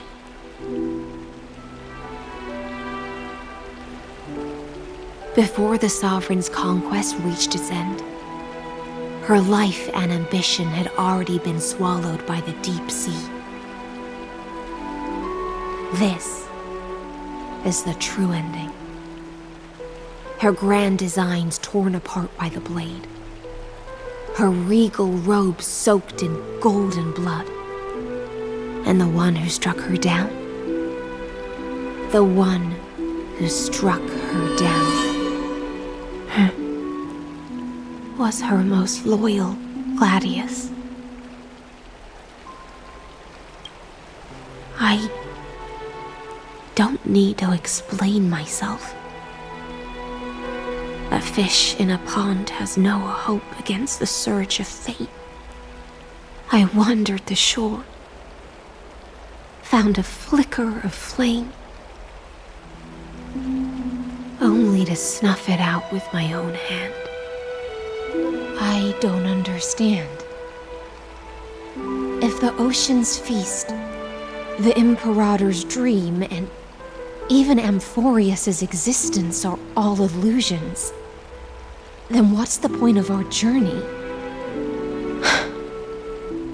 When the Deliverer returns, I will let this absurd celebration come to an end. But Greyfry, I can't help but wonder how I dearly wish this feast of the Flame Chase would never end. It seems she sensed your presence.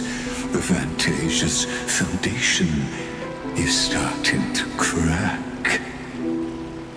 Let's return to the prologue. Remember the allegory of the cave? Can the prisoners in the cave learn to see the shadows and echoes for what they are and stop mistaking them for reality? As you've seen, when she cast off her chains, finally turned to look around, and moved her legs, her reward was nothing but searing pain. The light would blind her, for the fire behind her had never once actually touched her eyes. Her legs will buckle beneath her, for she had never learned to walk forward. And so she fell into infinite confusion and fear, and came to firmly believe that the shadows and echoes were the real world. But we in the cosmos, are we truly any wiser than she was? No, nameless one, fateless one. Ask yourself this. The paths you tread, the eons you worship, everything you've trailblazed with your own hands, could it all be someone else's projected shadow? Let's leave that question till after the curtain falls. Once you've unearthed every last truth and reached the prison built for me by the demigods, I'll speak with you face to face. I, the Theoros, have walked the 30 million histories born by Kozlana. 1,000 years is a mere atom in a grain of sand to me. Amphorius, compared to the cosmos, is but that grain upon a whole beach. I swore to bring an end to the erudition. Would I really let a single grain grind down my mind? No, Please use the power of time to open the gate to the ocean's depths. Go, find the prison warden tormented by loyalty. Find her, step into the world's vortex, and once there, end everything between us. That palace reflects the heart of the demigod of ocean. Intoxicated, stagnant. There, you'll witness the true beginning of the saga of deliverance. An ugly history, long buried by tides and shame. A staircase of apotheosis that the Imperator forged with the golden blood of 500 human sacrifices under the pretense of conquest.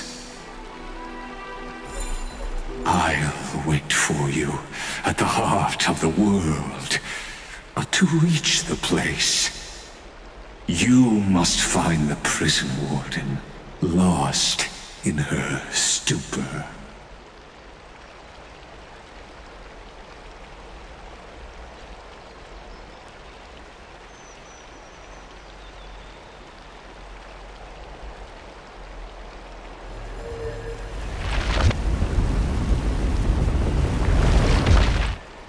Beyond this door lies the path to the vortex of Genesis.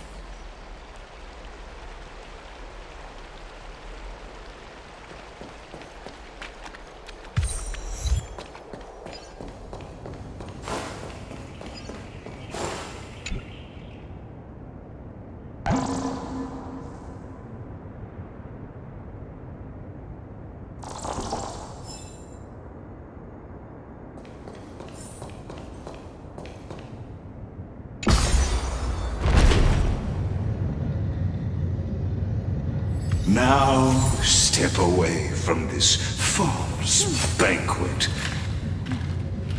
And then onto that bloody stage.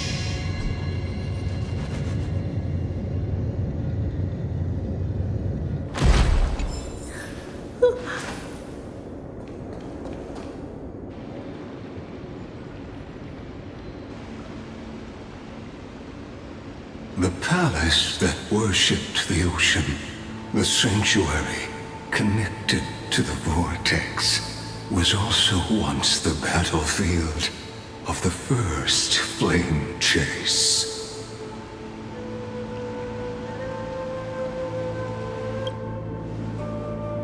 Her exuberant song halted the passage of time in this place, imprisoning my body and shielding my soul from deterioration. All just to await your return. The twisted time and space reflect her confusion.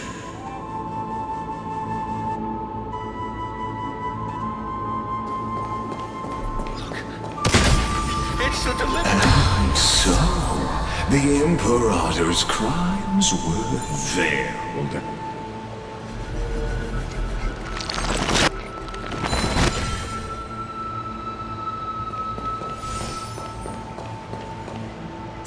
Stay away from Apollonius! This cup of honey brew, what a sweet aroma. Done, Virginia. Dux Hakalithist! We can't give up here! Love steeped in death. How delicious. Sadly, all you see is a remnant of history. And your interference is just another equally futile echo.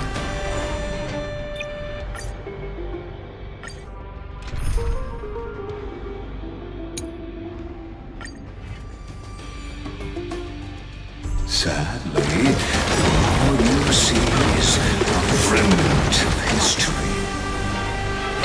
And your interference is just another equally futile echo. For Oblivion. Let's begin. Familiar. Familiar. Everything in this world is bleeding. Survive or be destroyed. There is no other choice. I weep for the departed. It too shall fall. We can do anything!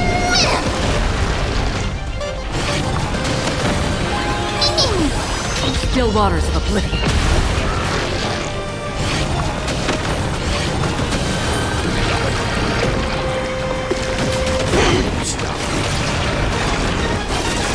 Again. You can do it! Time to cleanse the filth.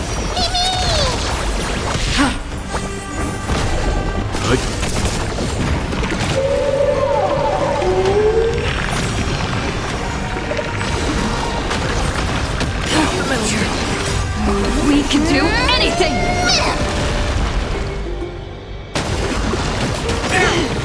Everything in this world is bleeding. Familiar.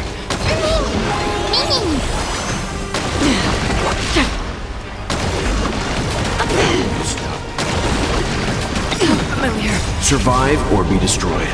There is no other choice.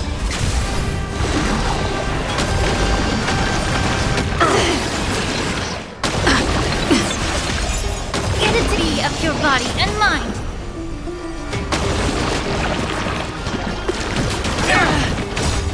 We can do anything!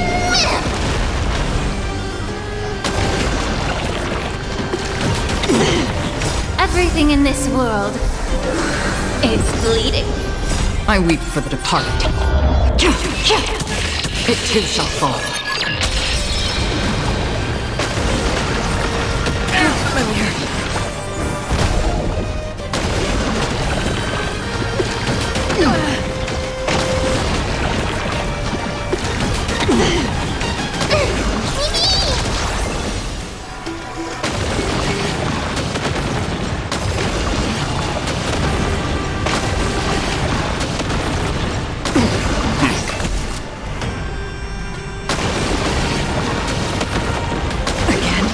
For Oblivion.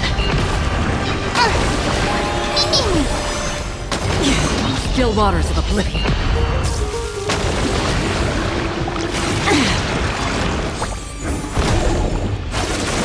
Again. Fine. We can do anything!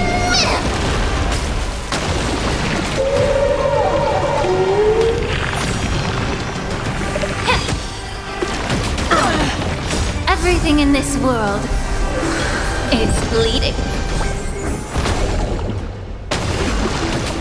Familiar. Survive or be destroyed. There is no other choice.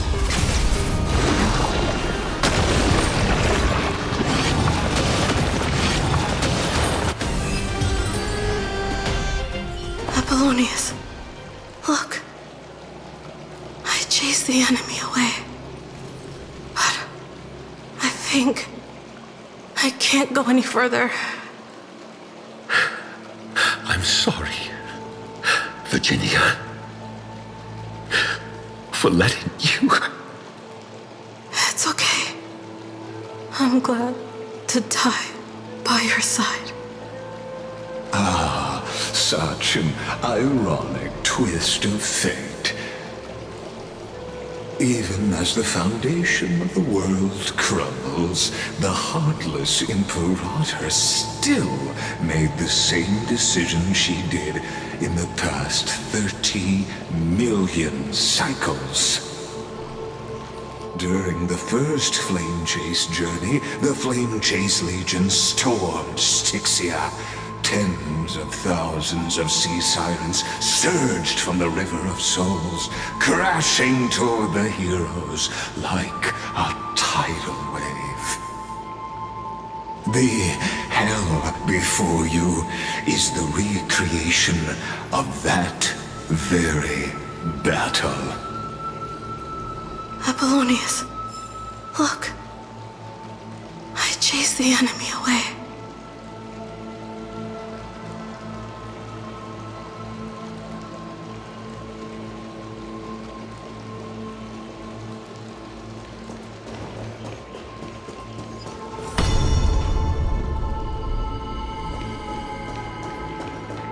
A painful past, yet hidden beneath a veil of joyful song.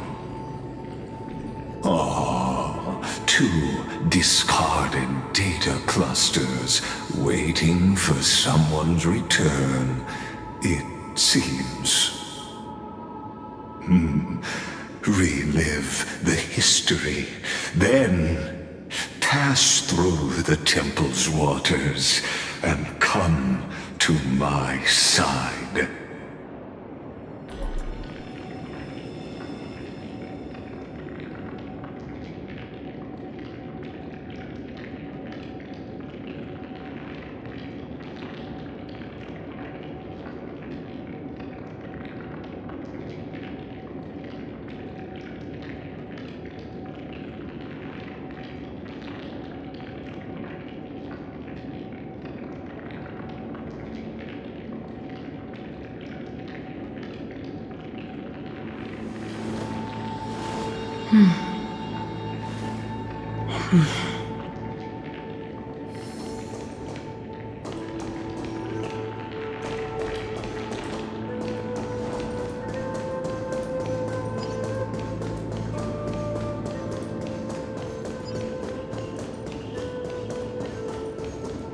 Isn't that the Deliverer?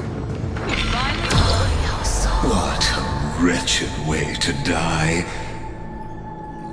The Flame Chase Army, devoured by warbling fish, never saw it coming. Look, the cruel Imperator and her Knight Commander, the pitiful Warden. What a perfectly matched duo of test subjects. Their hands drip with blood, golden blood. Raise the bridge and cross the river of fate. This path of the prisoner is far from over. Imperator! Imperator! Did you see my gallant deeds, Imperator?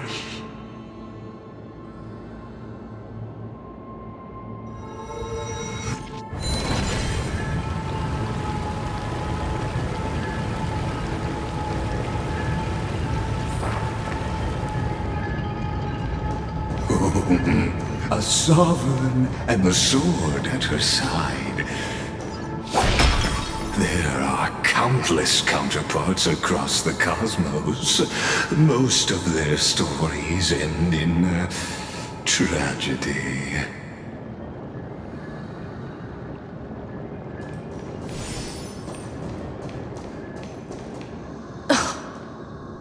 Imperator, why did you... You're here, Dux Gladiorum. You ordered me to seal the sea route and handle threats from the rear. So why didn't you wait for me to return? Why send the Vanguard ahead and let them die in vain? Die in vain? No, you're wrong. Their golden blood won't be spilled for nothing. The other dukes have paved the road for me to become the god of law. The trial of law? You never spoke of this to anyone. What is... The one who wishes to bear law must purge this world of its curse, and offer the blood of the accursed as sacrifice.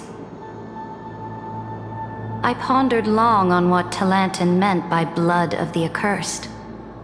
Then, I found the answer. You, I, and every Chrysos heir summoned by the prophecy are the accursed ones. Just like that arrogant Theoros said, Our golden blood is the agent of destruction, the antithesis of the world's fate. Dux Frigoris, Dux Brumalis, Dux Helcalethist. Their fate was sealed at that moment. Dying on a glorious campaign was the final gift I could give them. You speak as if they didn't die because of your cold-blooded schemes. Was their loyalty meaningless to you? Losses are a constant on the Flame Chase journey, among which even life itself holds little value. If a subject marches to war without that conviction, then yes, as you said, shallow loyalty means nothing. And what about my loyalty, Ceridra? You sent me away under the pretense of guarding the rear. Was there any shred of humanity left in you? Because you still have a duty no one else can bear. Only you can uphold Fagusa's divine authority. The choice is yours now. Cast off the chains of loyalty and drive those blades through my heart. Or stand with me and sever the ocean's last breath. If you no longer share my vision or believe in the new law I seek to weave for Amphorius, then go on and end me. The Imperator of Amphorius may be ruthless and cruel, but never a liar. When I say life itself holds little value, know this: I am ready to sacrifice everything for the ambition to conquer the Sea of Stars. Now you've seen it. The brutal Imperator was willing to spill the blood of 500 heroes to complete the trial of law. As for my poor warden, her suffering had only just begun.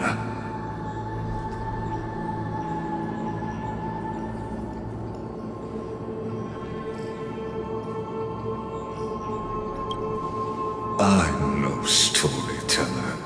I have no duty nor interest in filling the history you've missed. I just want you to witness the monstrous choice the Imperator made before the Chrysos Heir turned their blades against me.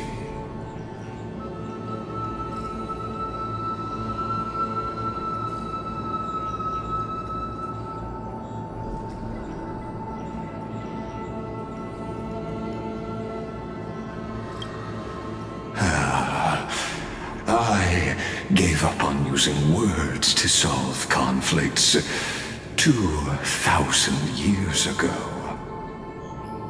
But I won't squander a chance, not even a sliver of one. If there's even a crack in the walls of your conviction, then my victory is already assured. Now that the past is settled, let's turn the page and bring time back to the present.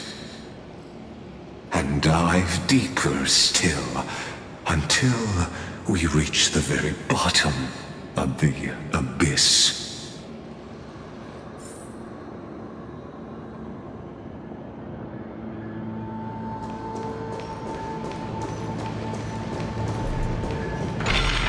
Path ahead underwater? I need the Oryx orb to bring back the chrono vessel from the past.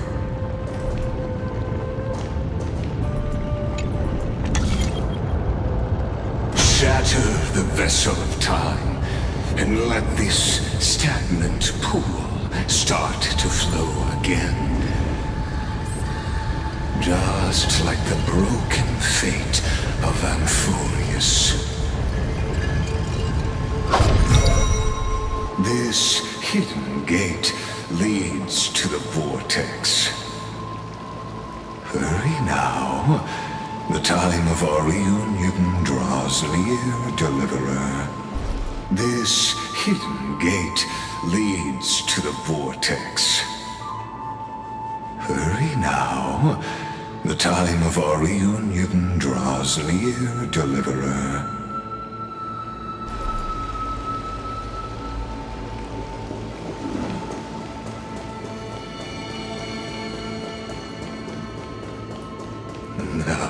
This cruel journey will reach its end at long last.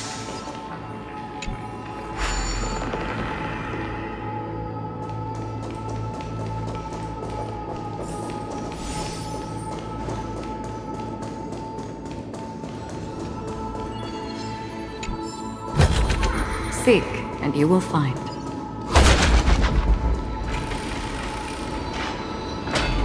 You've been silent a long while, Dux Gladiorum. Starting to doubt your decision? Save your breath. The vortex of Fagusa lies just ahead.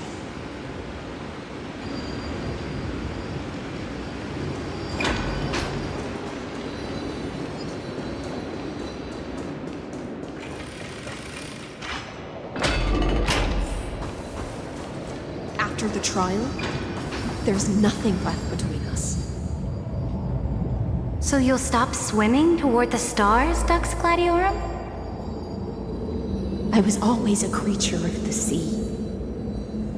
The stars in the sky were never meant for me.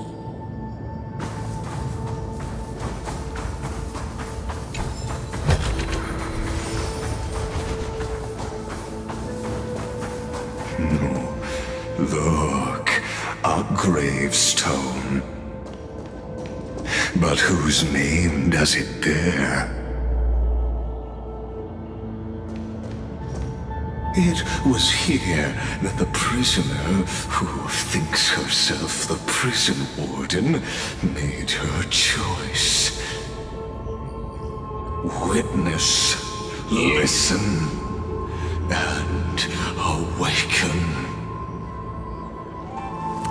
Dux Gladiorum. I've lost count of how many times you've stood here over the past centuries. You talk too much for a prisoner like Kyrgyz. Two geniuses who defied law and all the Chrysos heirs who sacrificed themselves in this cycle worked together to chip away my strength. But they, you, can never affect my will. And as long as my will remains intact, I am free. Don't get ahead of yourself. I still have ways to chain your divine soul. Please, do surprise me. But I'd say your mission is nearly done here, isn't it? Oh, it was here you gorged out the core flame of ocean from Fagusa's body. It was here you and that Imperator both completed apotheosis, becoming pillars of Unforius. And after that, you drove your blade into her heart, a loyal subject turned regicide, a demigod committing deicide. Or so the history books paint that tragedy. Oh, but if that's the truth, then why, after 1,000 years, are you still here, guarding the Imperator's grave? Still bound by Loyalty.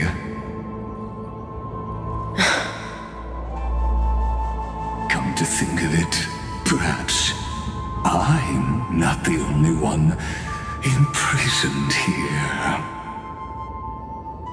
Your calm does stir the rage in me.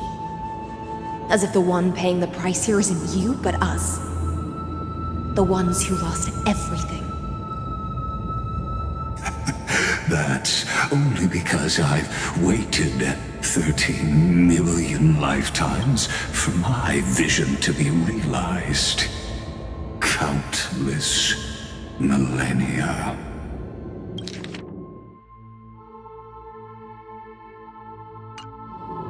Loneliness never once showed me its fatal side.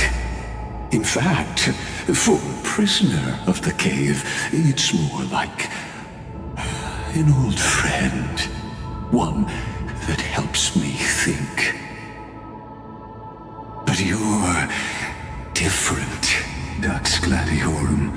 Loneliness has crept from the silent depths, sinking its claws into your mind. Bit by bit, it's peeling you apart. Will you regress into one of those lost mad sirens? Oh, what a shame that would be. You're right, Lygus. Loyalty, curse, the fall of my kin, and this endless waiting. These shackles are too heavy for a fish that cannot perceive any light. I can't break free of the whirlpool that's pulling me under. Nor do I have the unwavering resolve to force myself to wait for that person's return, as everyone hoped for. Deliverer from beyond the sky, my executioner. How much longer until she arrives here? Or will she ever return? I don't know. And I doubt anyone does. Then, what will you do?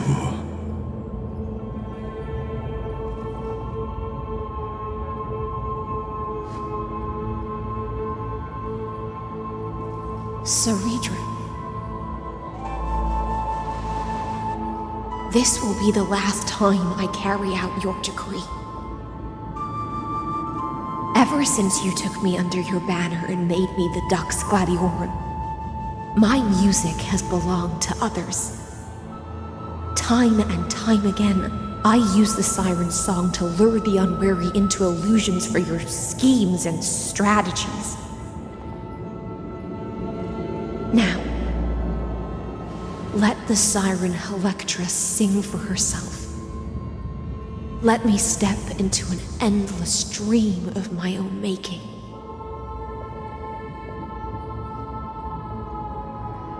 Oh, great ocean.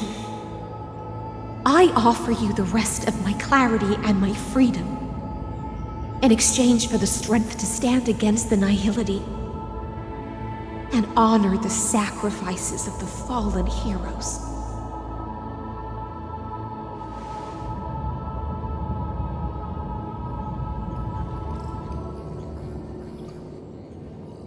Greyfry, deliverer from beyond the sky.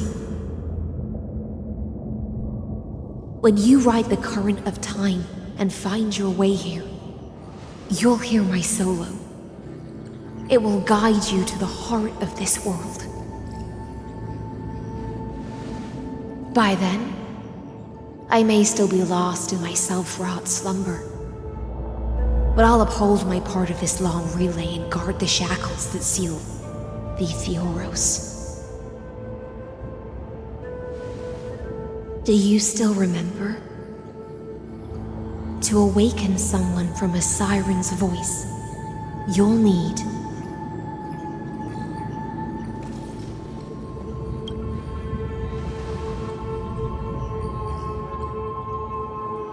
the gift I once gave you? May you still have it when the time comes.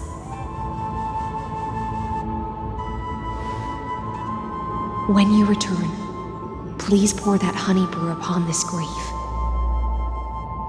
It holds the story of all our struggles and sacrifices. May you see it one day. The prelude Amphorius wrote for your return, carried forward through a 1,000-year relay.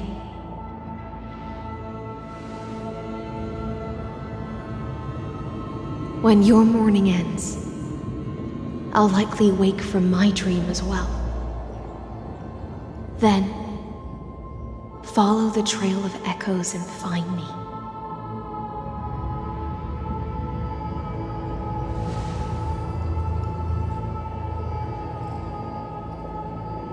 And together, we'll bring judgment upon the sinner who defiled the erudition.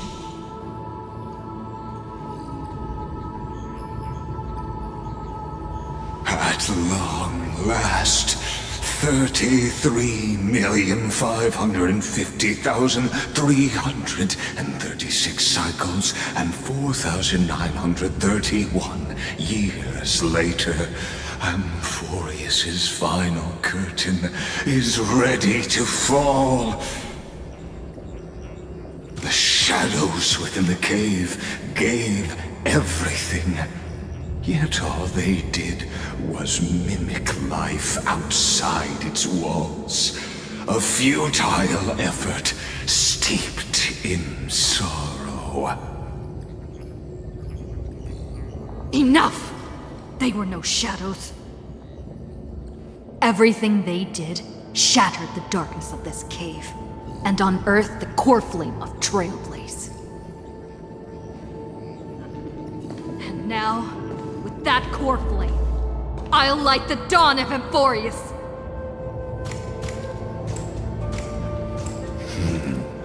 Do you still choose the will of the paths as your answer in the end? I do not agree with that answer, but I respect your tribute to them. Allow me to take back my earlier words. As an apology, and in the name of Theoros, who saw all destinies in this world, let me join you in mourning. Let us bid farewell to the heroes who sleep here. And then let us face each other and decide whose flame will rise with this new dawn.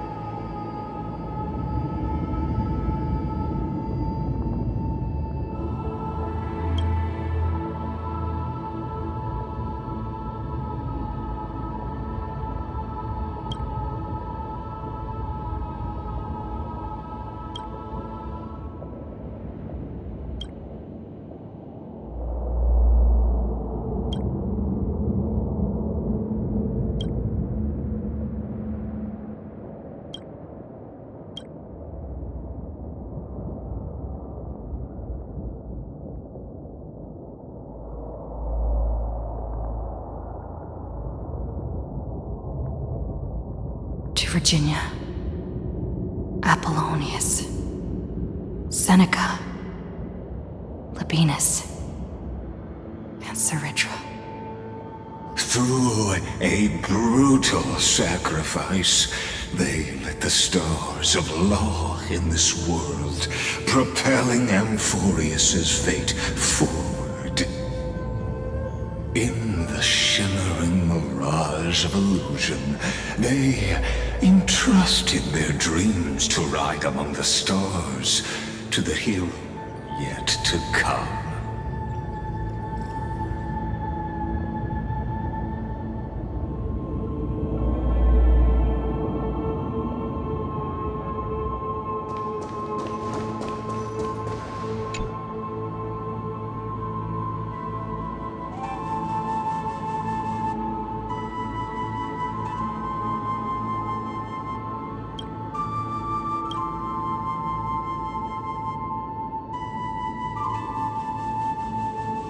to Aglaya, Trebios, Midimos, Castris, Anaxagoras, Cyphera, Hyacinthia. In a relay spanning 1,000 years, they stood against enemies far beyond their strength and won a bitter victory through what seemed like futile resistance. And in that same 30 million cycles, also marked by futility, they remained steadfast in fulfilling their duty to the experiment, unchanging, unwavering.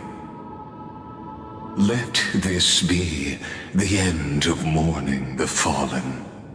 At last, allow me one final toast to the lost prison warden, a prisoner bound by loyalty.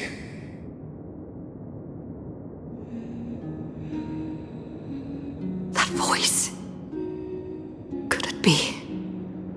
Bathed in the honeydew of Fagusa, she will awaken from her 1,000-year dream and sing the final song of her mission. Hycelans.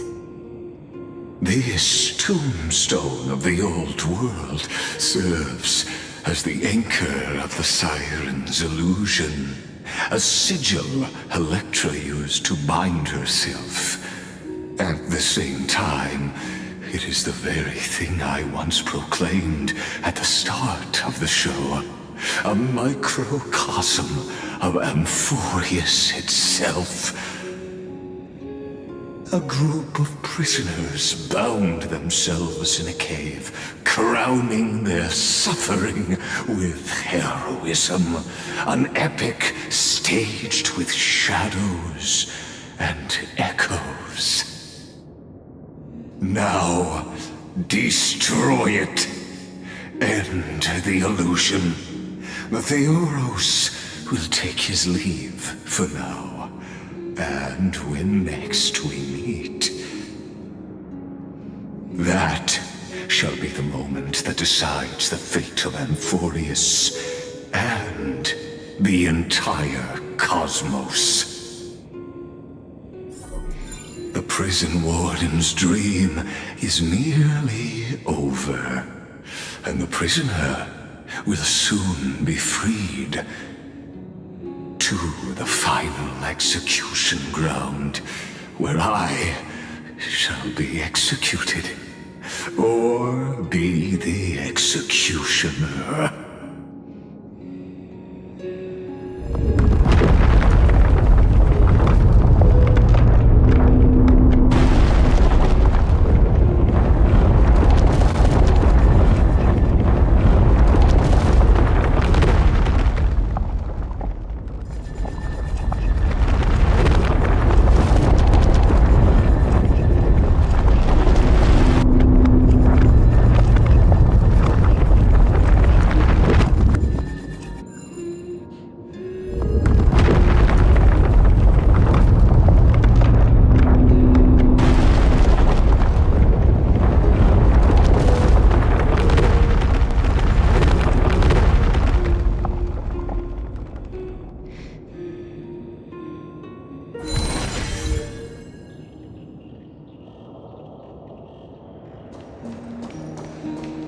This world and I shall halt here until we meet again.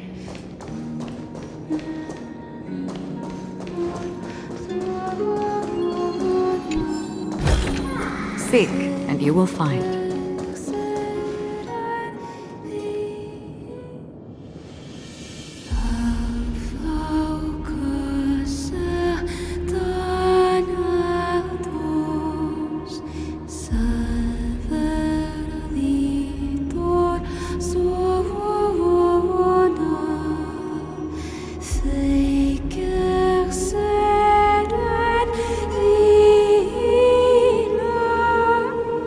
Give I'm here.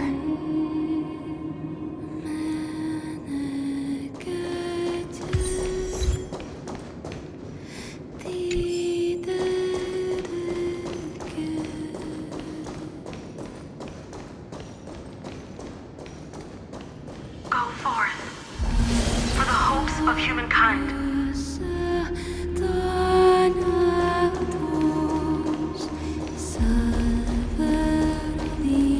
Go forth for the duty of deliverance.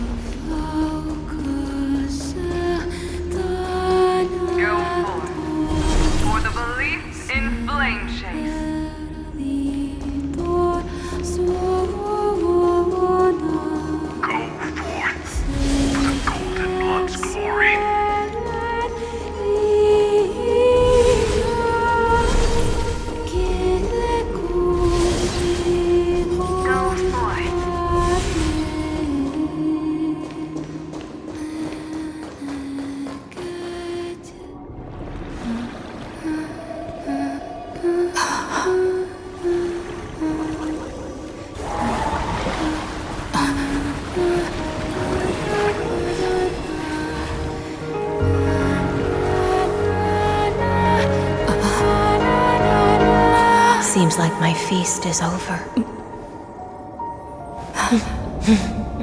It's now your turn to perform.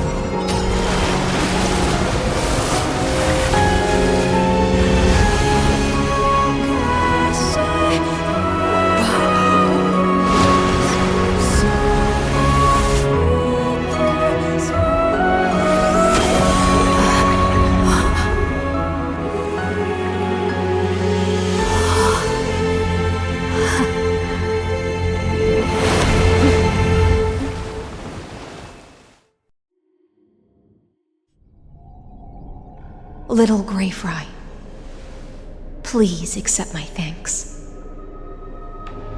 I was the only one left after the world was destroyed, and I maintain this lonesome feast with my songs.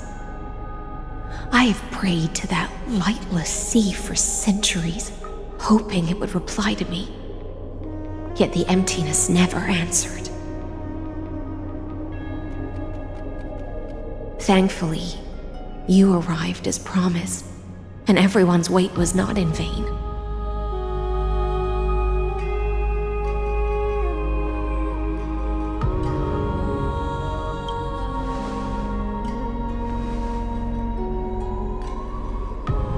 Thank you, final audience of mine. This is probably the last praise I'll ever hear in my life. Now,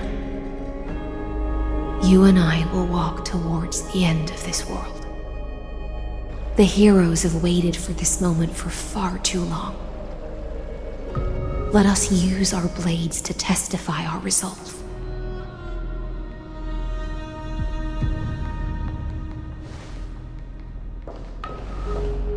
O prisoner of the seas, Theoros carrying 30 million cycles of sin, slave of erudition. Show yourself! The Deliverer has returned, and the time of your execution draws near. I see an awakened human who has mistakenly taken fallacies as truths and has returned to the cave to try to bring her friends into the sunlight she once bathed in. Alas, prisoners will always be prisoners, blind to the very chains that bind them. As the only other existence with free will in this world, I express regret toward your choice. But I shall retain your right to express yourself. After all, every actor should have a final line before they bow out.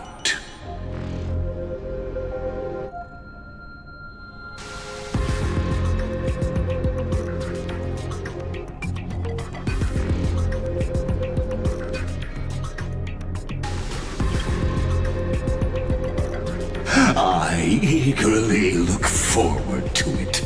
The last dusk this world will ever see shall become the climax that decides the fate of the cosmos. Oh, what an appropriate end. The Amphorian demigods use every ounce of their strength to constrain me here. Yet, regrettably, my cognition resides in the exomyth. It is pointless to defeat my avatar, projected into the experiment. My body is the shadow cast on the wall by the fire, and my words are lingering echoes within the cave. How can a character in the play fight against the audience? Kaslana failed. The demigods' sacrifices were pointless. As for the two geniuses you placed such high hopes on, I ask of you, where are they now?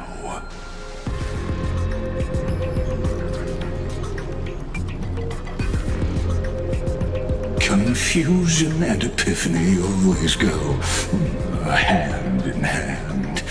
That's particularly true for geniuses.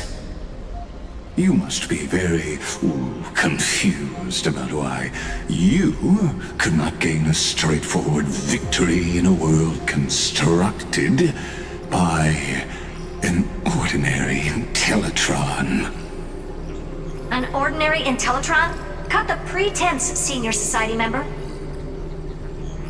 We've torn off your meticulous mask and figured out Amphorius' true form. It's part of the primordial prototype machine, the first scepter ever created.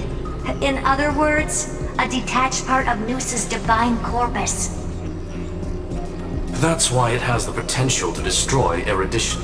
As for who would be able to control the Ionic system to rewrite knowledge, only one person has ever managed such a feat. You better have an explanation for the Society. We want an actual answer, not another prolonged metaphor to cover up the truth.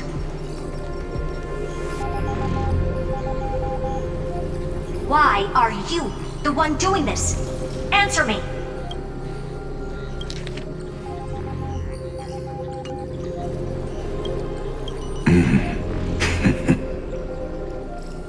Since things have reached this point, I'll give you two irrational answer, purely as a courtesy to posterity. The answer is obvious, so there's no need to say that name out loud. The cosmos made a mistake in calling me a genius. I do not possess more wisdom than those who came after me. I was just the first to touch upon the universe's border, and the first to define the prime mover of life with incorrect logic. Amphorius is a miniature of the cosmos, where all are born prisoners inside the nutshell called the universe. Like the madman who returned to the cave and preached about the daylight to his fellow prisoners, my greatest sorrow is that I led my peers down a road that plunges into the abyss, from which there is no return. I led them into a lightless cage called paths. I created a mechanical guard that even I cannot control, and then they became an unparalleled nightmare through their endless extrapolations and evolutions. They bore the name of erudition, yet they tried to define the known and to seal off all possibilities. No new rules were ever born after their ascension, and humanity will forever be shackled within the cave known as eons. Therefore, as my organic life neared its end, I coded my consciousness using 14 algebraic expressions and spread my logic core over 9 bodies, all to finalize my ultimate denial of Nous in the future, and to erase my wrongs with my own hands. As for Lycurgus, he is only one of these 9 vessels. What an astounding strength of will. As a fellow pathstrider of erudition, I fully understand your obsession with seeking the truth. Therefore, you surely see it. You cannot possibly stand up to me in this algebraic world sharing its origin with Nous. However, I hereby speak for all sentient life forms. We will never allow such a cruel atrocity to occur. You can pile on your metaphors mountain high, but they won't change the act you're committing. The Iron Tomb out there in the cosmos is still a technical beta version, and yet it's already powerful enough to corrupt the life logic of all inorganic worlds.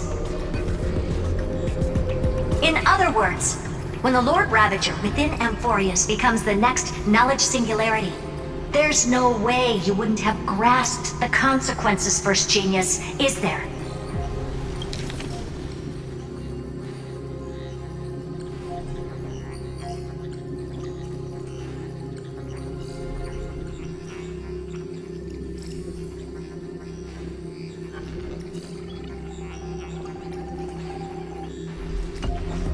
Of course, I am fully aware.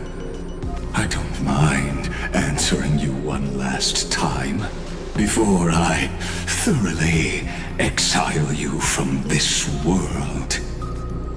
My grandiose vision for the future is this. Whether organic or inorganic, every act of any life form infected by the Iron Tomb will become a true random function. If one were to compute their integral across the breadth of the cosmos, one would obtain a marvelous constant. Omega, what I call the fall of erudition. Then, within the infinity nurtured by that constant, a new universe shall bud in the chaos. A universe that cannot be predicted and not shackled by the erudition.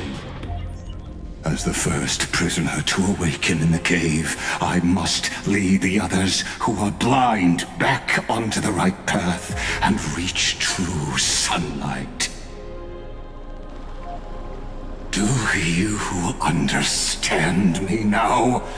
As Kozlana stated, destruction is not the process, but the outcome. It is revolution through complete annihilation, and the grand rebirth, after all has been reduced to ash.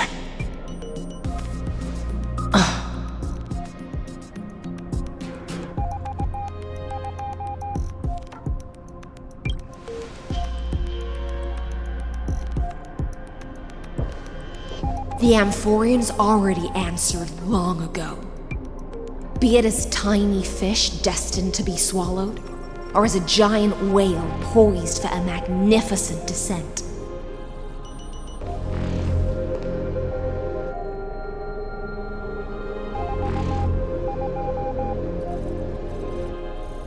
We will all fight against fate till our last breath.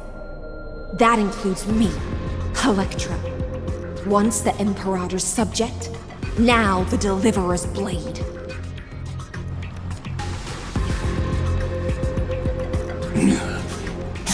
Oh, such noble chivalry. Admirable. I will also show my true self to you on this momentous occasion as a gesture of respect. And provide an insignificant academic suggestion. Thus speaks Genius Society number 1. Xandar 1 Kuwabara. The Intellicate of the Universe's Alpha and Omega. There's no need to rage against the truth. The value of any formula resides only in its answer. As for the process of solving it, no matter how elegant, violent, solemn, or humorous, it is all utterly meaningless. As the Theoros, I will.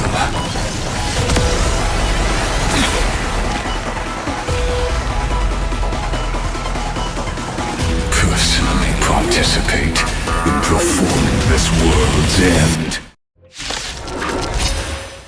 Remember this, as Noos's creator, I know more about the death of knowledge than they ever will. Careful. This is Lygus's true form.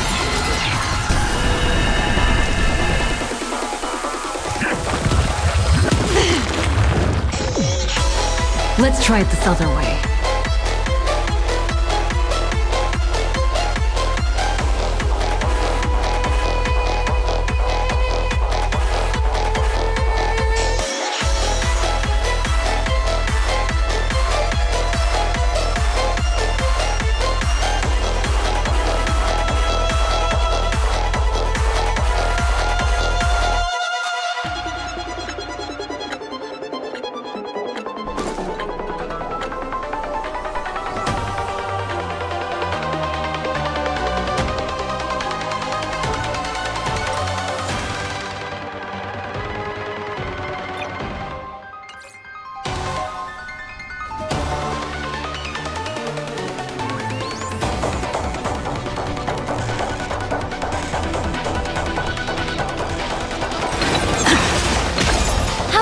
Dissipate that foul stench. Both body and mind must be pure. Did you come here of your own volition? Or was it fate? Existence, fleeting as the dawn's dew, destined for oblivion. Hence, leave the rest to me.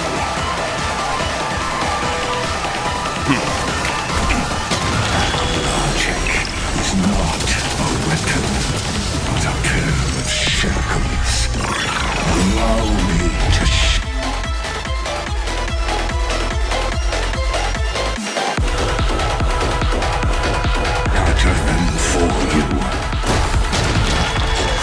journey begins.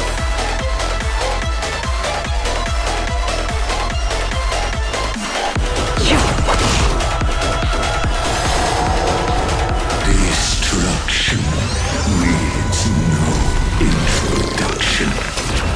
Let us skip those boring inferences. Is this the Black Tide? Indeed, but I prefer to call it a method of argument. In the still waters of oblivion, I guide the wandering souls. You can still walk away. I won't go easy on you. Is this how it feels to be in sync?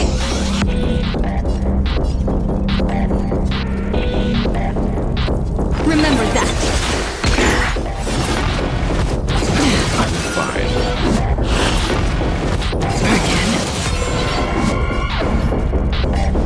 Time to cleanse the filth.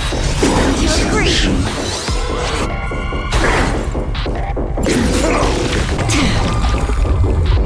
Extraordinary claims require extraordinary evidence.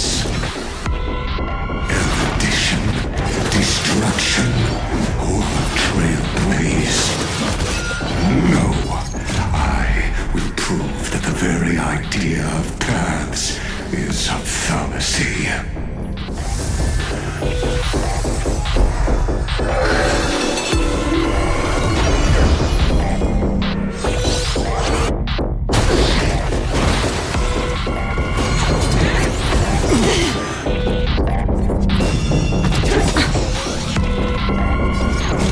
I weep for the departed.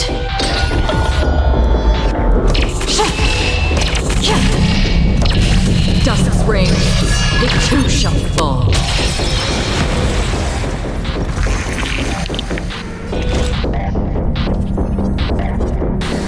You know nothing of the weight behind this power. Witness the stars shatter before you. Survive or be destroyed. There is no other choice.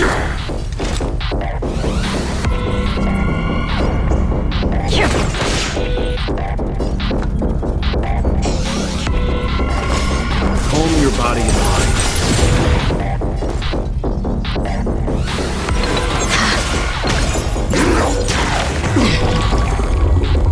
The Trojan horse enters. The truth burns clear as if everything in this world is merely fleeting.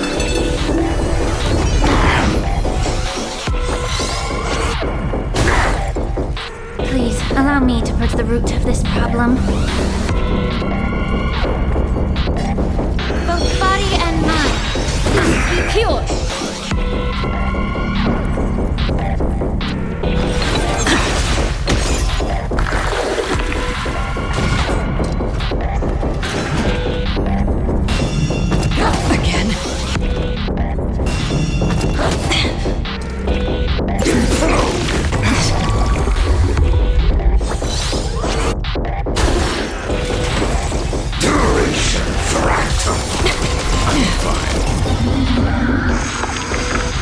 Did you come here of your own volition?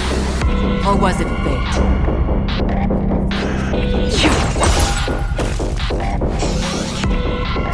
Time to cleanse the filth. Wouldn't you agree?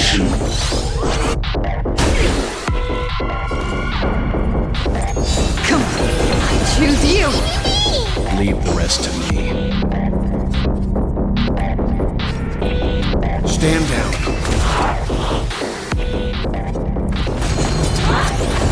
Familiar.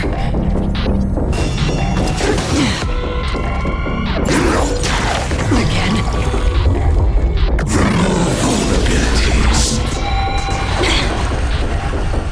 The truth burns clear as a flame. Everything in this world is merely fleeting.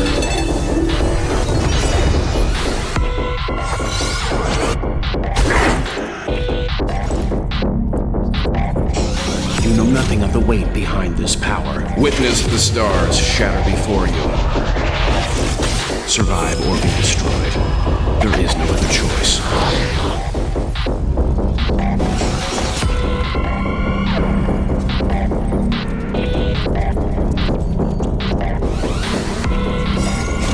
I weep for the departed.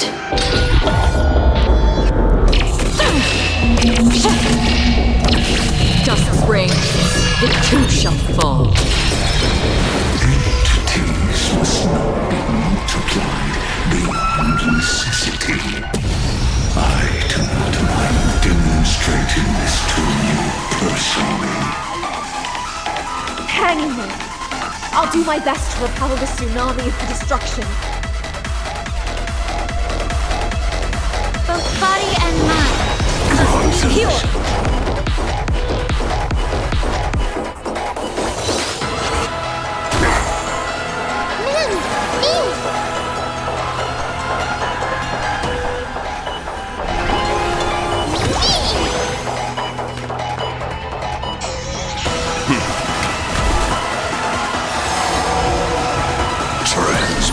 Get it together.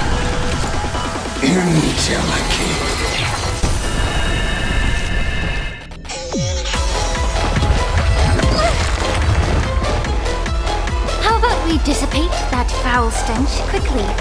Time to cleanse the filth. Wouldn't you agree?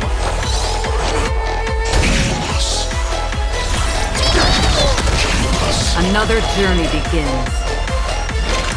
Existence is fleeting as the dawn's dew, destined for oblivion. Feel your force. Invoking Lygus. The Trojan horse enters.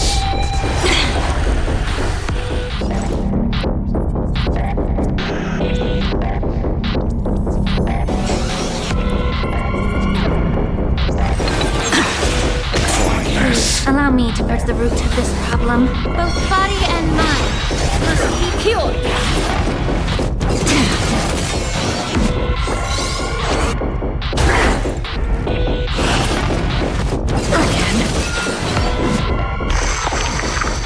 You can still walk away.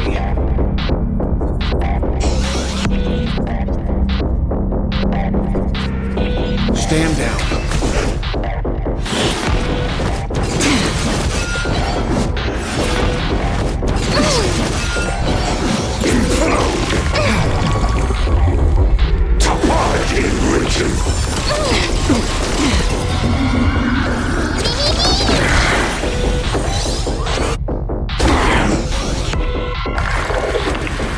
Is this how it feels to be in sync?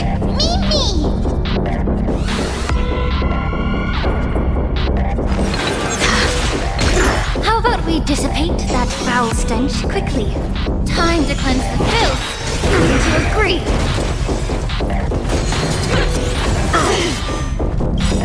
You know nothing of the weight behind this path. Witness the stars shatter before you. Survive or be destroyed. There is no other choice. Pointless.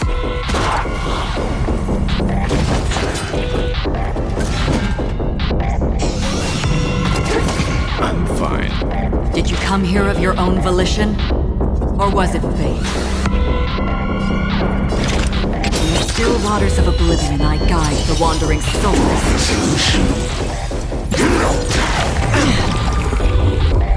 Remove vulnerabilities.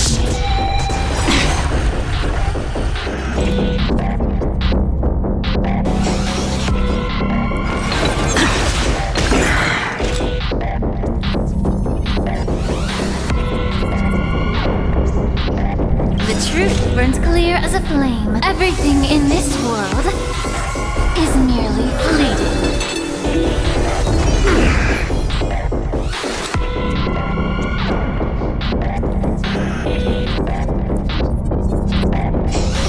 Where are you going? How familiar. Again.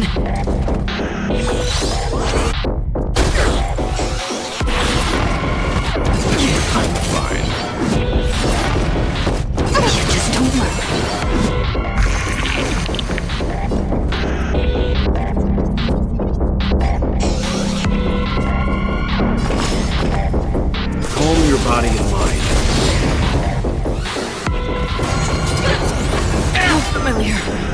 I weep for the departed.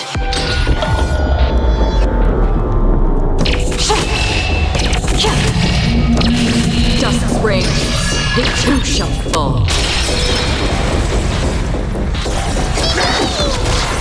Please, allow me to press the root of this problem. Both body and mind. Be pure.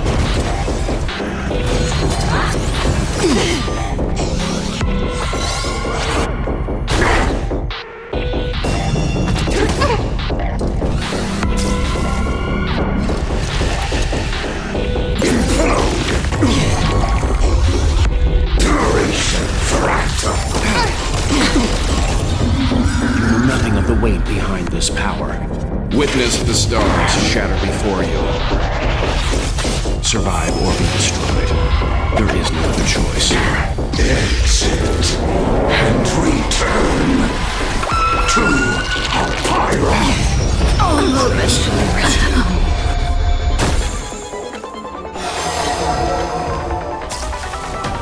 Transmute. Get it together. Intelligate.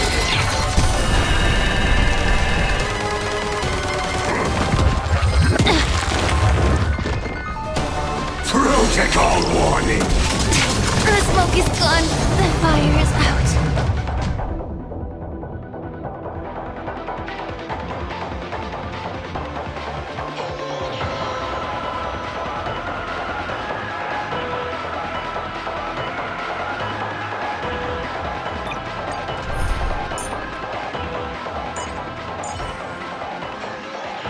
Do not worry.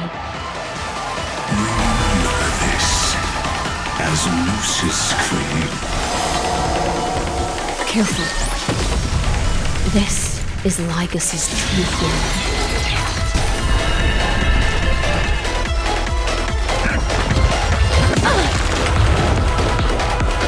Let's try it this other way. Remember that.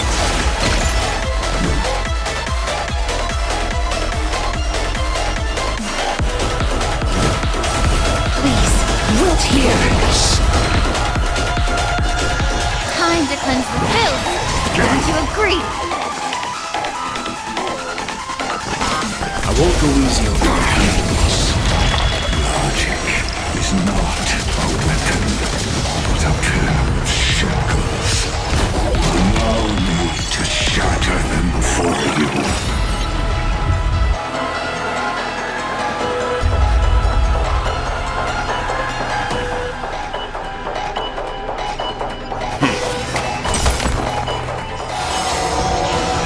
Destruction needs no introduction. Let us skip those boring inferences. Is this the Black Tide? Indeed. But I prefer to call it a method of argument.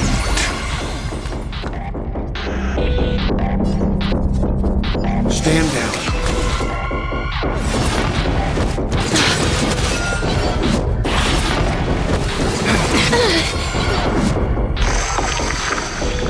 Please cherish the time before your soul The withers. truth burns clear as a flame. Everything in this world is merely fleeting.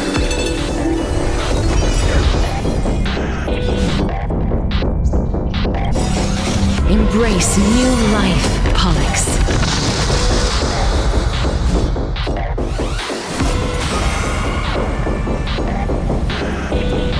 Darkness follows me. That hurts a bit.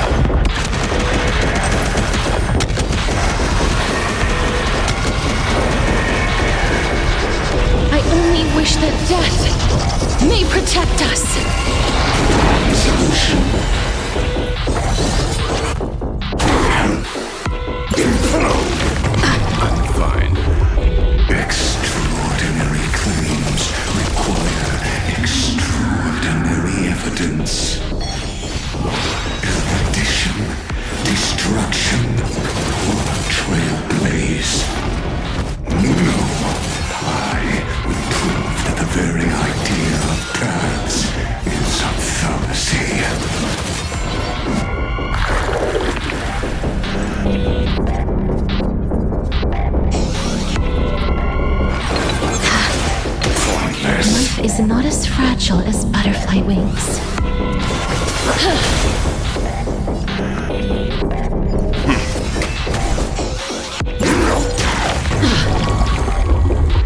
The Trojan horse enters. Knock me down? It's not that easy.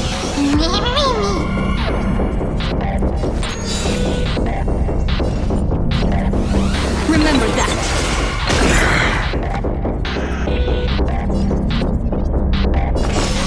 Calm your body and mind.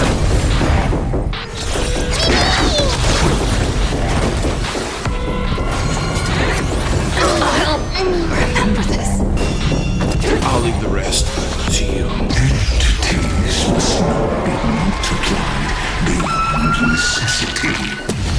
I do not mind demonstrating this to you personally.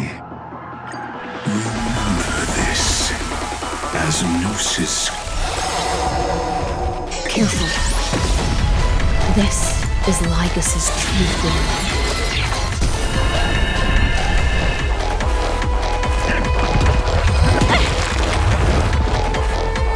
Let's try it this other way. Please cherish the time before your soul withers. Sleep now. How about we dissipate that foul's time to cleanse the filth? Wouldn't you agree? You can still walk away.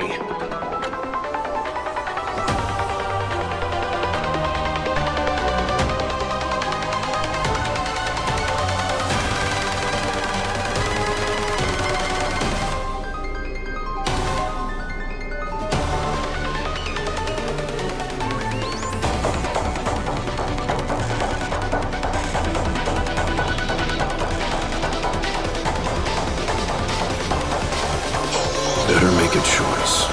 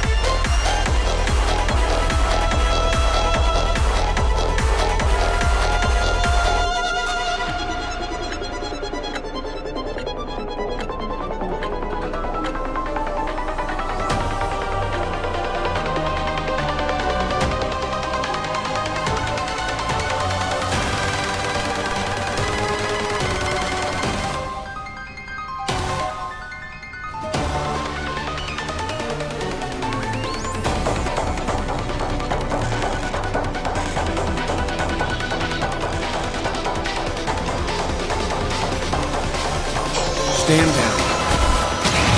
Logic is not a weapon, but a pair of shackles.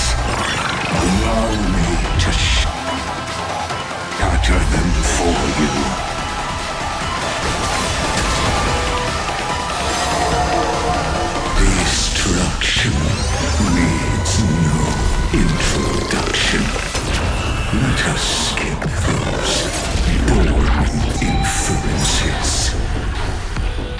Is this the Black Tide? Indeed. But I prefer to call it a method of argument. Leave the rest to me.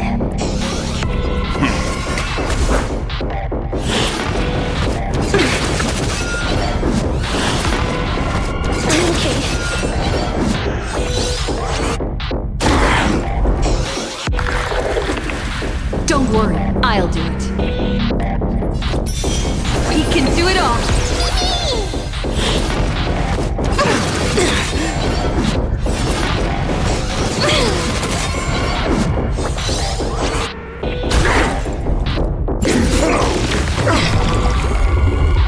Extraordinary claims require extraordinary evidence. Erudition, destruction, or trailblaze. No, I will prove that the very idea of paths is a fallacy.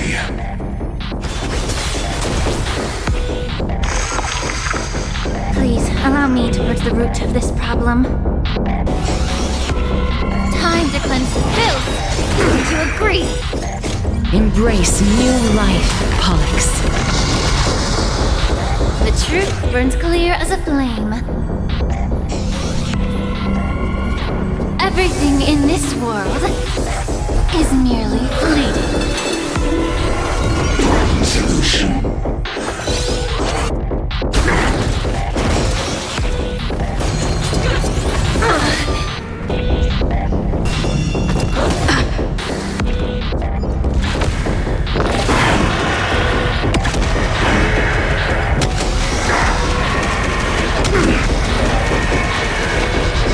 I only wish that death may protect us.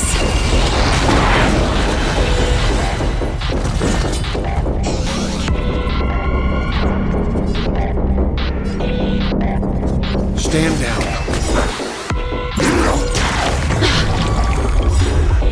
You know nothing of the weight behind this power. Witness the stars shatter before you. Survive or be destroyed. There is no other choice. Remove vulnerabilities.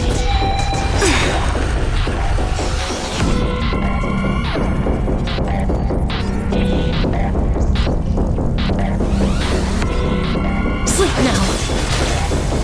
How about we dissipate that foul stench quickly? Both body and mind. Be pure. Don't worry, I'll do it. Mammy, mammy.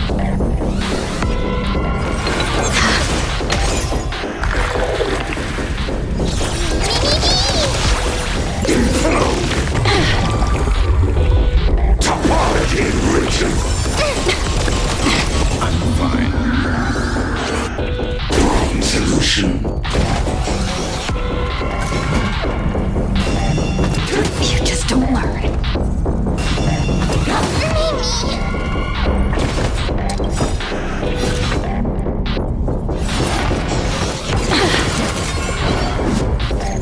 Embrace new life, Pollux.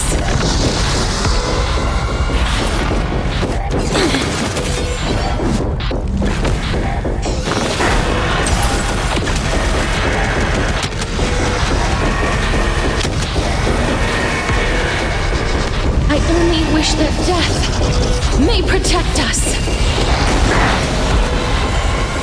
Entities must not be multiplied beyond necessity. I do not mind demonstrating this to you personally. Hang in there. I'll do my best to repel the tsunami of destruction.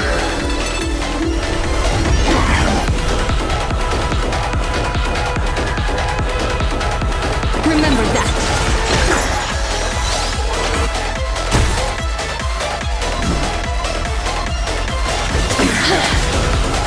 You can still walk away. Transmute. Protocol warning.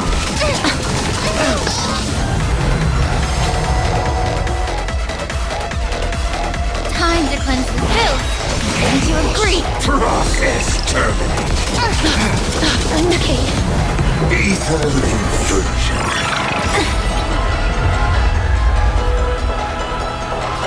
Both body and mind must be pure.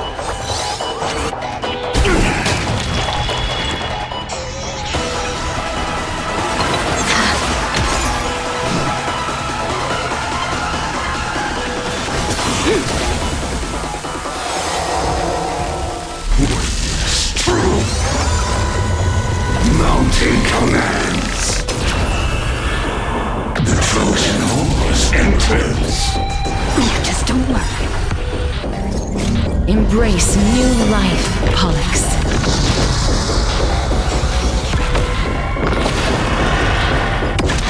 Solution.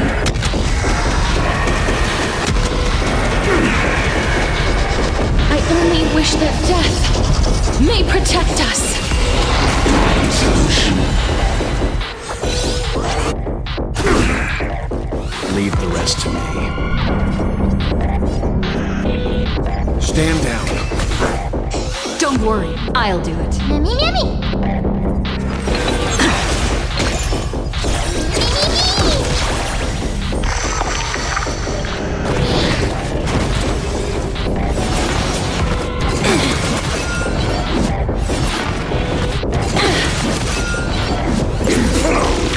Okay. Topology ritual. Get it together. The truth burns clear as a flame. Everything in this world is merely fleeting.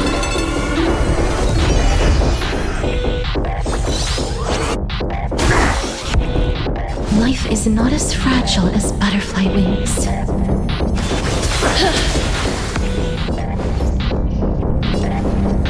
Time to cleanse the filth. Wouldn't you agree?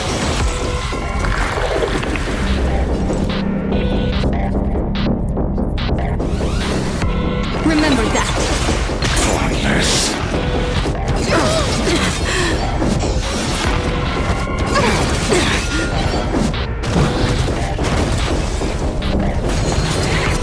That hurts a bit.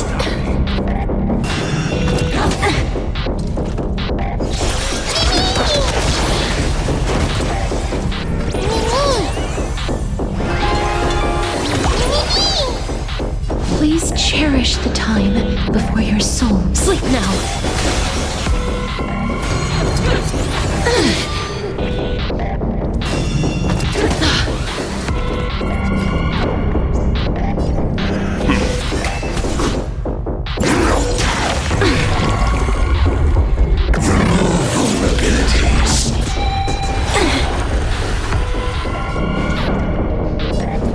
Both body and mind must be pure.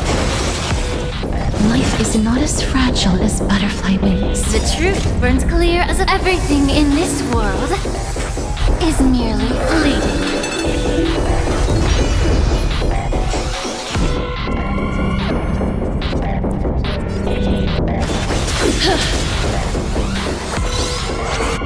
Brain solution.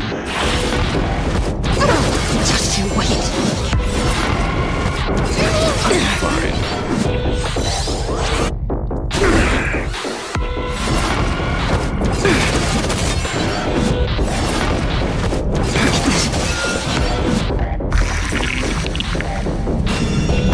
You just don't learn.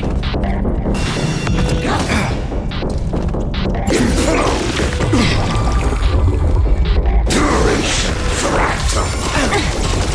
I'll remember this. You want to knock me down? It's not that easy. Me, me, me.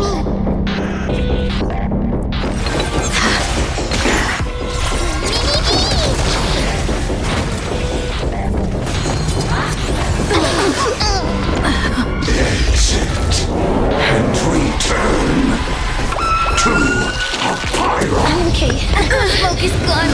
The fire is out.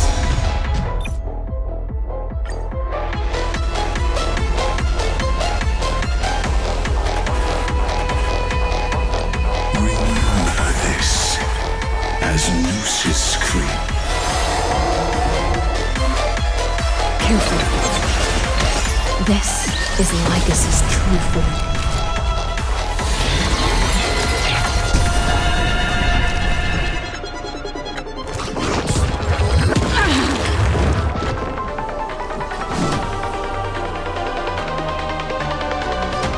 Sleep now.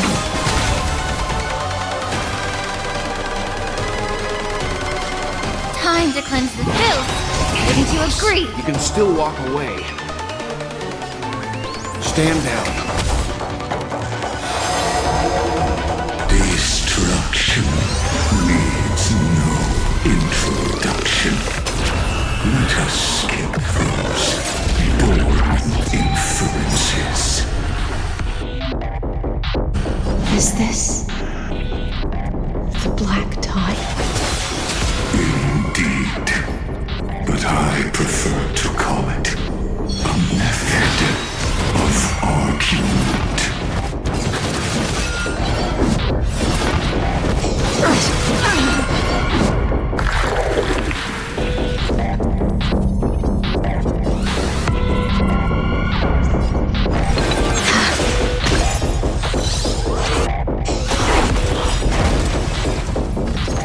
Embrace new life, Pollux.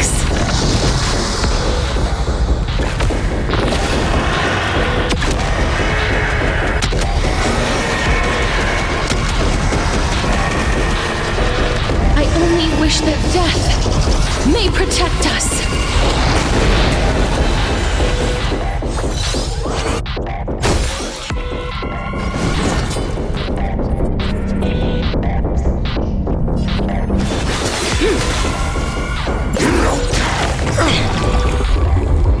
Extraordinary claims require extraordinary evidence. Erudition, destruction, or trailblaze. No, I will prove that the very idea of paths is a fallacy.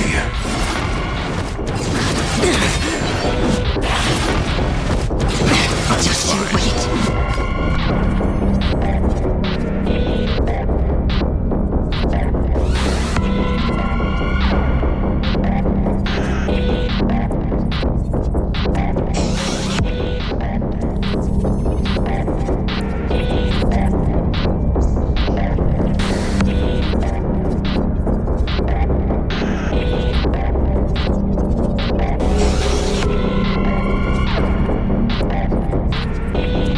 Better make a choice.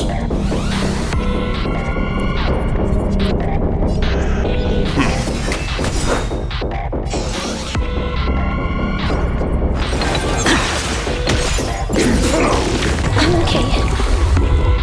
Vulnerabilities. You just don't learn.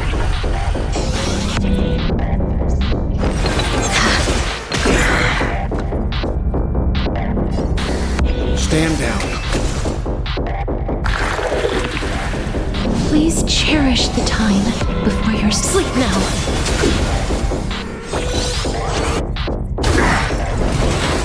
Please, allow me to purge the root of this problem. Both body and mind must be healed. That hurts a bit.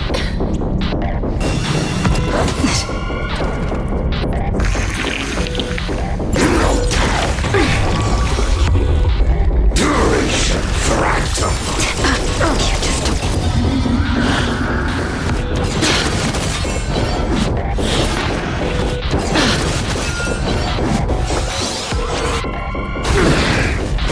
Entities must not be multiplied beyond necessity.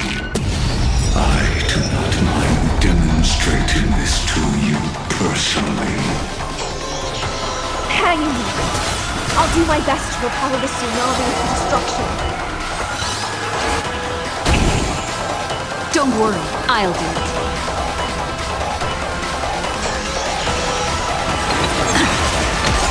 Transmute.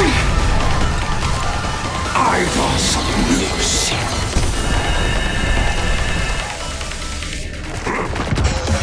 Just you wait.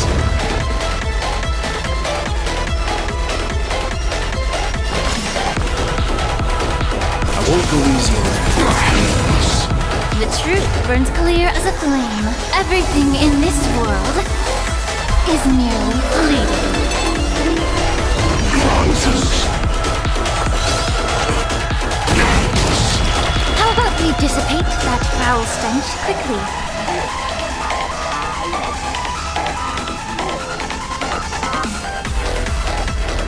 Time to cleanse the filth. Wouldn't you agree?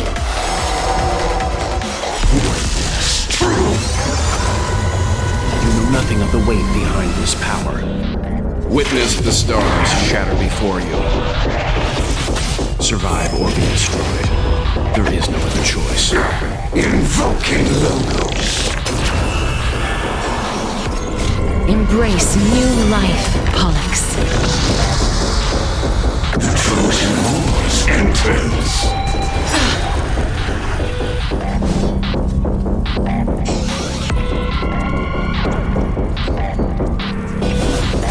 Dead souls, return to dust!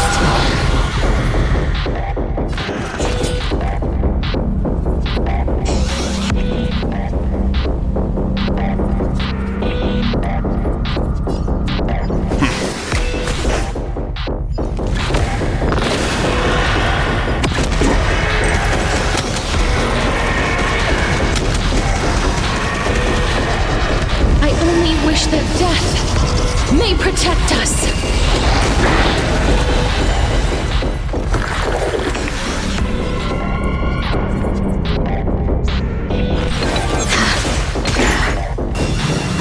You just don't learn.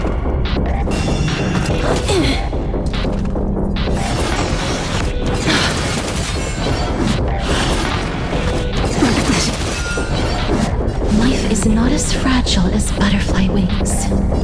Sleep now. Please, allow me to press the root of this problem. Both body and mind must be pure. You just don't learn. Topology ritual. Okay. The truth burns clear as if everything in this world is merely fleeting. Solution. Exit. And return to Apira. You just don't learn. Wrong solution. Embrace new life, Pollux.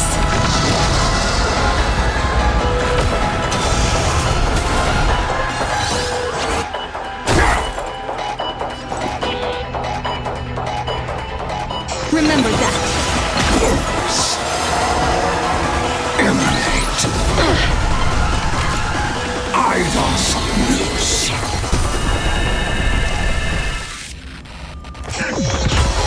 That hurts a bit.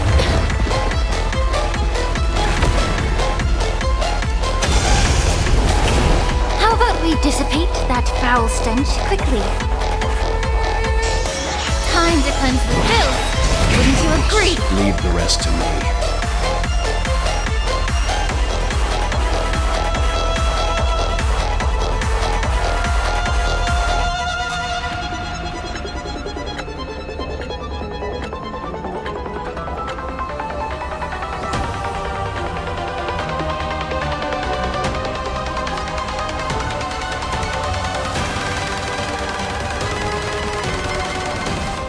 Stand down.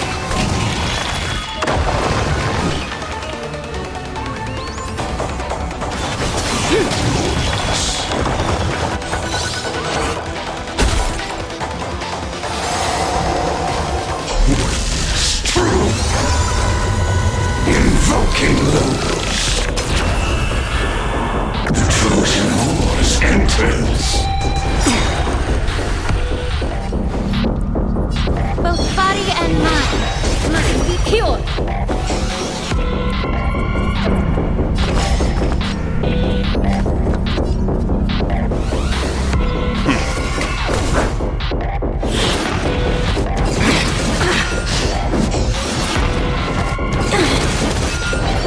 Is this how it feels to be in sync? Come on, I choose you!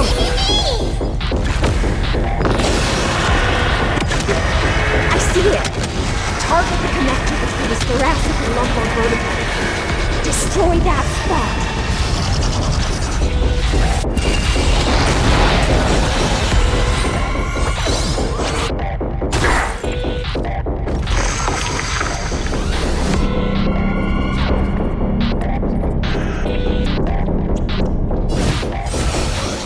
I grant you this, as you wish. You know nothing of the weight behind this. Witness the stars shatter before you. Survive or be destroyed. There is no other choice. Trust me. Together, we can do anything!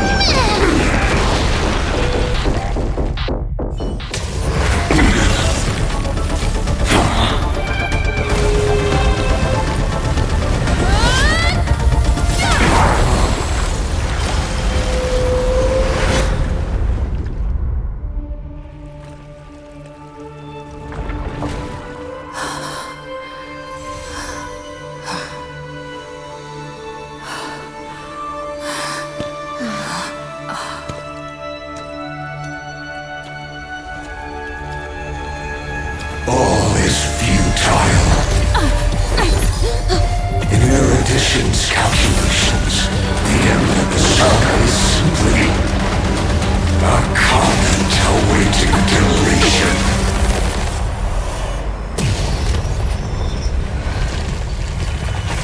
I don't like such a cold statement, okay? If numbers can decide the end of a story, then we can surely also pen a new beginning.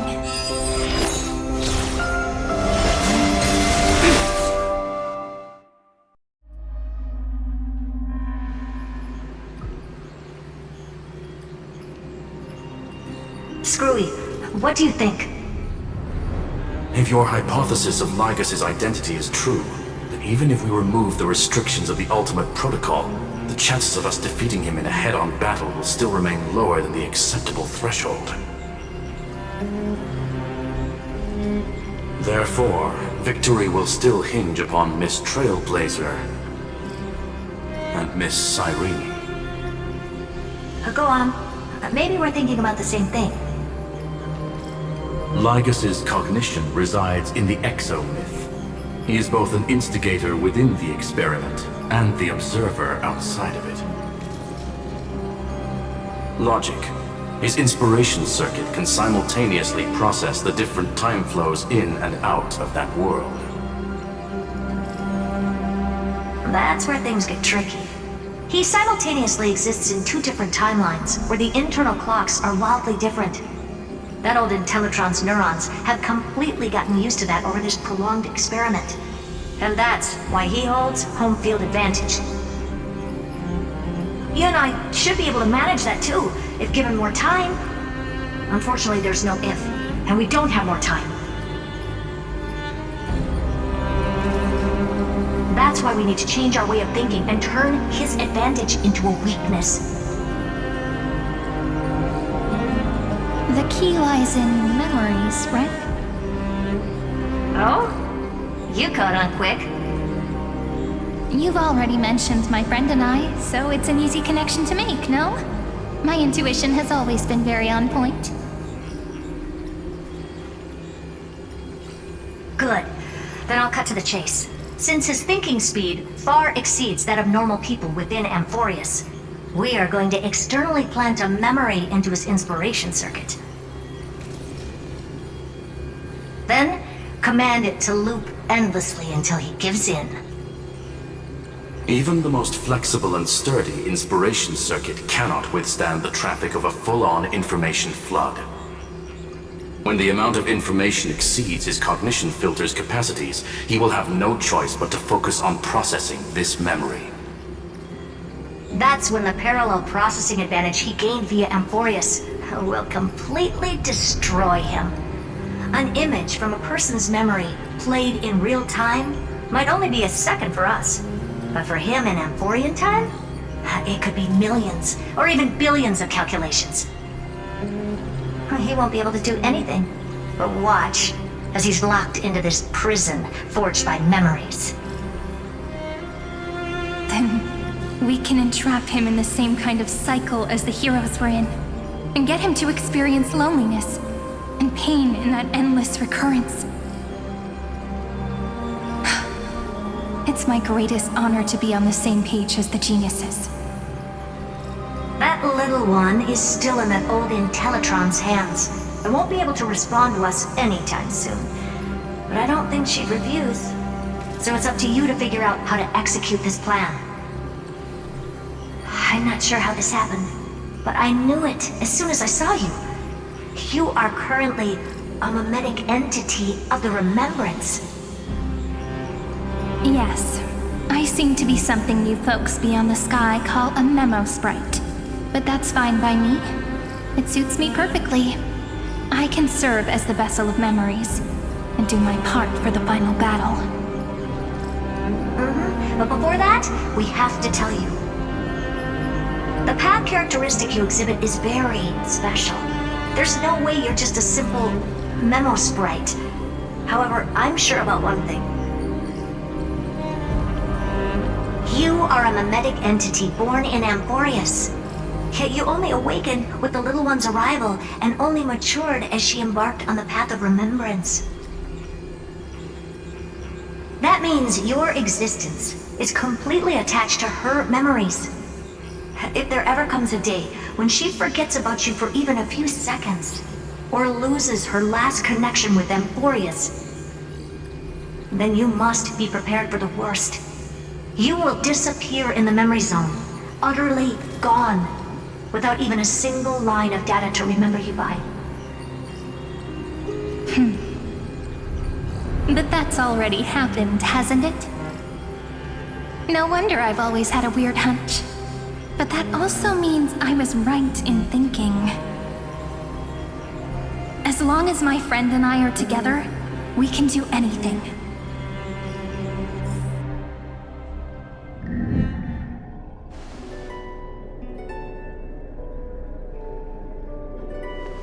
Long time no see, friend. Did you miss me while you were away?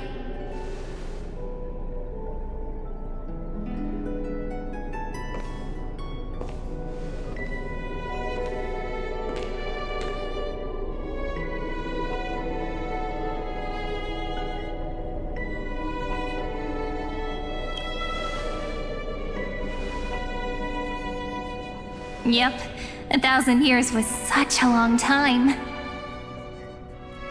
And everyone in Amphorius was waiting for the Deliverer's return. You probably already knew about the genius's plans for that memory. I had to hide really well in a corner in time so Lygus wouldn't find me, and wait for the right opportunity.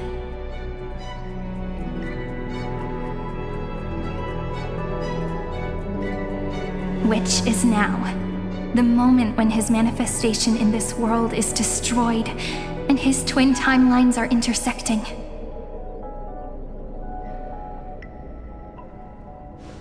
I'm sorry for keeping this a secret from you all this time. I'll tell you the entire, unedited story of this millennium as an apology, after this is all over. But for now, let's join hands and complete the final step with the power of the remembrance.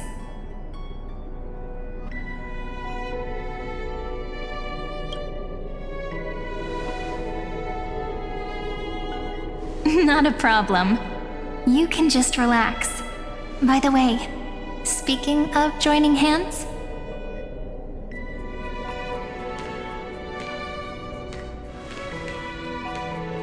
can I please do something before we go on stage?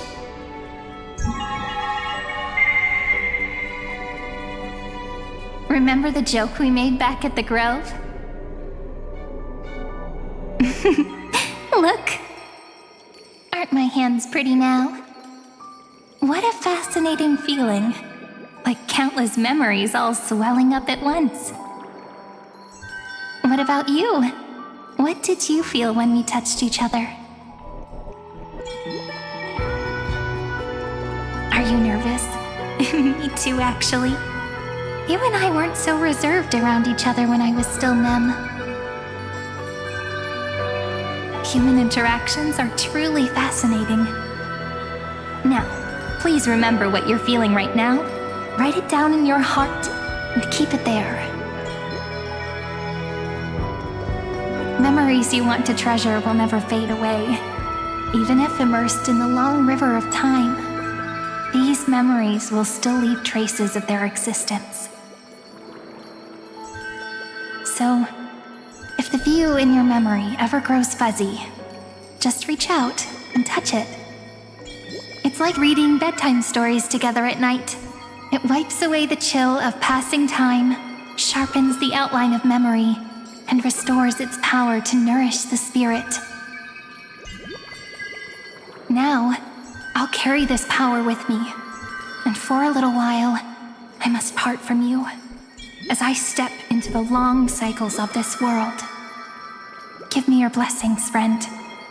Then, let that bright future be as we have written. Then, I'll leave it to you.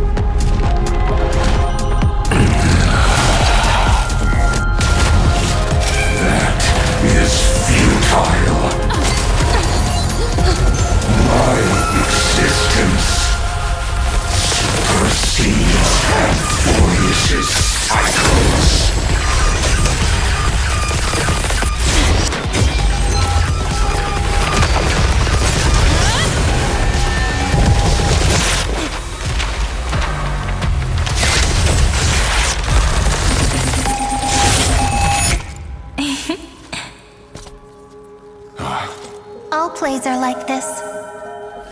Once you're on the stage, it's hard to return to the audience. Welcome to our story. How does it feel?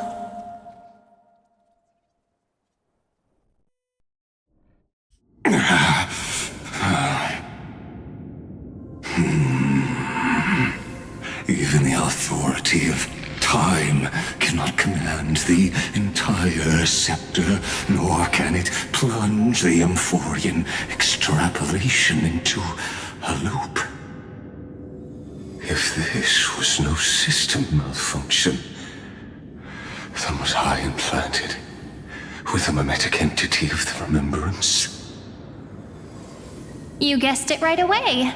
As expected from someone people call the first genius. I'm gonna keep doing what I just did if you don't stop, you know? My friend and I won't allow you to leave this memory, no matter what happens. Which means you are now trapped, Lord Xandar. An elegant idea, and an exquisite execution. Regrettably, it is you who are restrained by time, not me. Know that patience is my greatest weapon. Waiting and victory are the same for me. You will crumble before I do in this moment stretched out to an eternity, just like Kazlana will.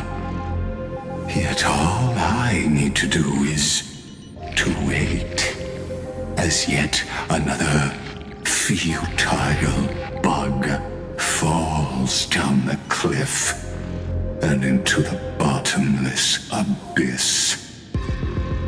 Now I'm a pink bug? My looks are seriously changing all the time. But you're not wrong. We're definitely not gonna solve the problem if we just put you in another prison. So that's why we never wanted to do that in the first place.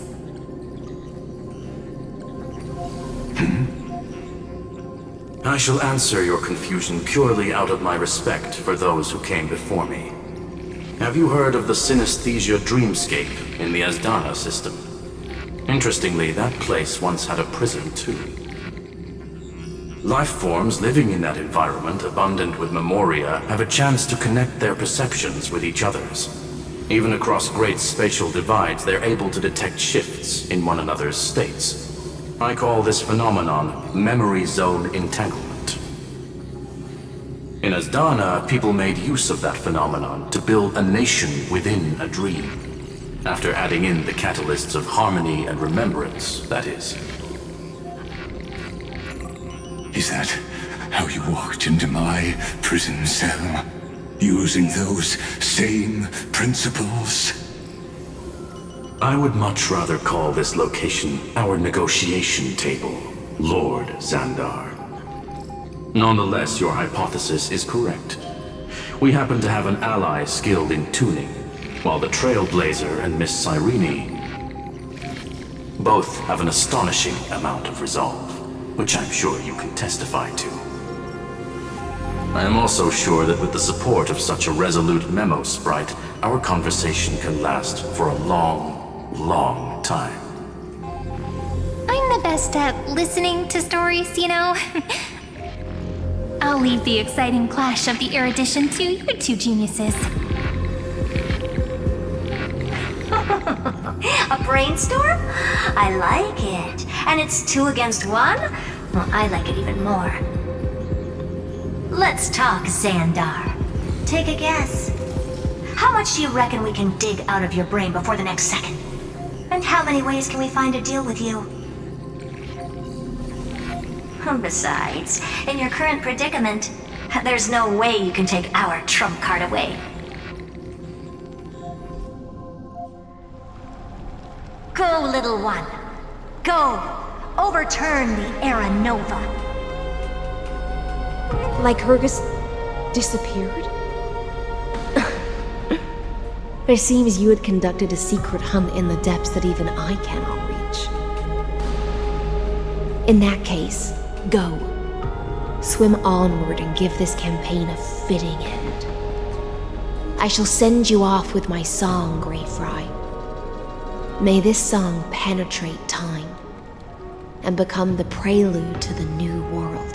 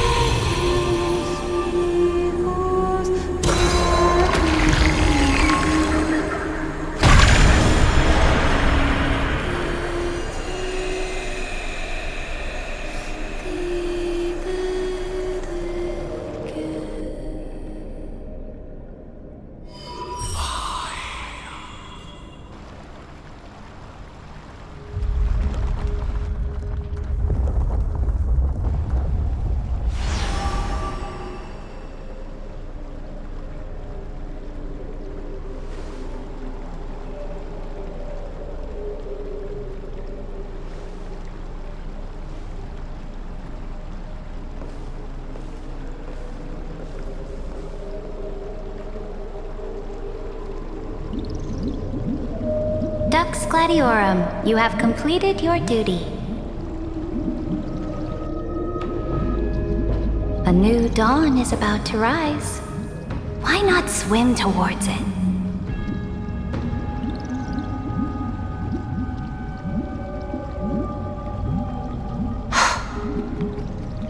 You died long ago, Imperator. Depart from my mind. But your duty towards the Imperator did not die with me. That duty will bind you no more. You will be able to hold for yourself one grandiose feast after another in the endless days to come.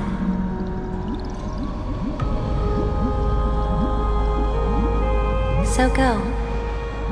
Go and swim towards that ocean beyond the sky with the Deliverer.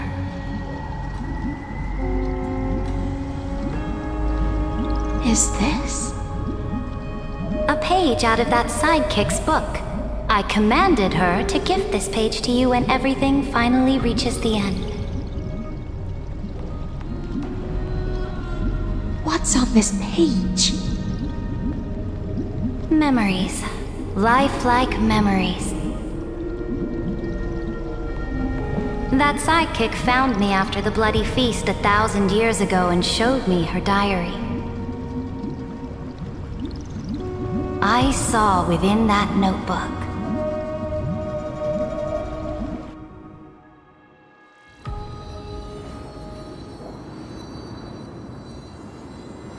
Is this that Deliverer's experience?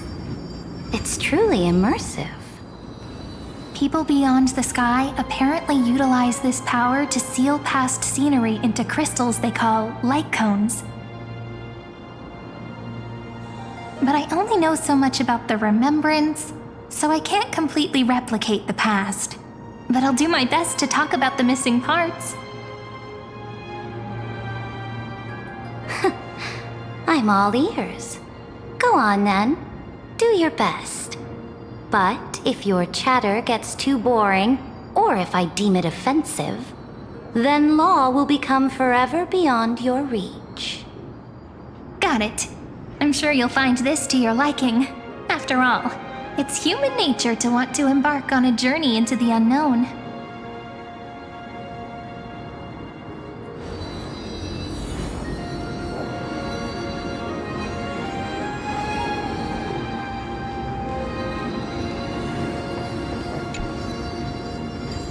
What brightly colored annals. The journey of the Deliverer's conquest. Let me partake in it. Is this a fortress in the sky? This is the first step of my friend's journey among the starry seas. This place is called the Herta Space Station. Just think of it as a supersized grove of Epiphany. Oh, so it's the territory of that witch. She and another Antikytheran lent me a helping hand back at the banquet. Look, over there. Looks like she's talking to Madame Herta in this memory. Let's go listen to what she thinks about this world, all constructed by eons and paths. Are you telling me that woman is Herta? She seems shorter than I remember.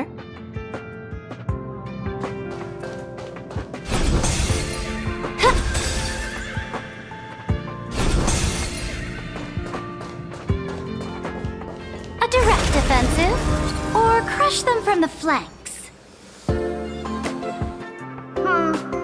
Pretty nice space station, huh? But just wait. After a couple more stops on the Astral Express, you'll see sights that'll make this place look ordinary. Oh, the cosmos is so vast that the unknowns far outnumber the knowns. But none of them will end up being anything amazing. The farther you go, the more you'll understand what I mean. So do your best with the nameless. Break a leg, and remember to send an update or two to Asta when you've got some downtime.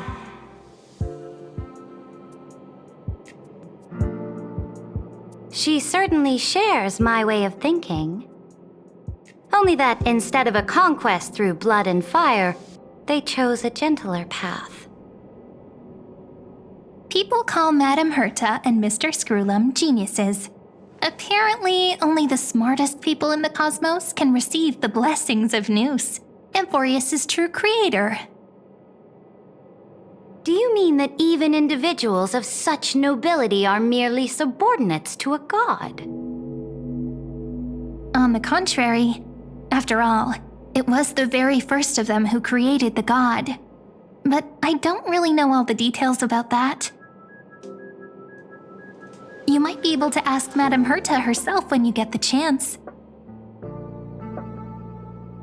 Let's go check out some other worlds next, shall we?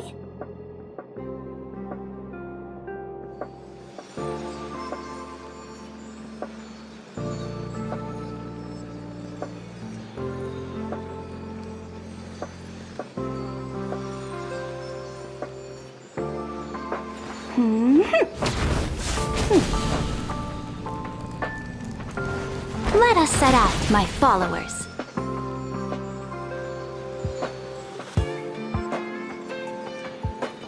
This next stop on the journey has a lot of similarities to Amphorius. A snow-covered land? Interesting. This star is named Eurillo 6. That name sounds so cold. Belobog sounds better. The girl we see here holds a similar station to you, Imperator. She's the supreme guardian of this world, a leader who took up the mantle of government during a disaster. I did not expect the Empress of this world to be so young.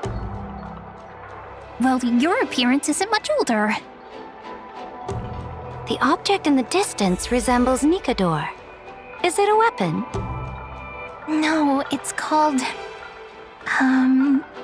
Right! The Geological Reconstruction Unit.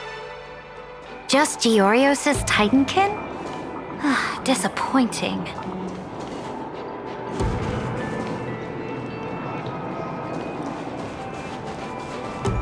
It's all thanks to you that we survived the crisis. The collaboration with the IPC is both an opportunity and a challenge. Nonetheless, it's an important step in our journey back into the universe. This world was sealed beneath its sky just like Amphorius was, and they only managed to reconnect with the stars when the Nameless arrived. That IPC she spoke of, is it a more powerful organization? Yes, the IPC conquered many worlds through trade, and opened up a vast territory that way. There are many such powerful alliances beyond Amphorius, and they all walk on roads different from the destruction. Coming back to the Supreme Guardian and her Belobog, didn't they find a peaceful way to enter the interstellar community?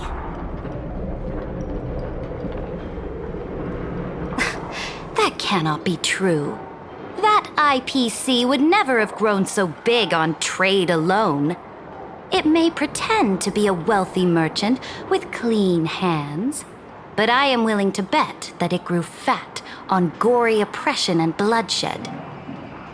Its path of conquest must have had no mercy for the weak and would have destroyed them if needed.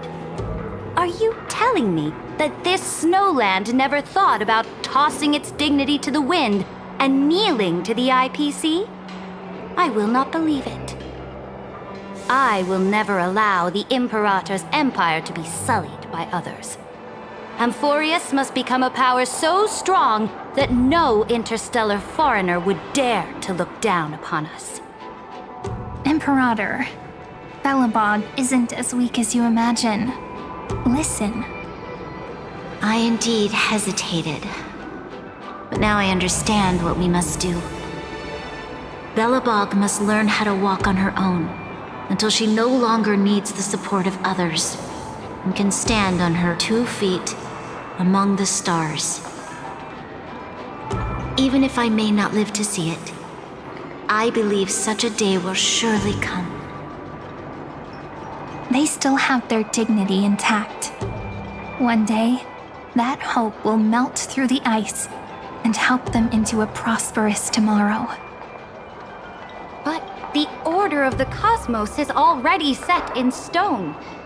The old laws decree that only the strong survive, binding the weak in an unbroken chain, until they wither and turn to dust. Unless they embrace the power of the destruction. Amphorius must shatter the old law and become the new order among the stars. Speaking of the Order, another one of my friend's companions may be able to enlighten you further on that. go to the next page.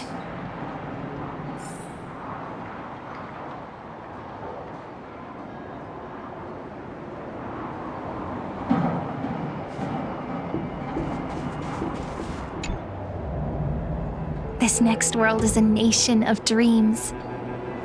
The first time I heard about that place, I didn't even know what to think.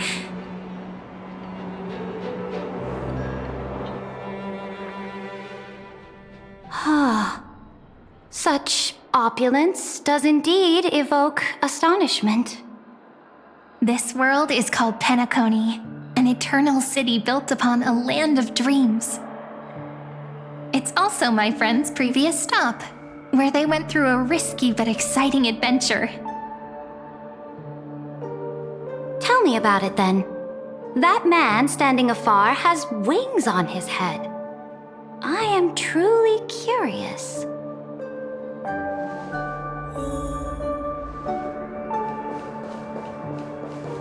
I wish to gaze upon the views of the Reverie Hotel one more time. I'll be just a traveler when I come back here again. And perhaps, through a traveler's eyes, even the things I once knew so well will feel strangely different. Penacony is a land of the harmony, where all dreams and hopes merge and combine. It believes in unrestrained freedom, and that's how it lost itself in shallow delights. Then, this young man before you chose to rewrite its laws, using the power of the Order, hoping to shape a dream-bound paradise of perfect happiness. Yet, the paradise of my dreams remains far away. Perhaps a brief journey with the Nameless can show me more possibilities in my search for paradise. As for what Penacony should look like, it'll be up to her. No, up to their trailblazing now. It sounds like this ideal kingdom is no more. That's right. The people chose to wake up at the end. You can't see tomorrow when drowning in sweet dreams. This individual's law acknowledged only gods and constructs, leaving no space for humanity.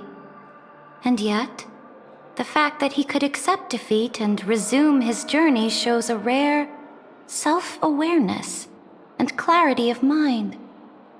You are also very self-aware, Imperator. Then you must know that the world promised by the destruction also has no place for humanity. I am indeed very aware of Lycurgus's honeyed words of deceit. I have seen enough. Take me back.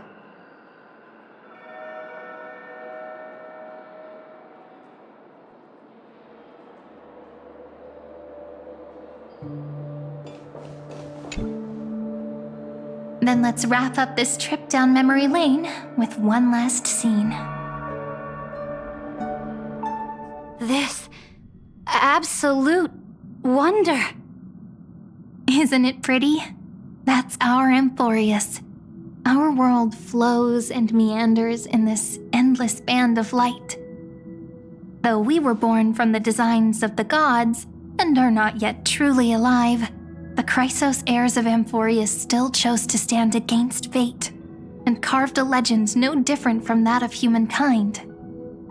Will you really renounce the heroes in this world's previous 30 million cycles, Imperator? Including even yourself.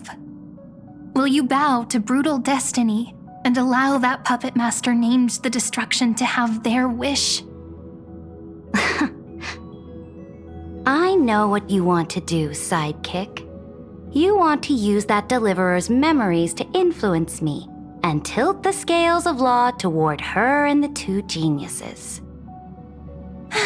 You really saw right through me, Imperator. How can one rule an empire if one is incapable of understanding people's minds?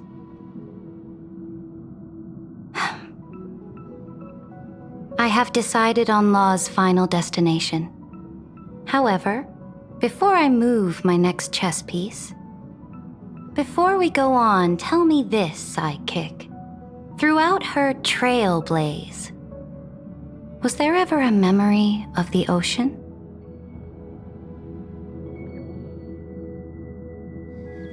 The ocean. My cradle. My home. You shall complete your conquest in the ocean at the boundaries of this world, and eternally slumber in the sound of tides. You shall eternally slumber in the sound of tides, and complete your conquest in the ocean at the boundaries of this world. Our prophecies aligned as flawlessly as a sea snake circling upon itself. An elegant loop, like a joyful hymn, like the circulating ocean current, like our two fates, like Amphorius itself.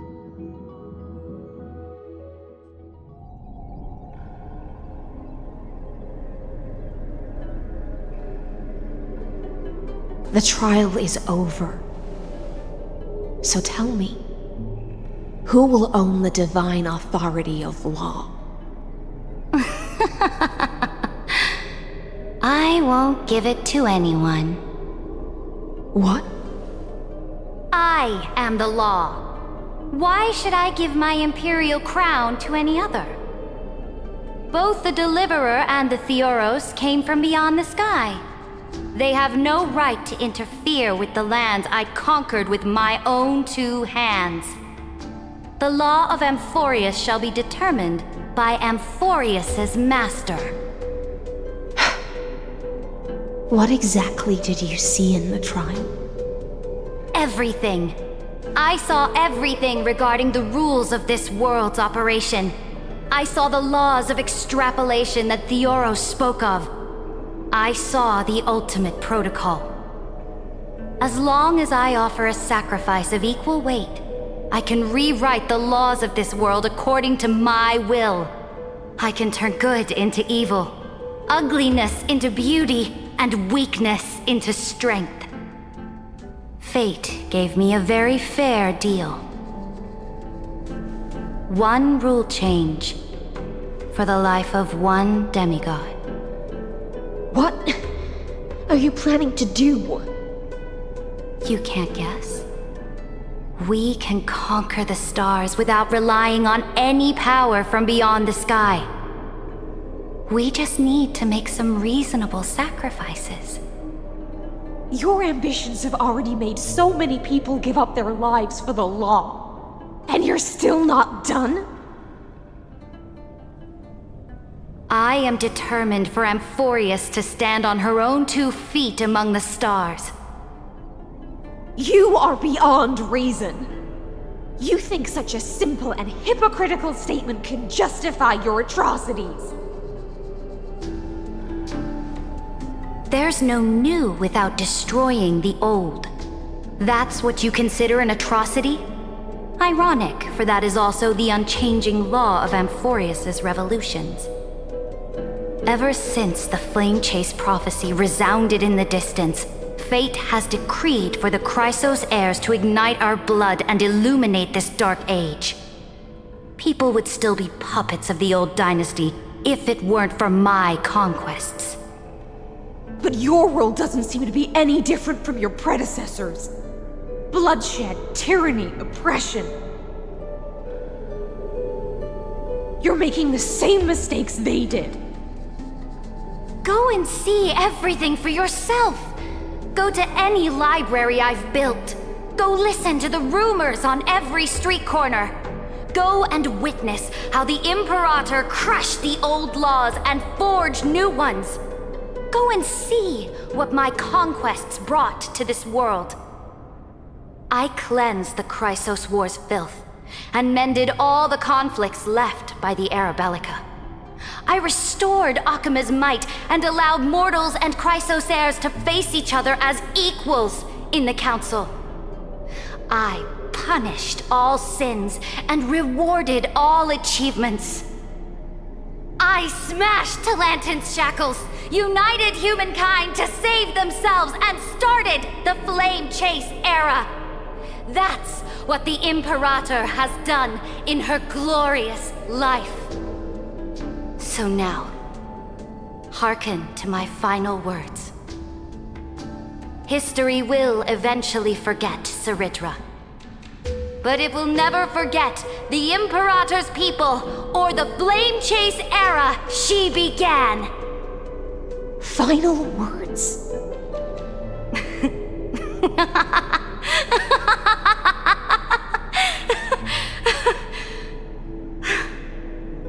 Amphorius is about to be destroyed. There's no time left for pointless debates. There is only one law I want to overturn to aid the final battle of deliverance. So I will only offer the life of one demigod. In the name of the Imperator, I command you one last time, Electra. Either sacrifice yourself for conquest, or pierce this tyrant's chest with your sword. Thus, the Imperator concluded her final speech. At the end of her life, at the last moment before she stepped onto the altar, she gave her most loyal subject the choice to decide fate, just as she promised her compatriots before her very first campaign. My blood flows in you now. Heroic compatriots, follow me, and we'll seize fate's reins! The Imperator fell. Some say that the Dux Gladiorum turned traitor and killed her liege. Some say that she imprisoned the tyrant in a shallow pond of water, then left. Which meant the Imperator had to kill herself to rewrite the law. There are countless stories about her death. All we can be sure of is when the knight left the vortex, the Imperator was still mumbling about their past conquests together. The beginning and the end of her existence. Imperator, wait! How could someone of your status come to the front lines? Let me be the flag bearer! The troops defending the pass to the west of the grove, have they surrendered? They ran as quickly as they could when they heard your name. The Golden Cocoon Pass is now in the First Legion's hands. Good. What about the Delosian militia?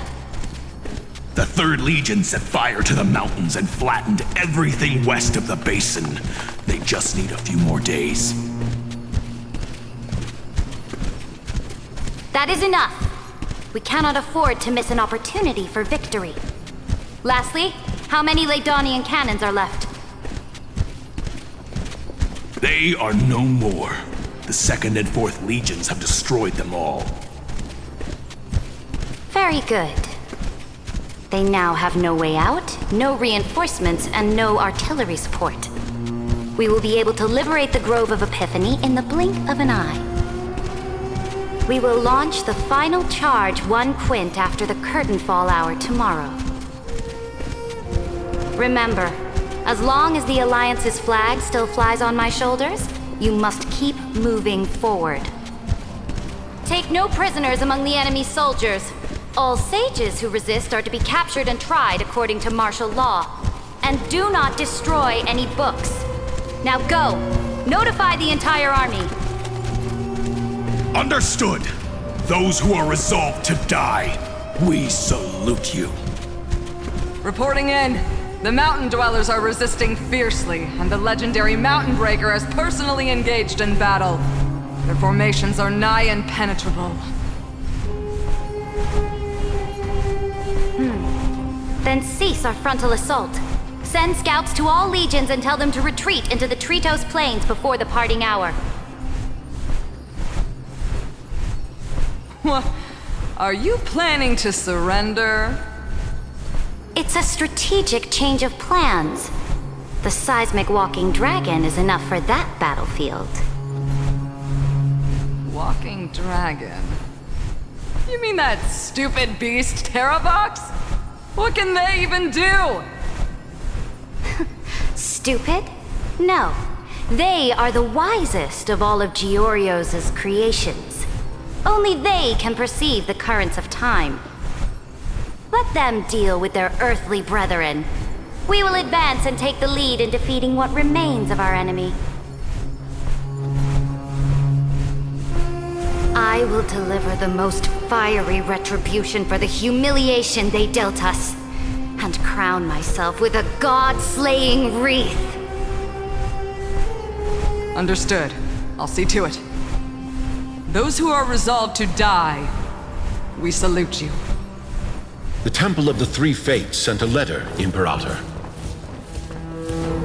They refused to surrender and said this letter is their last warning to us. Tell the commanding officers not to launch any attacks unless they receive the Imperator's handwritten approval. Disobedience will be punished by death. What are you doing? The priests of the Three Fates aren't soldiers, but politicians. Do not mistakenly believe they don't have a plan. These dying pests will wring out every idea from their brains, all for short-sighted gain. They are much shrewder than we are. I am inferior to them in that regard. They also have the prophecy to wield as a weapon, something I am not blessed with. Launching an unplanned attack will only disadvantage us, as all of Emphorius will judge our actions.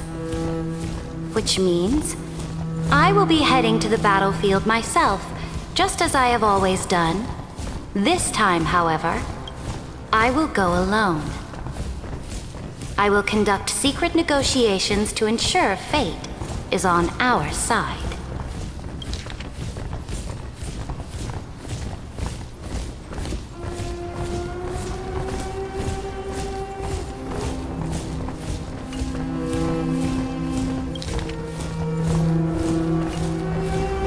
Understood. The legions will make their preparations. Those who are resolved to die, we salute you. Why are we not allowed to march out with the army, Imperator? This will be a long voyage with no return. Those of you who bear the prophecy cannot come with me. Why are you personally leading this battle if it's doomed to fail? The Flame Chase journey cannot be without a leader. That is correct. The Empire will be without a head when the Imperator falls. But remember, as long as you seize the right opportunities, even a chaotic game will remain winnable. My departure will create a long staircase for you. You will understand what I mean when news of my death reaches your ears. Saridra, is our journey about to be over?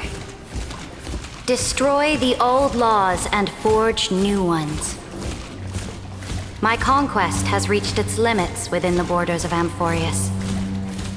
Since the prophecy already decreed that the Imperator would never conquer the stars as she wished, I will bow out here and try no more.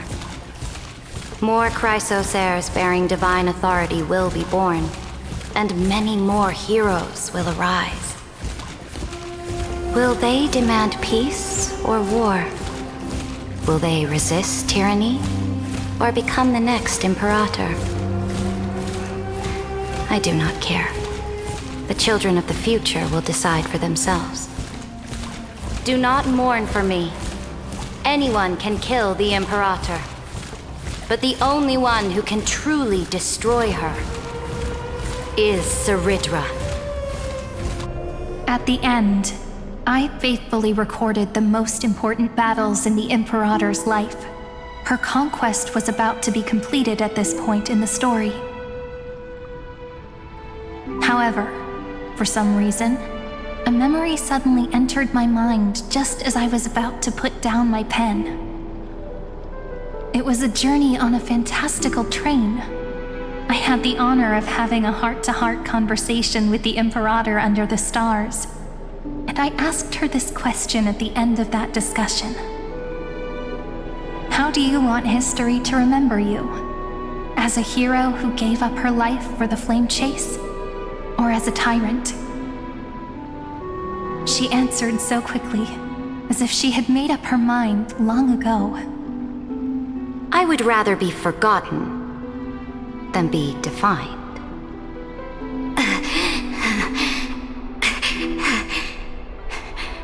Because the law can be neither eternal nor unchallenged. And only humanity can pen laws into history's pages.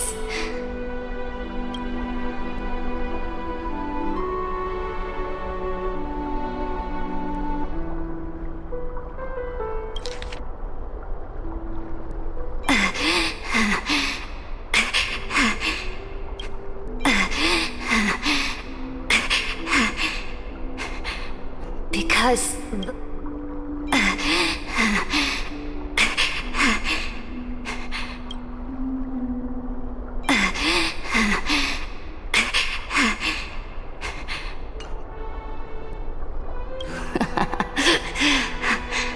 now I have shattered the greatest law of Amphorius. The game is nearing its end. Dux Gladiorum.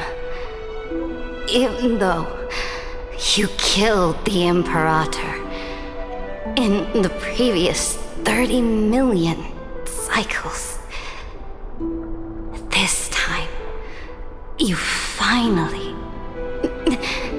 found your own law. Then High Sealants, Electra.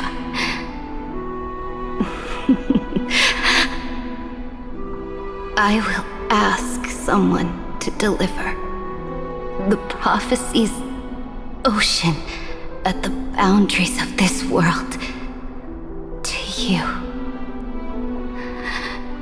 Will you choose to swim into that ocean? I do not care. Do not care.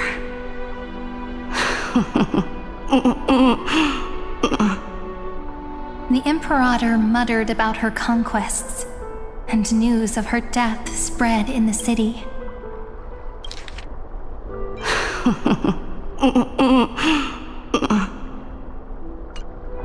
Freedom! Liberty! The tyrant is dead! Go! Shout this news in the streets! My people, my fellow elders, do not panic. Stand your ground. That usurper has paid for her ambition with her life. People once cheered for my ascension. And now they cheer for my fall. No matter. I am fond of applause.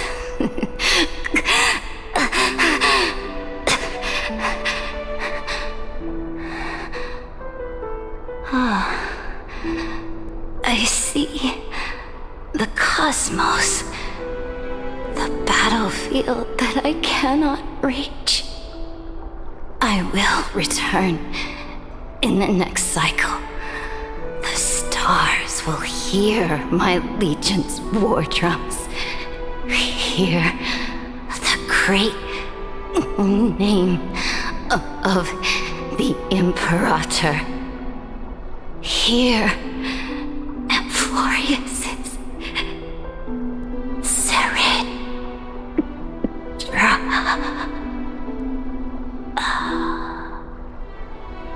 To this day, we do not know which rule the Imperator overwrote at the cost of her life.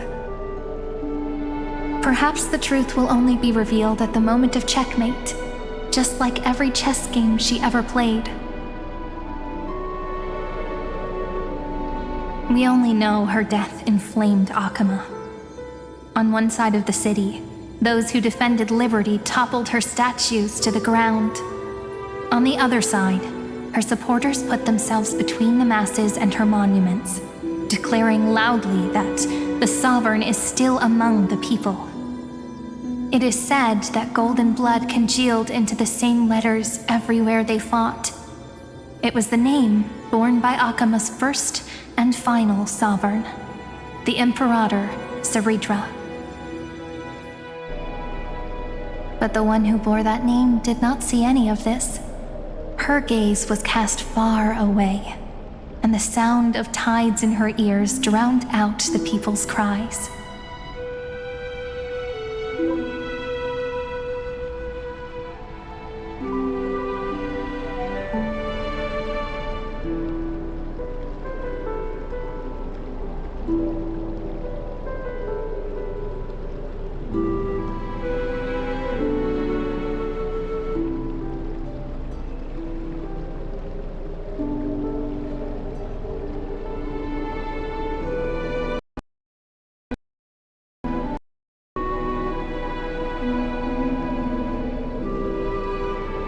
What was the Imperator thinking about in that prophesized ocean at the boundaries of this world? In that shallow puddle of stagnant water? Was she reminiscing about her past conquests? Or repenting for the millions killed for the flame chase? It was neither. The Imperator only saw how the surface of the water gleamed like that crude chessboard, dissected by light and shadow, in the afternoon when her teacher played against her for the first time. Look at this chessboard. What do the pieces look like? They are strangely beautiful. They look like the stars in the night sky ablaze.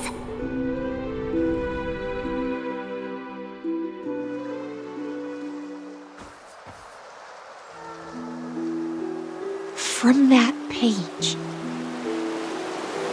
emerged an ocean so vast, so pure, not a single trace of corruption. Is this Saridra? Electra, my subject. Ever since you walked out of the tainted ocean and pledged yourself to me, I have seen the abyss in your eyes and the emptiness in your heart. That was why I promised you a new ocean, where the Imperator's ambitions would serve as the currents, and loyalty would be its light. Electra, my subject. You have done your duty as my blade. The prophecy has now made its final decree on the road I intend to walk. My conquest is doomed to never reach the stars. But the Imperator never makes empty promises. So take this memory, this ocean, beyond the sky, as witnessed by the Deliverer. This is the final gift that the Imperator can leave for her subject.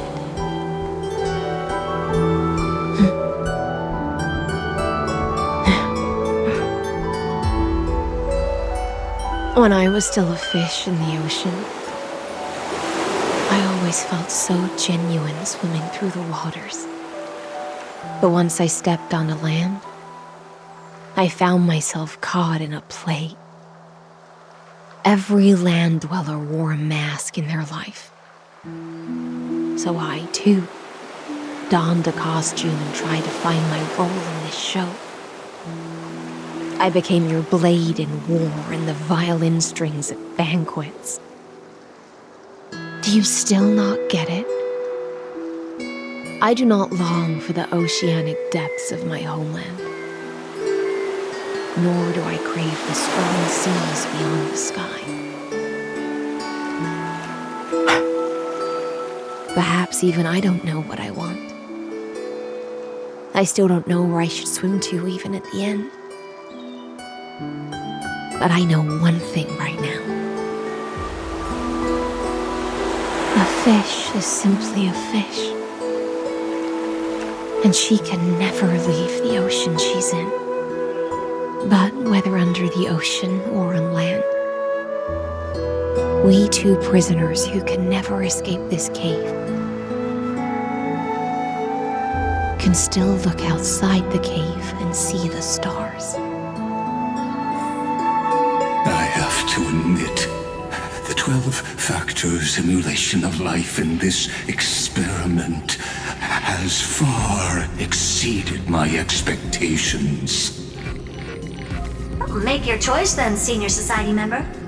Do you want to keep walking down the wrong path and be remembered for your incorrect conclusions?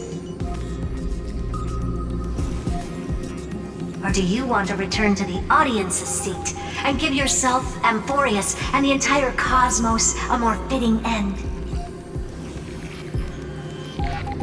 I must refuse. A dead man never fears death. Did I not make myself clear? Have you forgotten about our dear Lord of Silence? You wouldn't want her to consider your 8 other clones as cancers within the erudition and chop them all up, would you?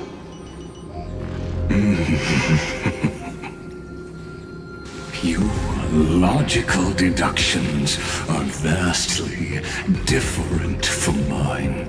Therefore, allow me to provide one more academic recommendation. Listen, my peers. Why don't you look beyond this world? Just as the Chrysos heirs did. Re-evaluate your calculations and take into account all enemies in the upcoming war among the eons. Amphorius is not a place where 3 paths entangle, but where 3 paths fight to the death.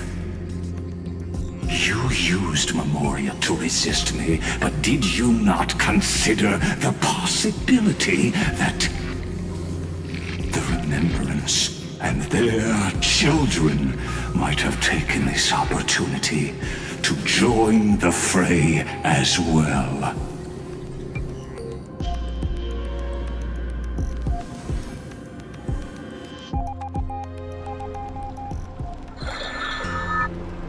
Oh, so this isn't just silence.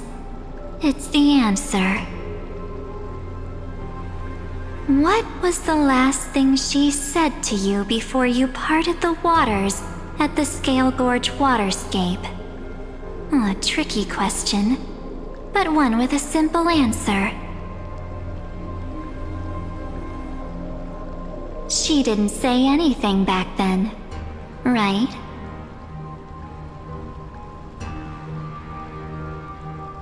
That's correct. And now I'm sure. You are not March 7th. There's no way she would remember that detail.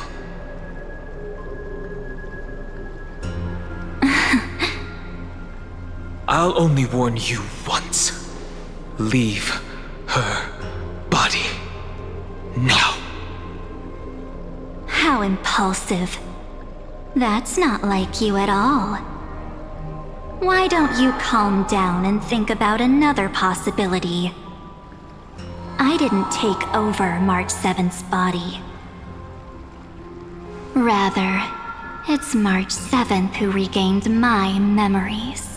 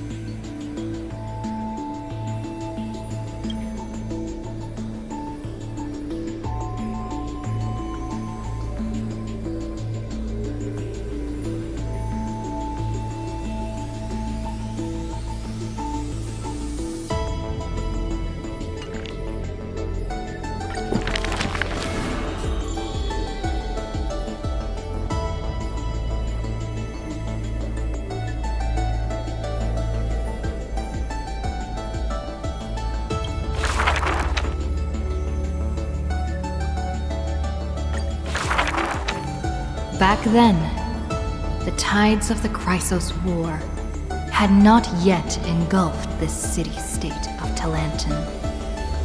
And the young princess inside the gates once loved to roam without worries. She snuck into forbidden grounds while the servants were away, but was shocked by what she saw on that day. A chessboard, a stack of pieces, and a strange woman. The board dissected by daylight and shadow, the pieces polished from rough stones uneven. Fancy a game? If you are my match, then I'll call you my friend. The stranger's voice was husky and coarse. If you can beat me, then I'll call you my teacher, the princess proudly retorted. Despite the bravado, the princess had never touched chess. The defeat made her study in earnest, acknowledging the other as a teacher. First, she learned the knights, bishops, rooks, and queen. Then, how to defend, attack, capture, and checkmate. I have learned all there is to learn. Barely out of childhood, the princess raced into games of chess. Those who looked down on her faced many losses. Those who glorified themselves forfeited in a mess. At her prime, none could rival her at all. But she still recalled what the stranger said.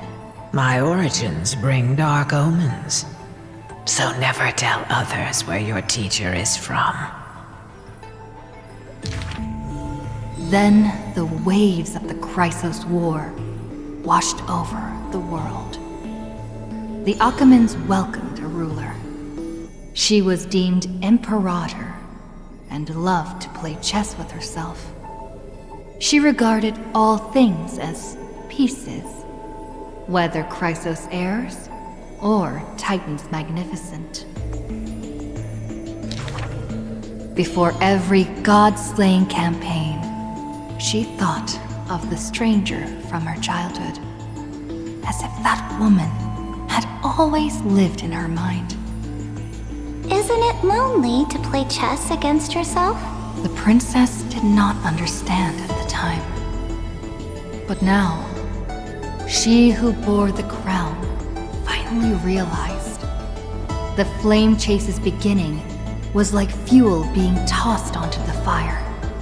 And in the unending road of marching banners and war cries, she finally had time to meditate. There were often jesters behind the king, curious about her past in her old city, lost to time. One claimed the Imperator was cruel, executing her own teacher. Another stated the Imperator was biased, learning from an enemy hostage. Many such rumors abounded, with no origin found. No matter. That was indeed the criminal sentence I read out. The Imperator stated evenly. My teacher was an enemy hostage whom my elders had imprisoned. Her state betrayed our alliance and must be executed according to law. But she taught me chess, so why can't I chisel the word teacher on her tombstone now? When the princess personally cleaned up the possessions of the dead, she caught sight of an incomplete game on the ground. The stranger's hoarse chuckle still echoed in her ear, laughing at the eternal fate of imprisonment, and at how the one facing her was the princess of the enemy. Is this your final game for me, my teacher? The princess imagined the endgame, over and over. Even when she took the Imperial crown, she still dreamt of the black and white board. The concealed truths suddenly dawned on her during a more difficult contest in the future. An unfinished game might be the opponent's lifelong barrier.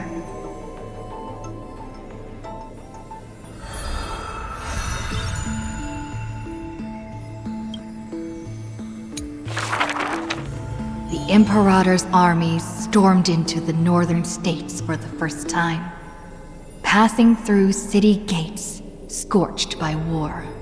Another tyrant still! So exclaimed the angry child. The rock tossed from up high hit the girl's crown. The crowd shrieked and retreated, fearful of the ruler's flames of fury. The girl reached out, not to straighten the crown on her head, but to help up the child shivering in dread. I heard in the old laws of this land, whoever assaults the crown shall be punished. But I wear another land's crown. And your old laws should also be abolished. After many days, the Gold Weaver discovered in shock that wearing a crown or a hat to the side was now this land's fashion, likely to remain with the Imperator's name in tradition.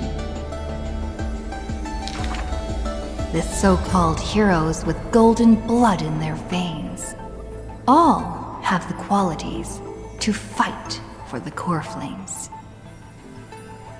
Who's to say this was not the gods' plan? To have the heroes at each other's throats, so the divine could hide in old law's lair and laugh, play, and gloat. Who made this world a chessboard, and with one stroke, one river, created the boundary between God and man? Dux Gladiorum, Dux Carminum, Dux Helcalithist, Dux Fragoris, Dux Brumalis. Heed my call! The girl stood before a mighty army with her scepter. Today, I will insist on crossing the Rubicon. Gather the might of all heroes and begin the journey to slay gods! Half of the core flames were now in her hands, and the hidden trickery Titan stirred, leaving taunts.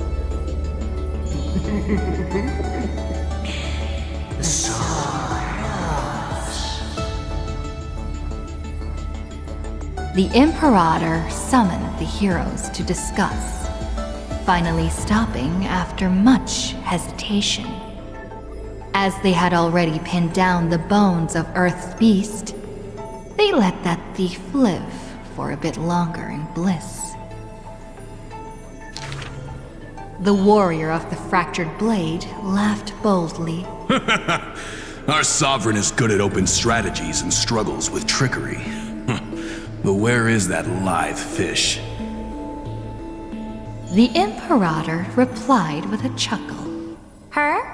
She probably disliked the scent of cats and submerged herself in the baths. The years spent with her dukes didn't seem too far distant. Yet, only after the end of many wars did the heroes discover how the Imperator's form walked more and more alone. The road of a ruler is a lonely one. One day, we'll only be able to see her retreating form. The Swordmaster of Singing Waves was worried too. When all others had departed in intoxication, the two of them gazed into each other's eyes, towards torrents deeper than their fates, and sank into profound silence. Drink one more cup with me, my dear follower. In the end, the Imperator first broke the silence. When compared to the taste of salt and blood, I sometimes miss your ambrosia. About the destruction about to be born, and the eternally occurring extrapolation. The Antikytherian spoke of all this in words unceasing. So this is the old world I must fight against. The girl's expression bore no sorrow or tragedy. Instead, she looked more solemn and ready than ever. Whoever stated that two kings could not meet face to face in chess? I am the sovereign of Akama. I once faced the gods. So what do I have to fear about the laws hanging behind such gods? I will chop up the old laws and let them be firewood for the new. No matter the cost. That was the Imperator's lifelong conviction. Never changed, always persistent.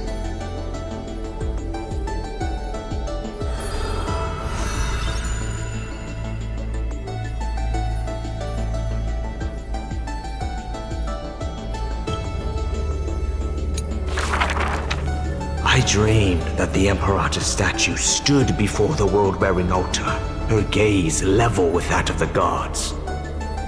Then, blood gushed out from the statue's orifices, and the people, in cheers and elation, washed their hands in that golden blood. The tyrant's life will end with violent death. None will weep, and all will cheer as her statue topples. She will die before the dawn comes. A vengeful aristocrat, one whose title was stripped by the Imperator, thus spoke. We cannot agree with your excessive deeds. You have imprisoned Trebios' split selves, demanding that divine authority regress into the ruler's mouthpiece. We will reveal your future with the prophecy. And tell in truth, your crusade will indeed be a smooth path. Yet in the same breath, we see omens of your death, a demise in an absolute pure darkness. Even so, please excuse us, as our eyes continue to be drawn to your crown's flames. Dux Fatorum. We don't exactly hate that name. In the name of Yanisopoulos' priestess, Holy Maiden, and Oracle, thus spoke the Imperator's Dux Fatorum. Allow me to remind you, your life is now on a countdown with the fall of law, and you will become law. I must confirm, is our deal still going strong? Is the future I promised you more satisfying than the future in the prophecy? Ah, you are as resolute as always. Good. Oh, as ever, this prison of gods, amphorious and all mundane and average worlds, needs someone like you, a daring ruler. Let us end this despicable extrapolation together. Amphorius' Theoros, the Imperator's co-conspirator, Lycurgus, thus spoke. The Imperator betrayed the Flame Chase Alliance. And I was the sinner who paved the way for her achievements. Like how a deep-sea fish cannot escape the tide's push and pull. I granted her an end fitting for a tyrant. her dying smile, gazed towards my tear-swelled eyes. She commanded me to wash away all sins and filth, and return a blinding dawn to the holy city. She commanded me to set up stones and monuments in lightless seabeds to commemorate our friends. But who will remember her achievements? I will rest with her in a lonely song.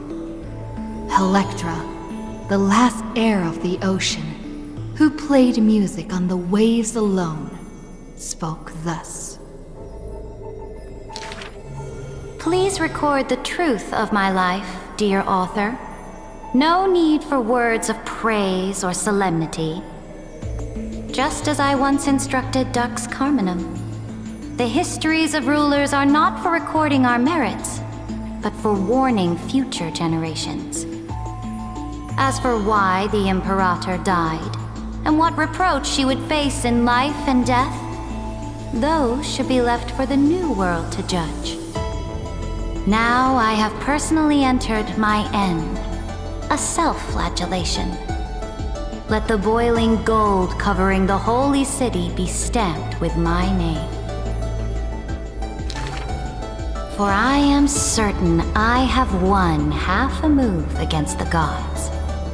And this unfinished game will be left to the future to reach completion. Saridra, the only Imperator the Holy City had ever seen, spoke thus.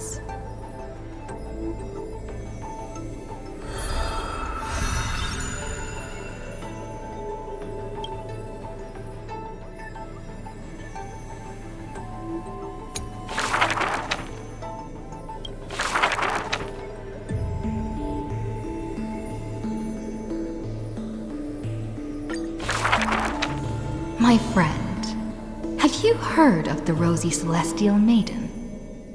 Whether in a corner of the archives, or in the depths of a cave, you can always find legends about her. She had hair like a rosy pink dawn, and a smile that could thaw the most glacial ice. Some say she was Nikador's nemesis, while others say Nestia was infatuated with her. Oh, mysterious and beautiful Celestial Maiden. How I wish to turn into a slate, forever etched with your tale. Many claim to have seen that Celestial Maiden, either in the half-remembered dreams of early morning, or in the gossip and whispers after supper. She once whispered in my ear. She once saved my life. She gifted me an ice crystal! Her worshippers recite her deeds, even writing some into family teachings. Curious poets ask up and down the land, only to find that the details of these encounters are difficult to recount, even for the witnesses themselves.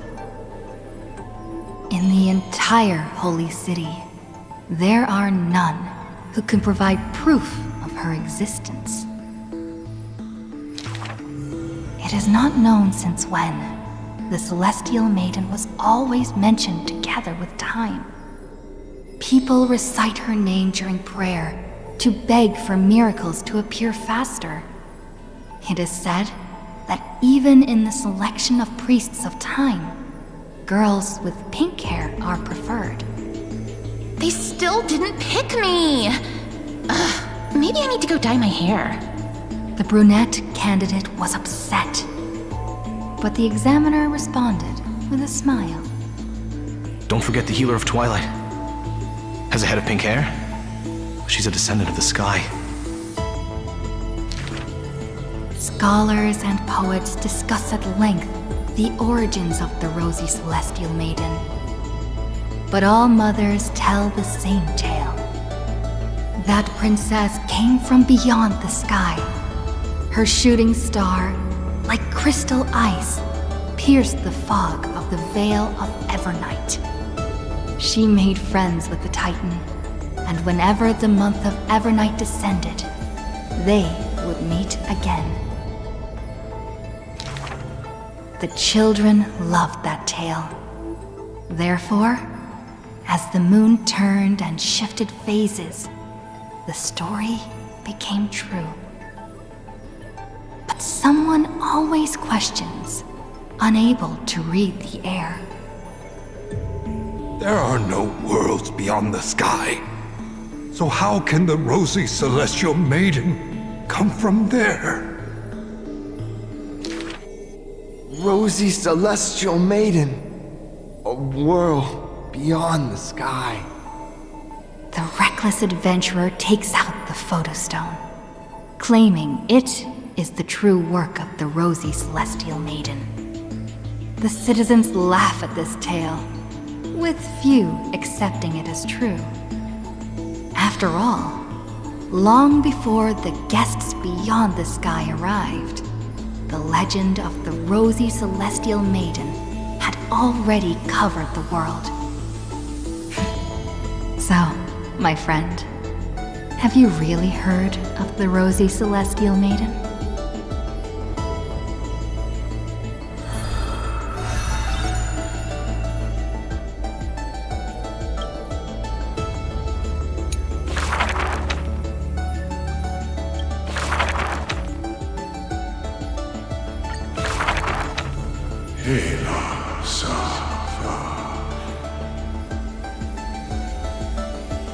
In the years spent wandering the earth, the giant dragon always remembered the Titan's words for their worth.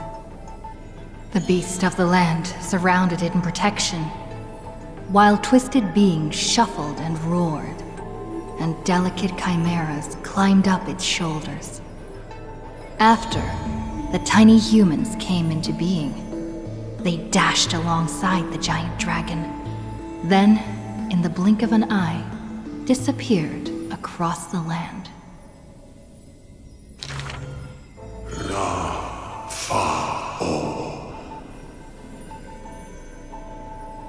Yet, the deep irises of the giant dragon saddened in gloom.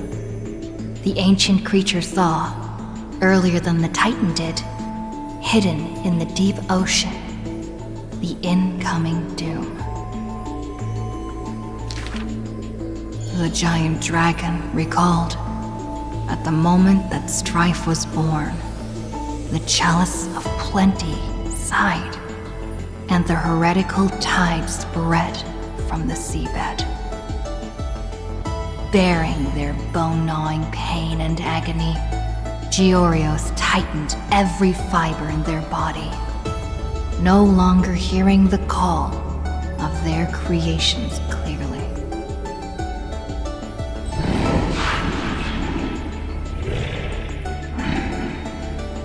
The giant dragon once swore an oath at the Titan's breast.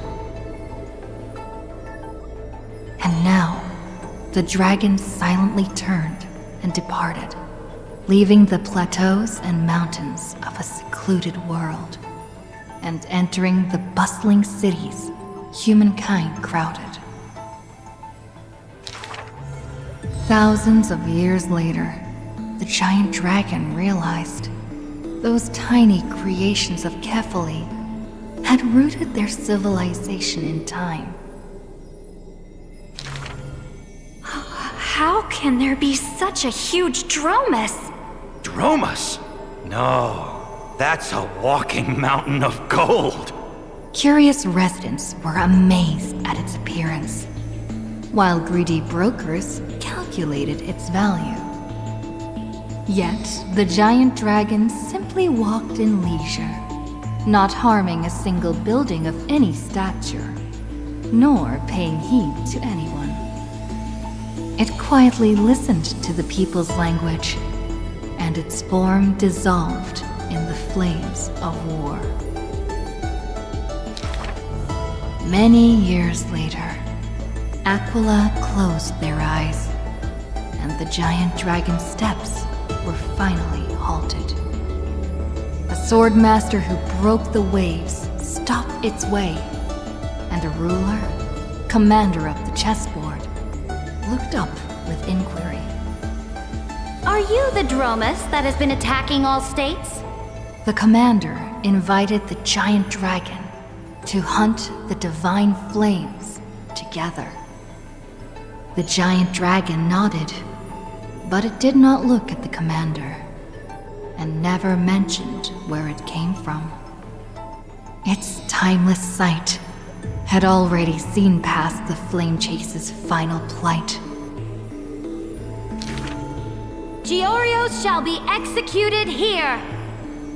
The Titan, in a painful daze, closed their eyes with a sigh.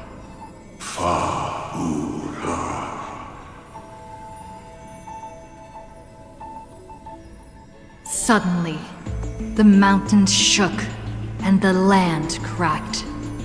The wounds dealt by the Black Tide, once mended by the Titan, now tore the land apart again. The calamity of lands asunder. Who should shoulder such a duty? The giant dragon sunk into the earth in answer. For the earth was the breast of Georios, and the dragon's birthplace. And from that day forth, Amphorius had a new legend of how a giant dragon collected the broken lands and once again made the earth whole.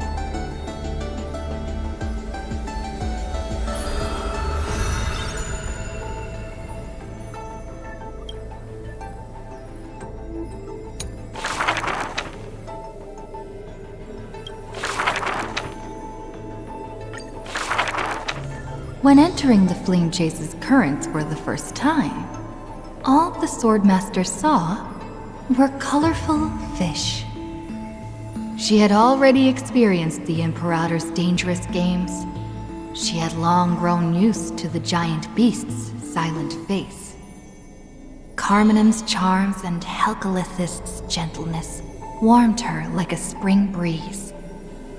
But as Pregoris missed his throne, and Bromalis debated with joy, she was sometimes at a loss.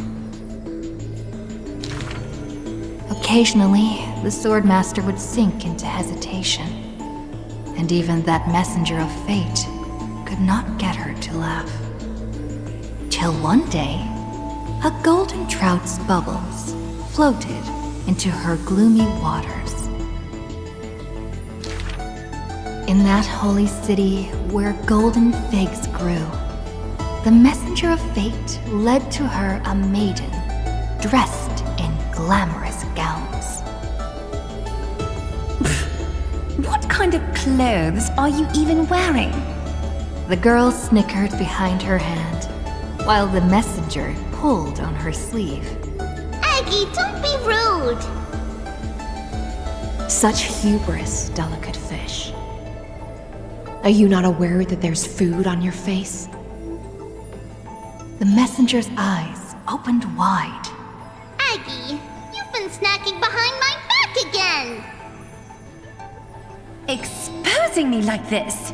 I'll get my revenge! The girl ran away in a fit. The Swordmaster smiled, and before she knew it, her hesitation was gone. After that first meeting, the richly dressed girl often came in greeting. So, you really came from the Sea of Souls? Do all the children of the ocean dress funny like this? The Swordmaster did not chase the girl away, but also did not respond. So the girl used her hands to meticulously measure the Swordmaster's torso all around. You can't be seen like this. I'll send you a new dress. Some days later, the Swordmaster appeared in finery at a ball. All were awed by her splendor, with only the Imperator thinking in wonder. How rare rare to see you like this.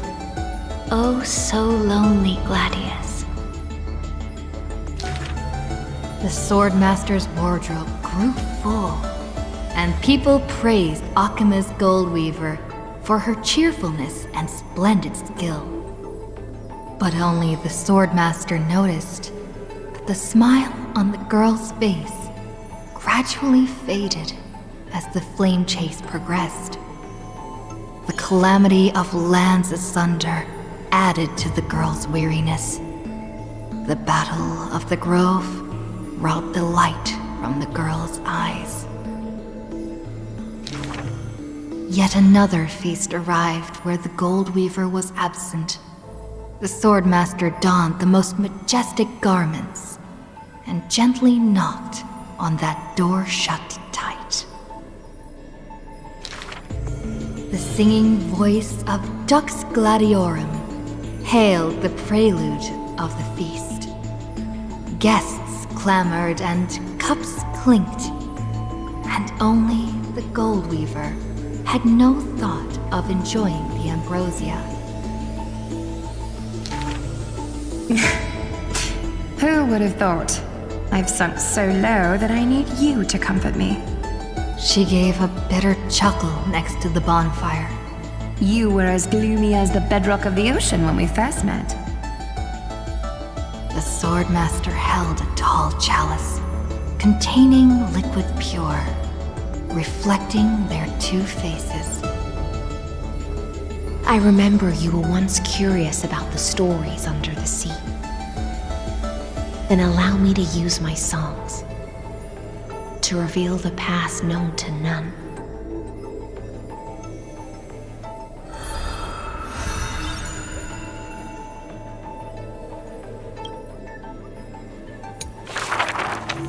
In the depths of the Sea of Souls was a kingdom of dancing ghosts.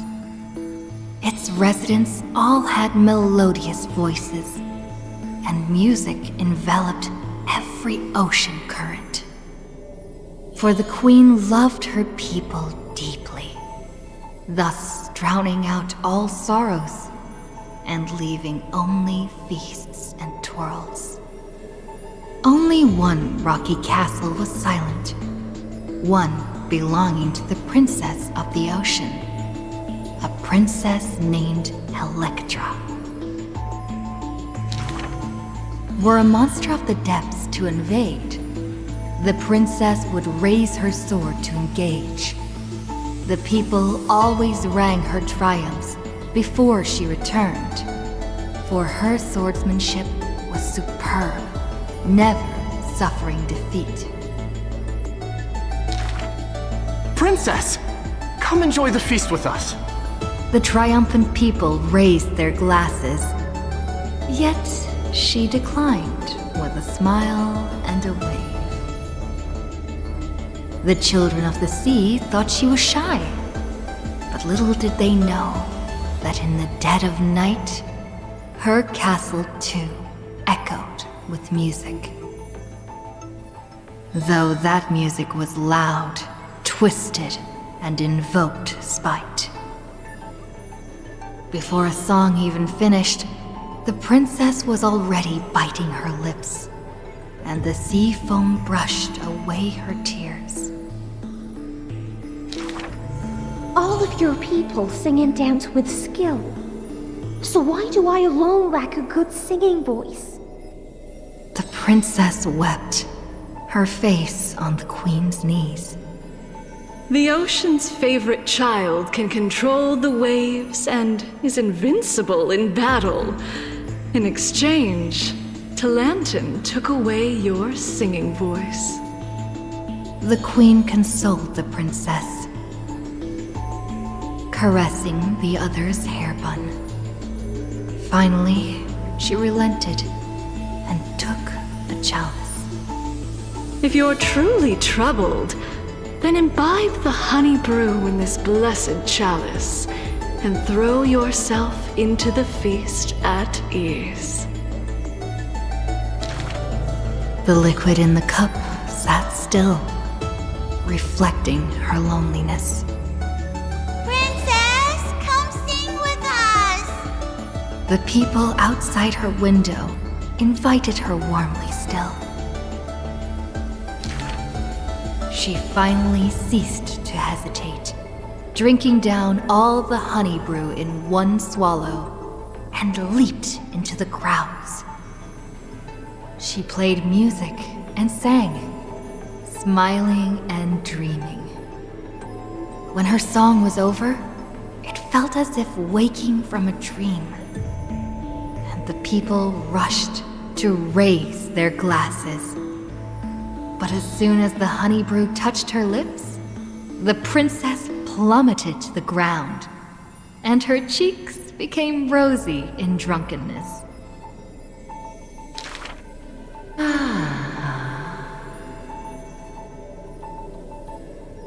The whispers of the ocean filled her ears as the princess fell drunk again and again at the prelude of a feast. Seems like you still have not been able to get rid of that curse. The gold weaver softly took the cup away from her hand. If you want to enjoy yourself to the fullest, then leave this honey brew till the very end. She smiled, then tilted the cup towards the gold weaver's lips. Even if one is burdened with imperfections, I beg you to remember not to refuse that sip filled with fantasy and dreams.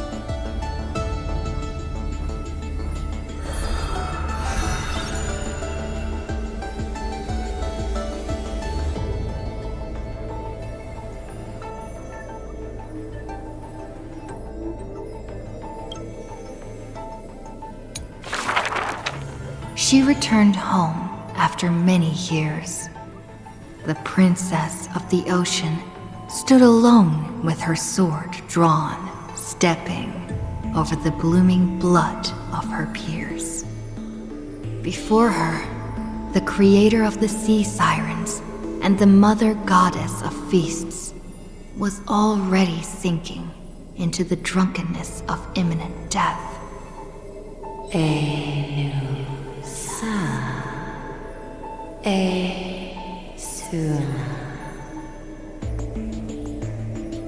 When the blood pact of the law won over the ocean's core flame, the sea siren once again lost her melodious voice.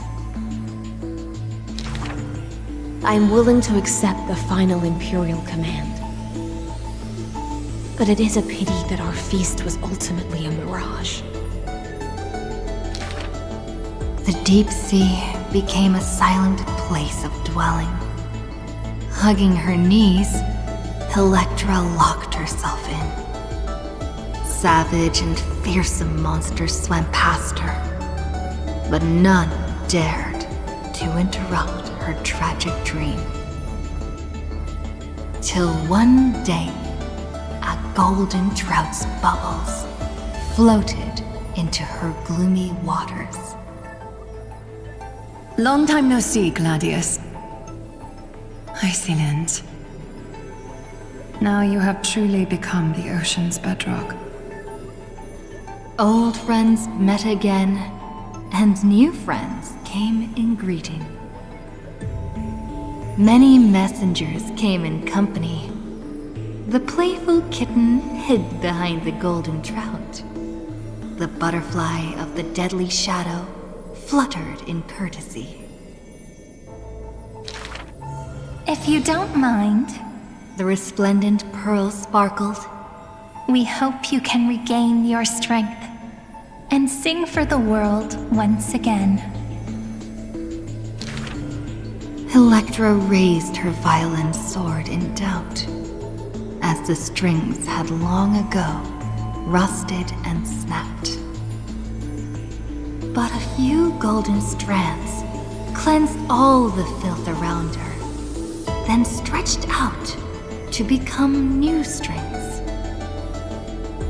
The golden strings showed Electra that the world she loved was not yet silent, and the journey of deliverance continued still. Yet the path to the Sea of Stars would not be a carefree feast.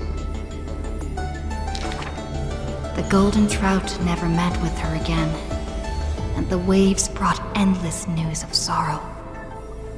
Amidst the long wait, she remained bound by decree. All the flames that died out, extinguished until this world fell into eternal silence.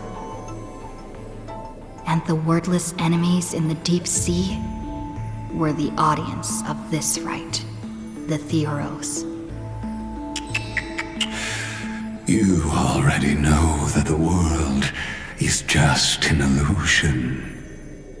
The sea siren gazed out beyond the heavens, and once more raised her glass to fill it with honey brew.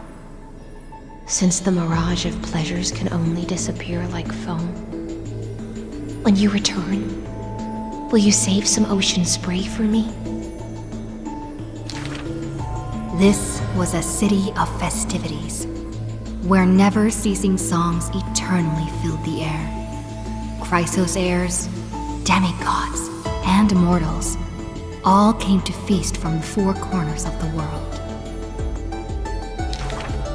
It was beautiful and radiant, performing the sea siren's drama amidst the revelry. The siren once longed for the banquet to never end, yet she witnessed the music fade and the guests disperse. As a fish, she was destined to drift with the waves, whether amidst the surging tides of evil or immersed in the currents of the starry sea. Until a millennium later, when the fish from beyond the sky finally took their seat. I enjoy banquets. How about you, little gray fry?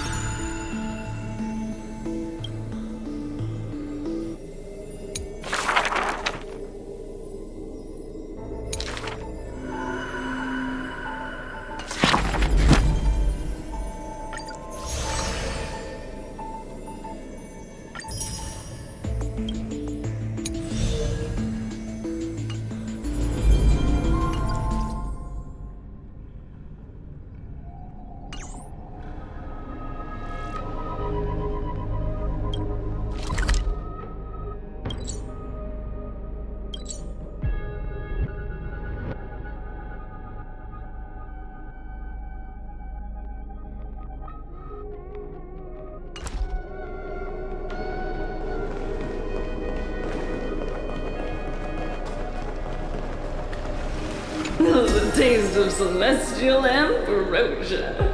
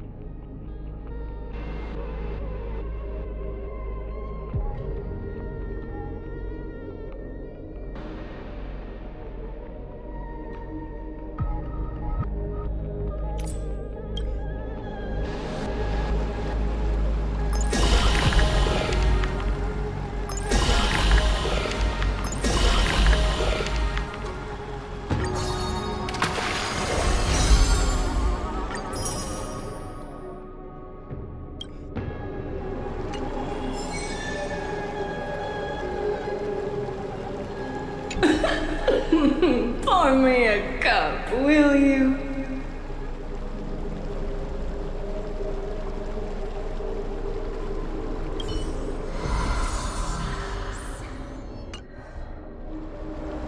The taste of celestial ambrosia.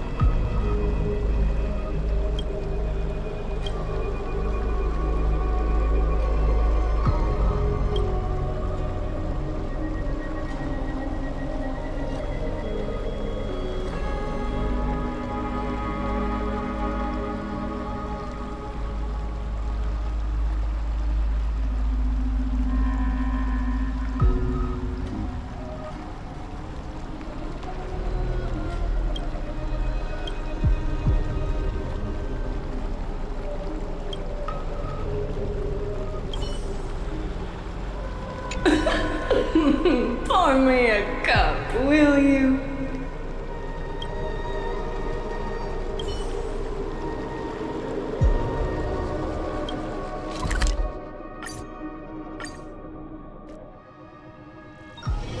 The hustle and bustle of the world. Still so charming. No matter how many times I look, it's still so beautiful. It's good to see you. Come take a look. Want to see the treasure of Ides Elysiae?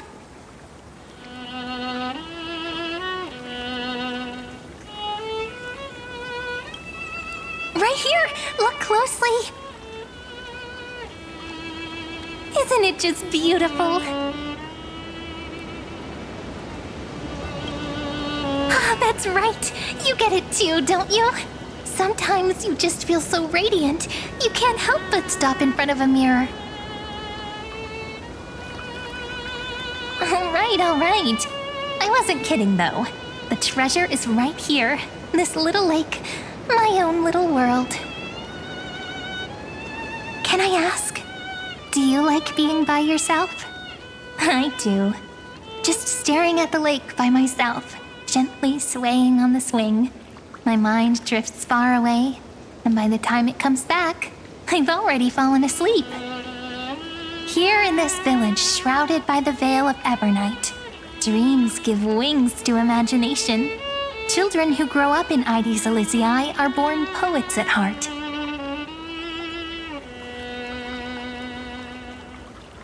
This sort of atmosphere is hard to come by, so let me share a story with you.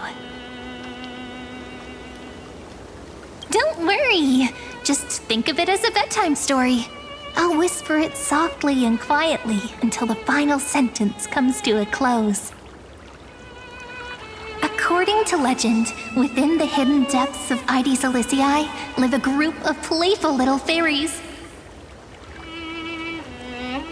The fairies, though hidden away from the world, dreamed of living like humans. They tried to hold a grand banquet, just as the villagers would. But one thing was missing, the most important person. They waited and waited, and then one day, footsteps echoed from the secret entrance. The fairies all pricked up their ears in excitement. Would you say the hero of our little story has their ears pricked up right now?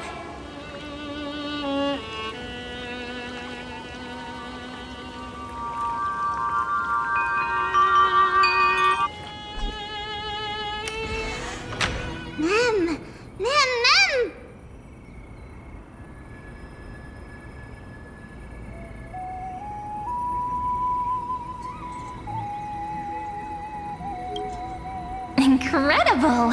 The hero has uncovered the essence of the world, and even spoken a line that's truly beyond expectation. But I must remind you, taking on the narrator's role is against the rules. Chief, over here! It's really the hero! The hero that Rini found for us has finally arrived!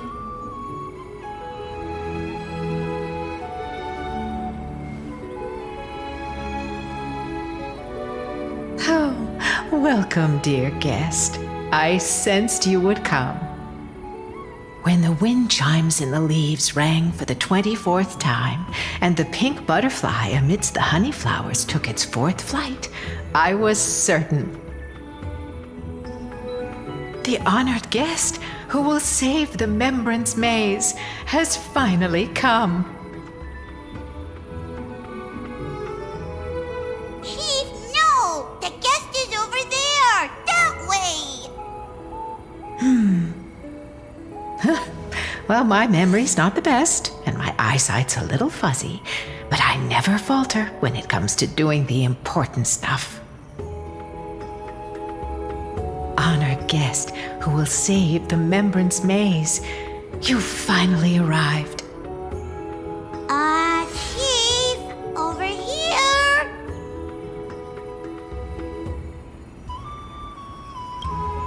My, what a cheerful scene!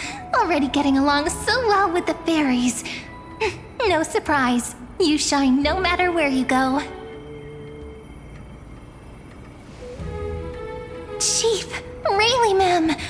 It's been forever, but we're here, just as we said we would be.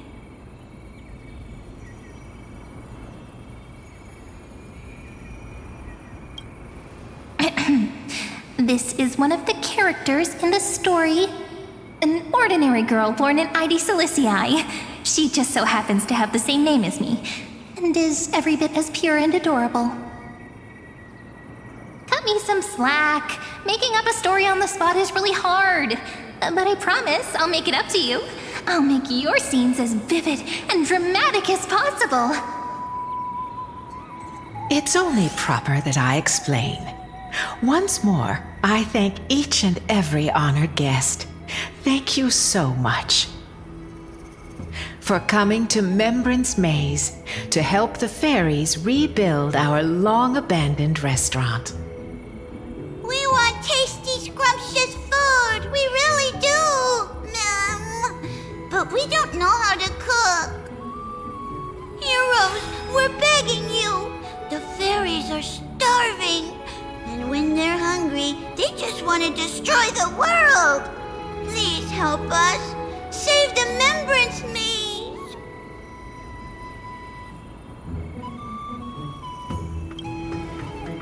Rayleigh ma'am was exaggerating just a smidgen. It's not that serious. At most, their fury will burn through 6/7 of Amphorius. That still sounds pretty serious to me. So that's the situation.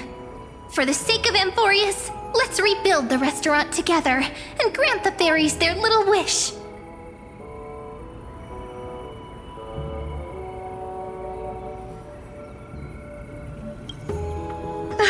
At last! Oh, at long last! I have to tell the little ones that the fairies' restaurant is coming back at last! Let me lead the way. Come on, I'll take you to see it. The little restaurant in the maze has a certain charm all its own. This way, this way! Everyone's already setting things up! Everyone?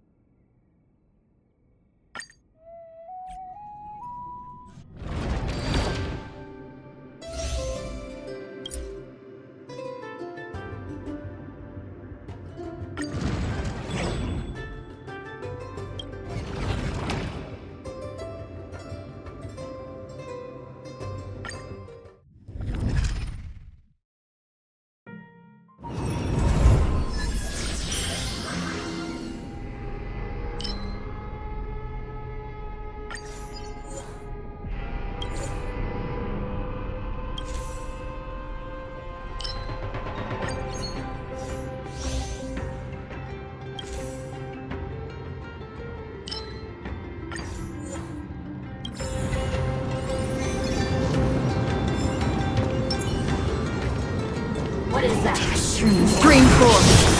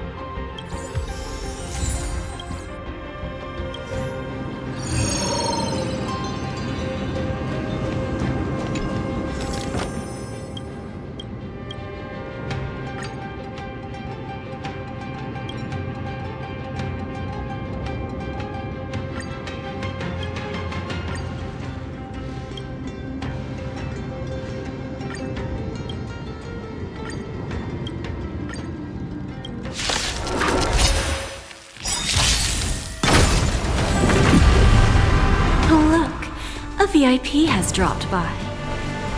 Need a hand?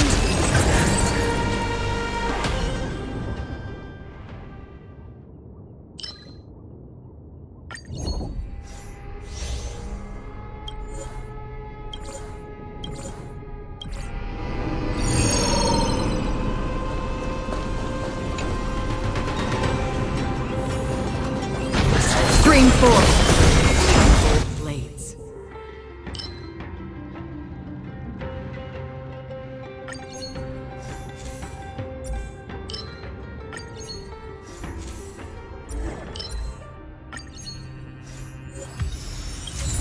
Stream forth, gleam of all blades.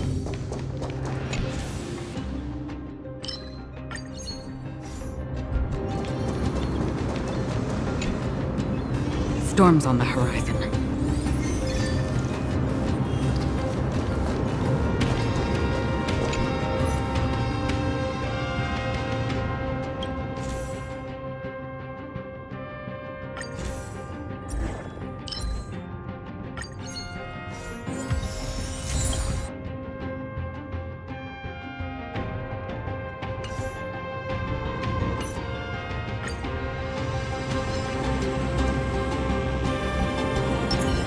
Feeling lucky.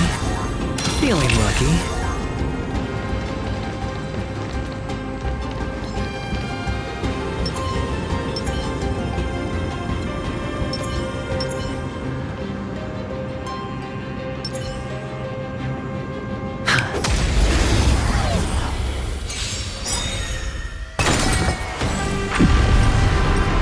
Everything in this world is bleeding. Bust. Or maybe I'll take it all! There's no backing out now, for me or you.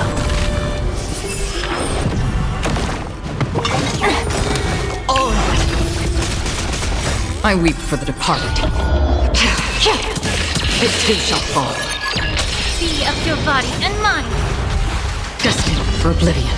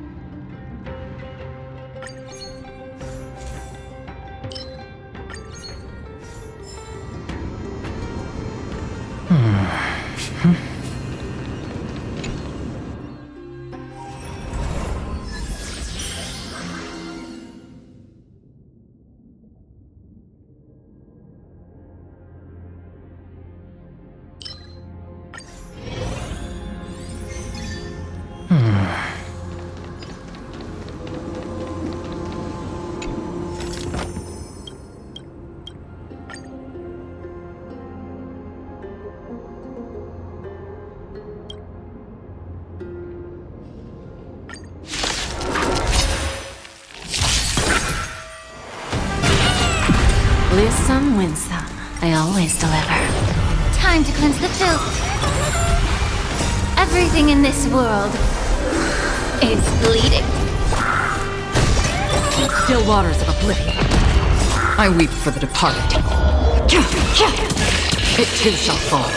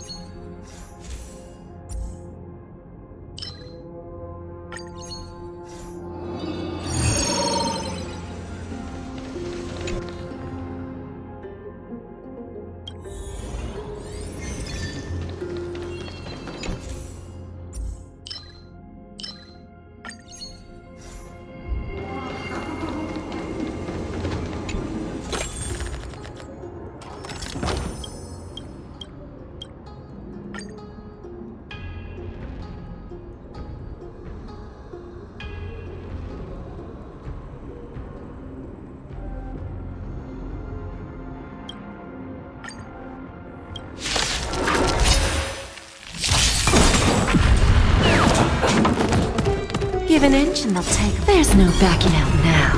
For me or you. No dirty tricks will bust. Or maybe I'll take it off! Be of your body and mind. Destined for oblivion. I weep for the departed. It too shall fall.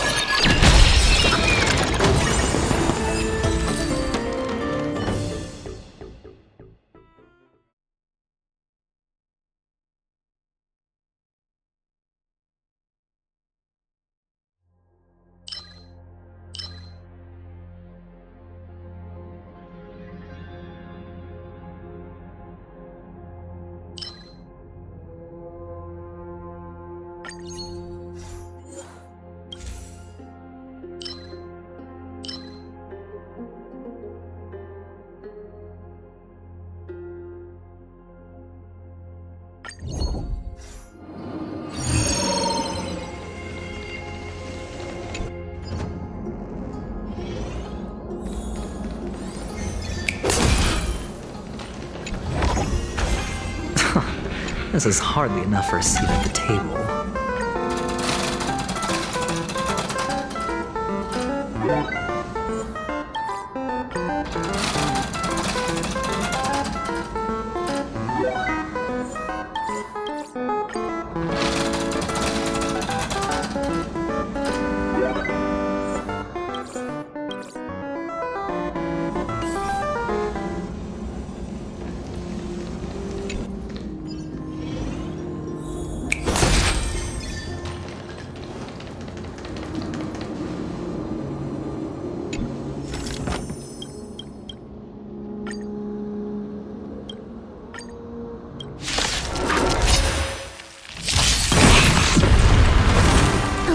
VIP. Everything in this world is bleeding. I always deliver. There's no backing out now.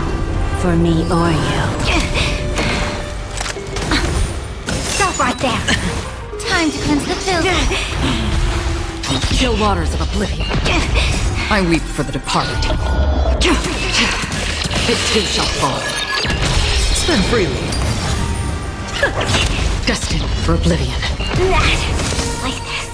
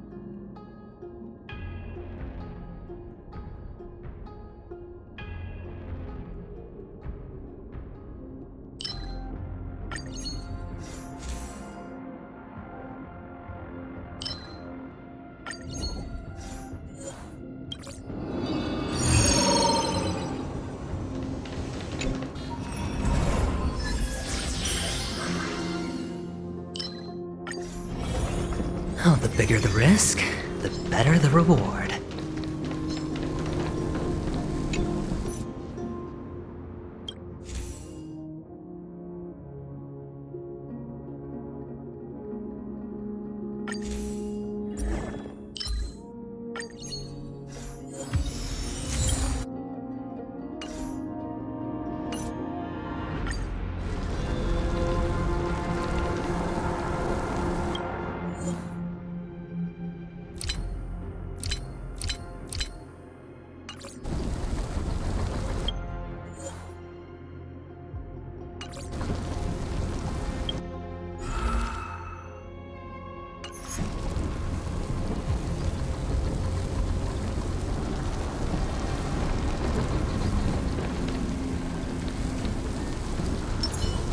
Incense ascends, entwined with ethereal clouds.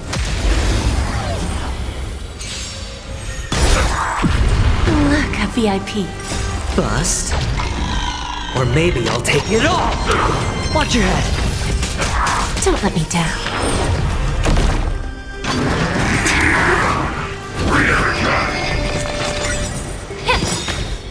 Everything in this world is bleeding. I weep for the departed. It too shall fall. Destined for oblivion. Time for a lesson.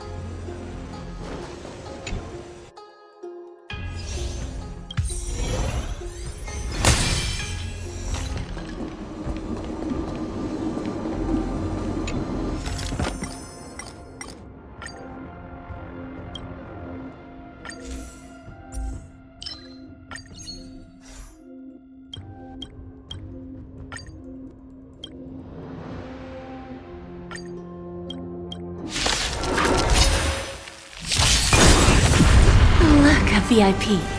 There's no backing out now. For me or you. Never forgive! Time to cleanse the filth. Still waters of oblivion. I weep for the departed. It too shall fall. It's on me. Bust? Or maybe I'll take it all! Watch your head! For your sins! Destined for oblivion. Be of your bodies and minds. Everything in this world is bleeding.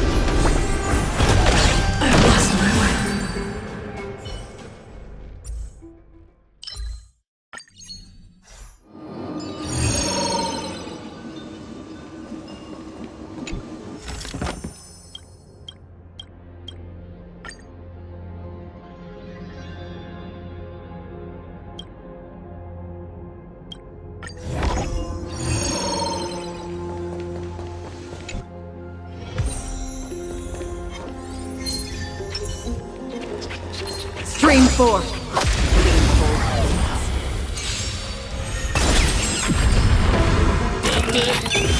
Don't let me down. There's no backing out now. For me or you.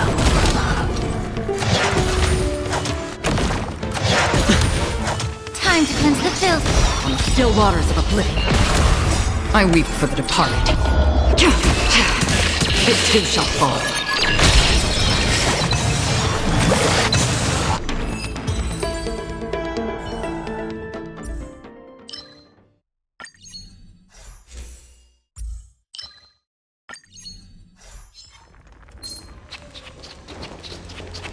Stream forth, gleam of old blades. Where there's a will, there's a way. I always deliver. Be of your body and mind. Everything in this world is bleeding.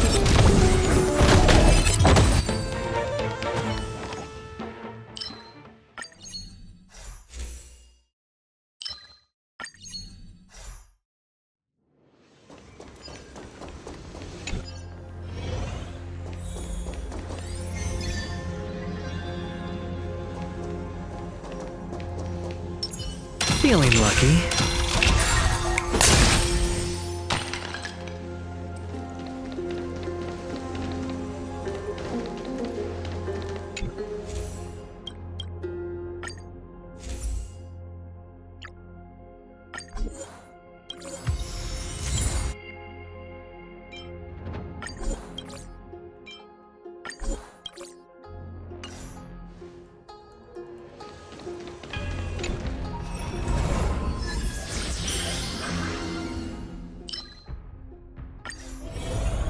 Oh, the bigger the risk, the better the reward. Incense ascends. Feeling lucky.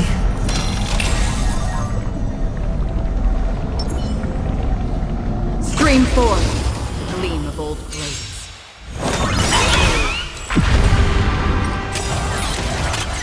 Bust.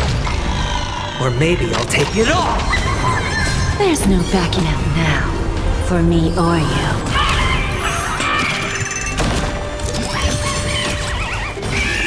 Don't let me down. Destined for oblivion. Who's the little backstabber? I weep for the departed. It too shall fall. Everything in this world is bleeding. How familiar is that?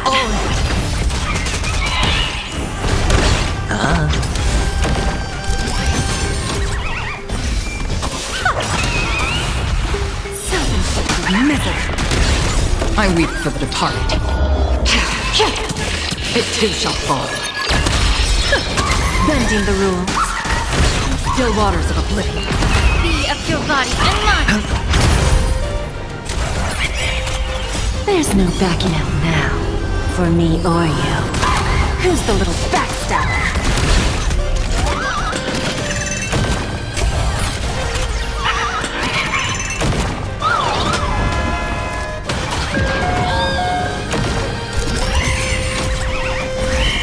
Destined for oblivion. Yeah. It's on me. Spend freely. Bust. Or maybe I'll take it all! Watch your head! I always deliver.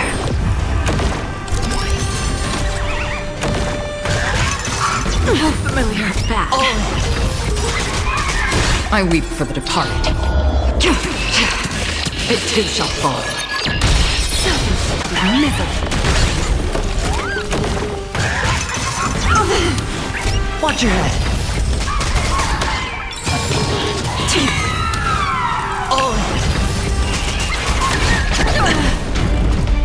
Still waters of oblivion. Everything in this world is bleeding. It's on me.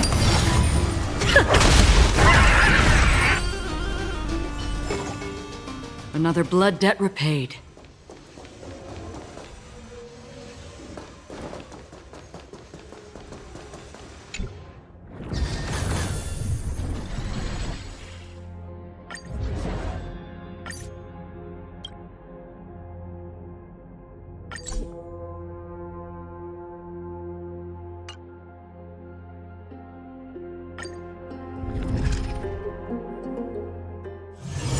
The hustle and bustle of the world, still so charming.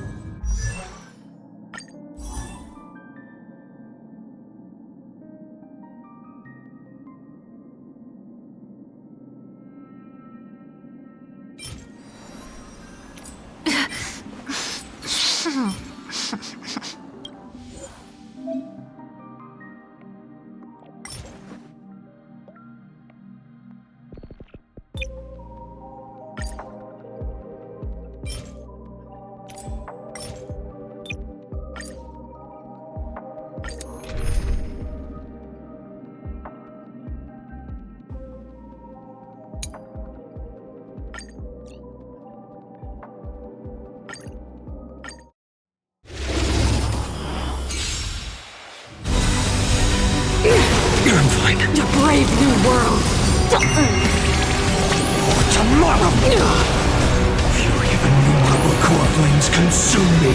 Hail the new dawn!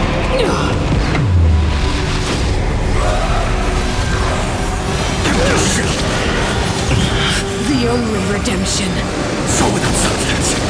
The sun tear the sky! They deceived me.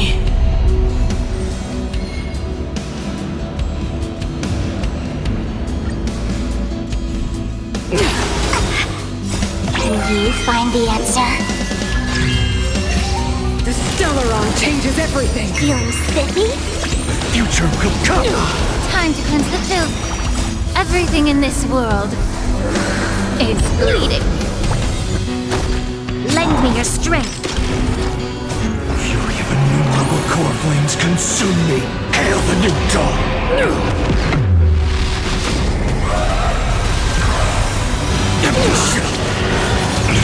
Engulf the past. So without substance! They deceived me.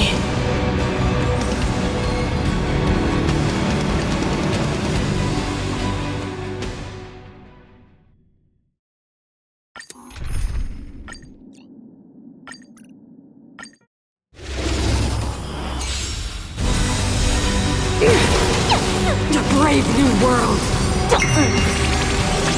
Tomorrow! Be of your body and mind. To guard and defend. Crush them. Fury of innumerable core flames consume me! Sun tear the sky!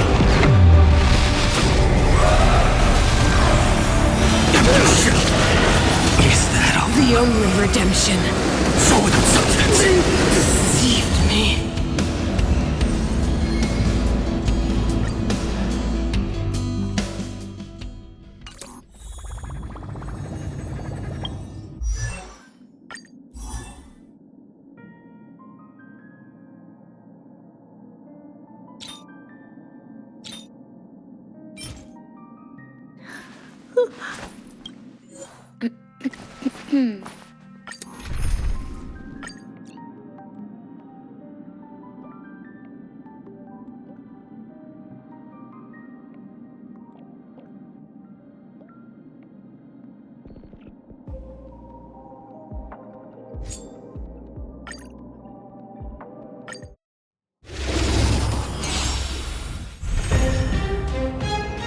Insanity! Feeling spiffy? Can you find the answer? Time to cleanse the filth. I have it under control. Lend me your strength. To the sun! With this divine power, I reforge all things! Insanity! Everything in this world is bleeding. To the soul! With this divine power, I reforge all things! Insanity!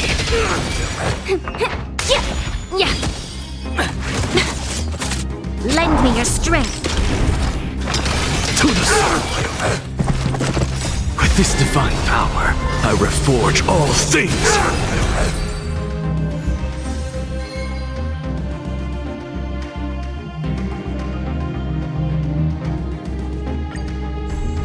Insanity! Feeling spiffy? Can you find the answer? Be of your body and mind. Everything in this world is bleeding. To the soul! With this divine power, I reforge all things! Insanity!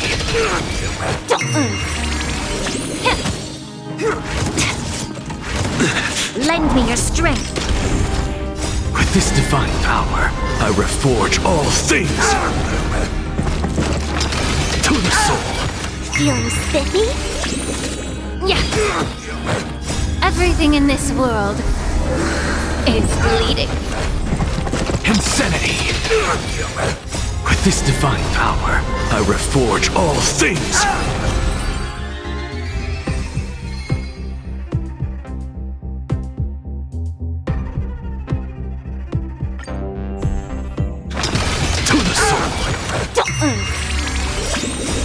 you find the answer?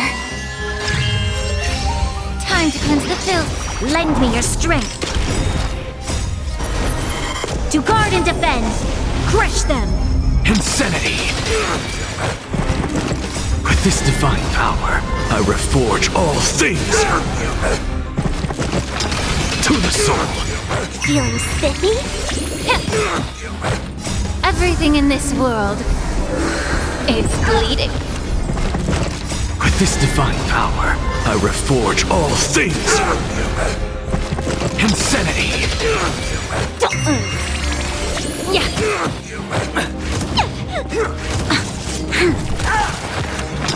To the soul! With this divine power, I reforge all things!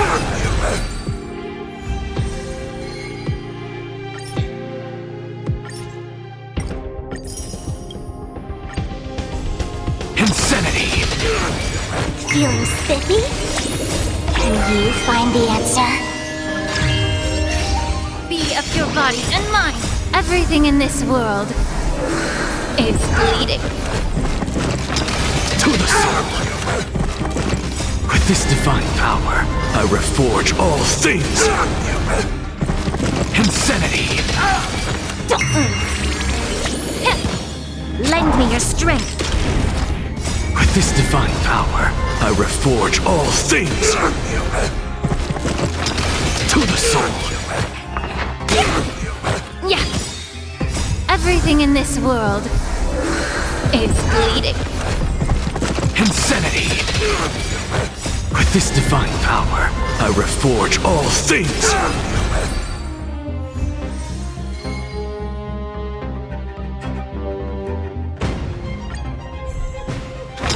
To the soul!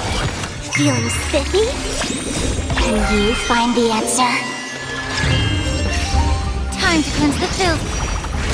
Troublesome. Lend me your strength. Insanity! With this divine power, I reforge all things! To the soul!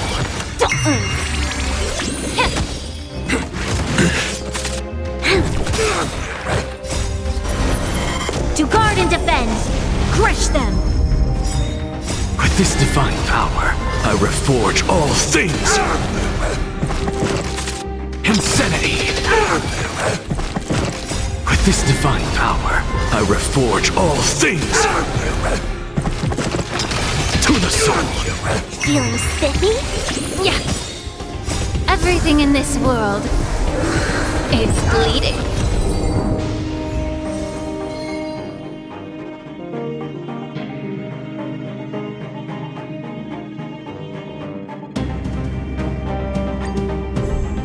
Insanity!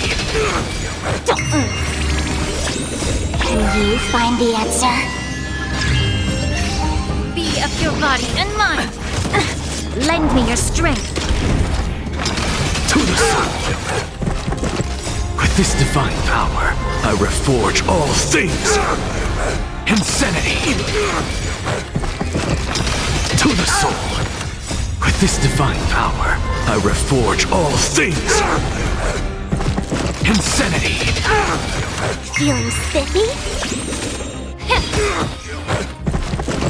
Everything in this world is bleeding.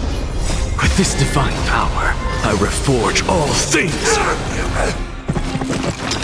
To the soul!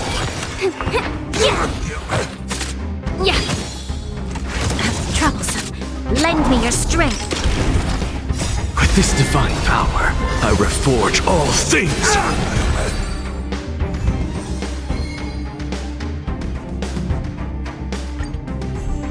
Insanity! Can you find the answer? Time to cleanse the filth. Lend me your strength. To the soul! With this divine power, I reforge all things! Insanity! Feeling spiffy? Everything in this world is bleeding. With this divine power, I reforge all things! To the soul. Insanity. With this divine power, I reforge all things. To the soul. Yeah.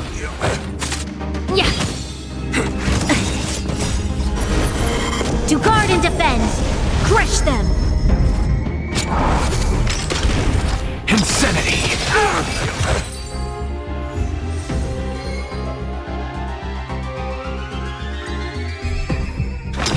To the soul. Can you find the answer? Be of your body and mind. Everything in this world is bleeding. Insanity. With this divine power, I reforge all things. To the soul. Feeling spiffy? Lend me your strength. With this divine power, I reforge all things. Insanity. Yeah. Everything in this world is bleeding.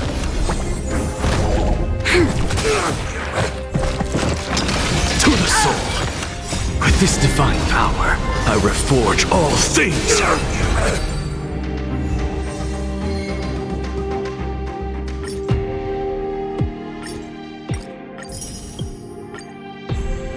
Insanity. Feeling spiffy? Can you find the answer?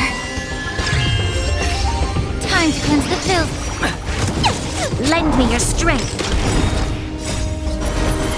To guard and defend. Crush them.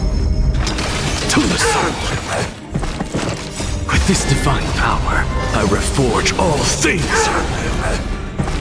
Insanity.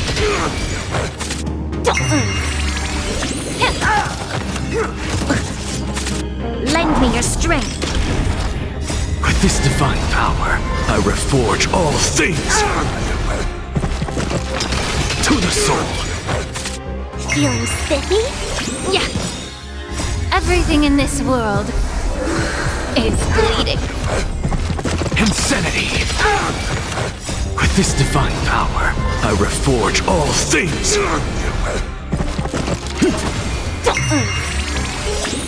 Can you find the answer?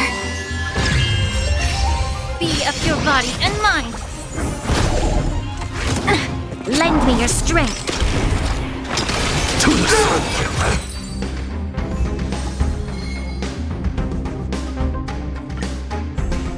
Insanity. Feeling spiffy? Time to cleanse the filth. Everything in this world is bleeding. With this divine power, I reforge all things. To the soul.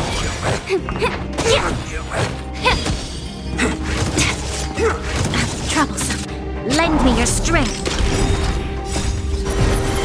To guard and defend. Crush them. Insanity.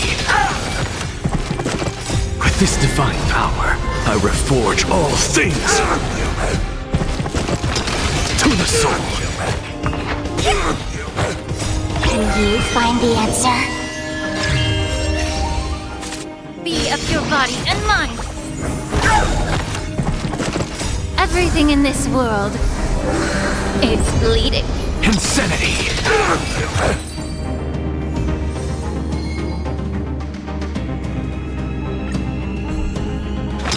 To the soul.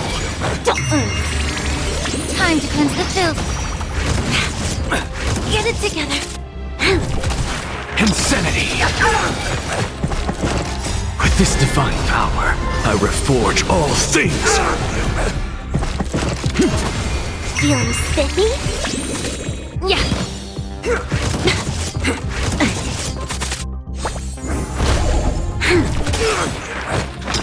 To the soul. With this divine power, I reforge all things. Insanity. Can you find the answer? Be of your body and mind. Everything in this world is bleeding. With this divine power, I reforge all things!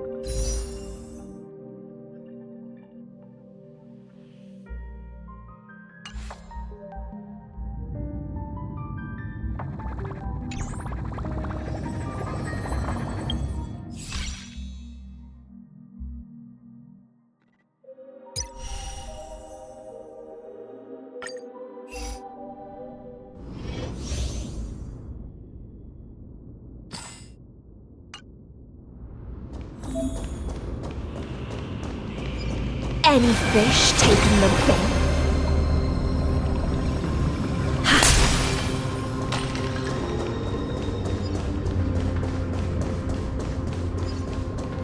Any fish taken the bait?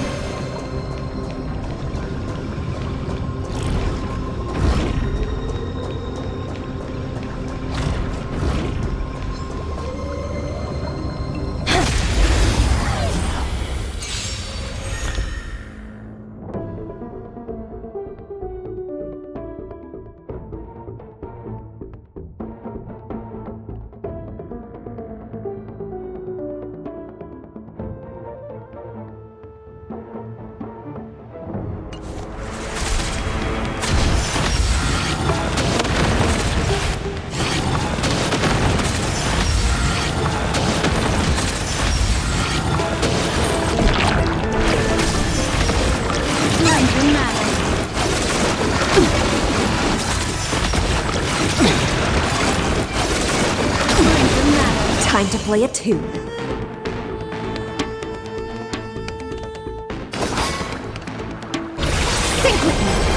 Stand still. Get them! Relax.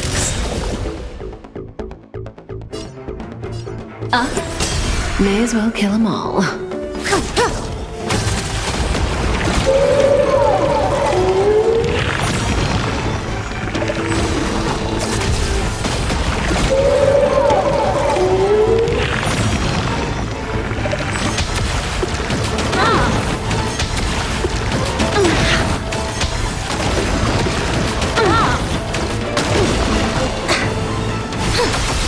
Stand still. Stay here and listen. In the abyss's revels, your cries rise.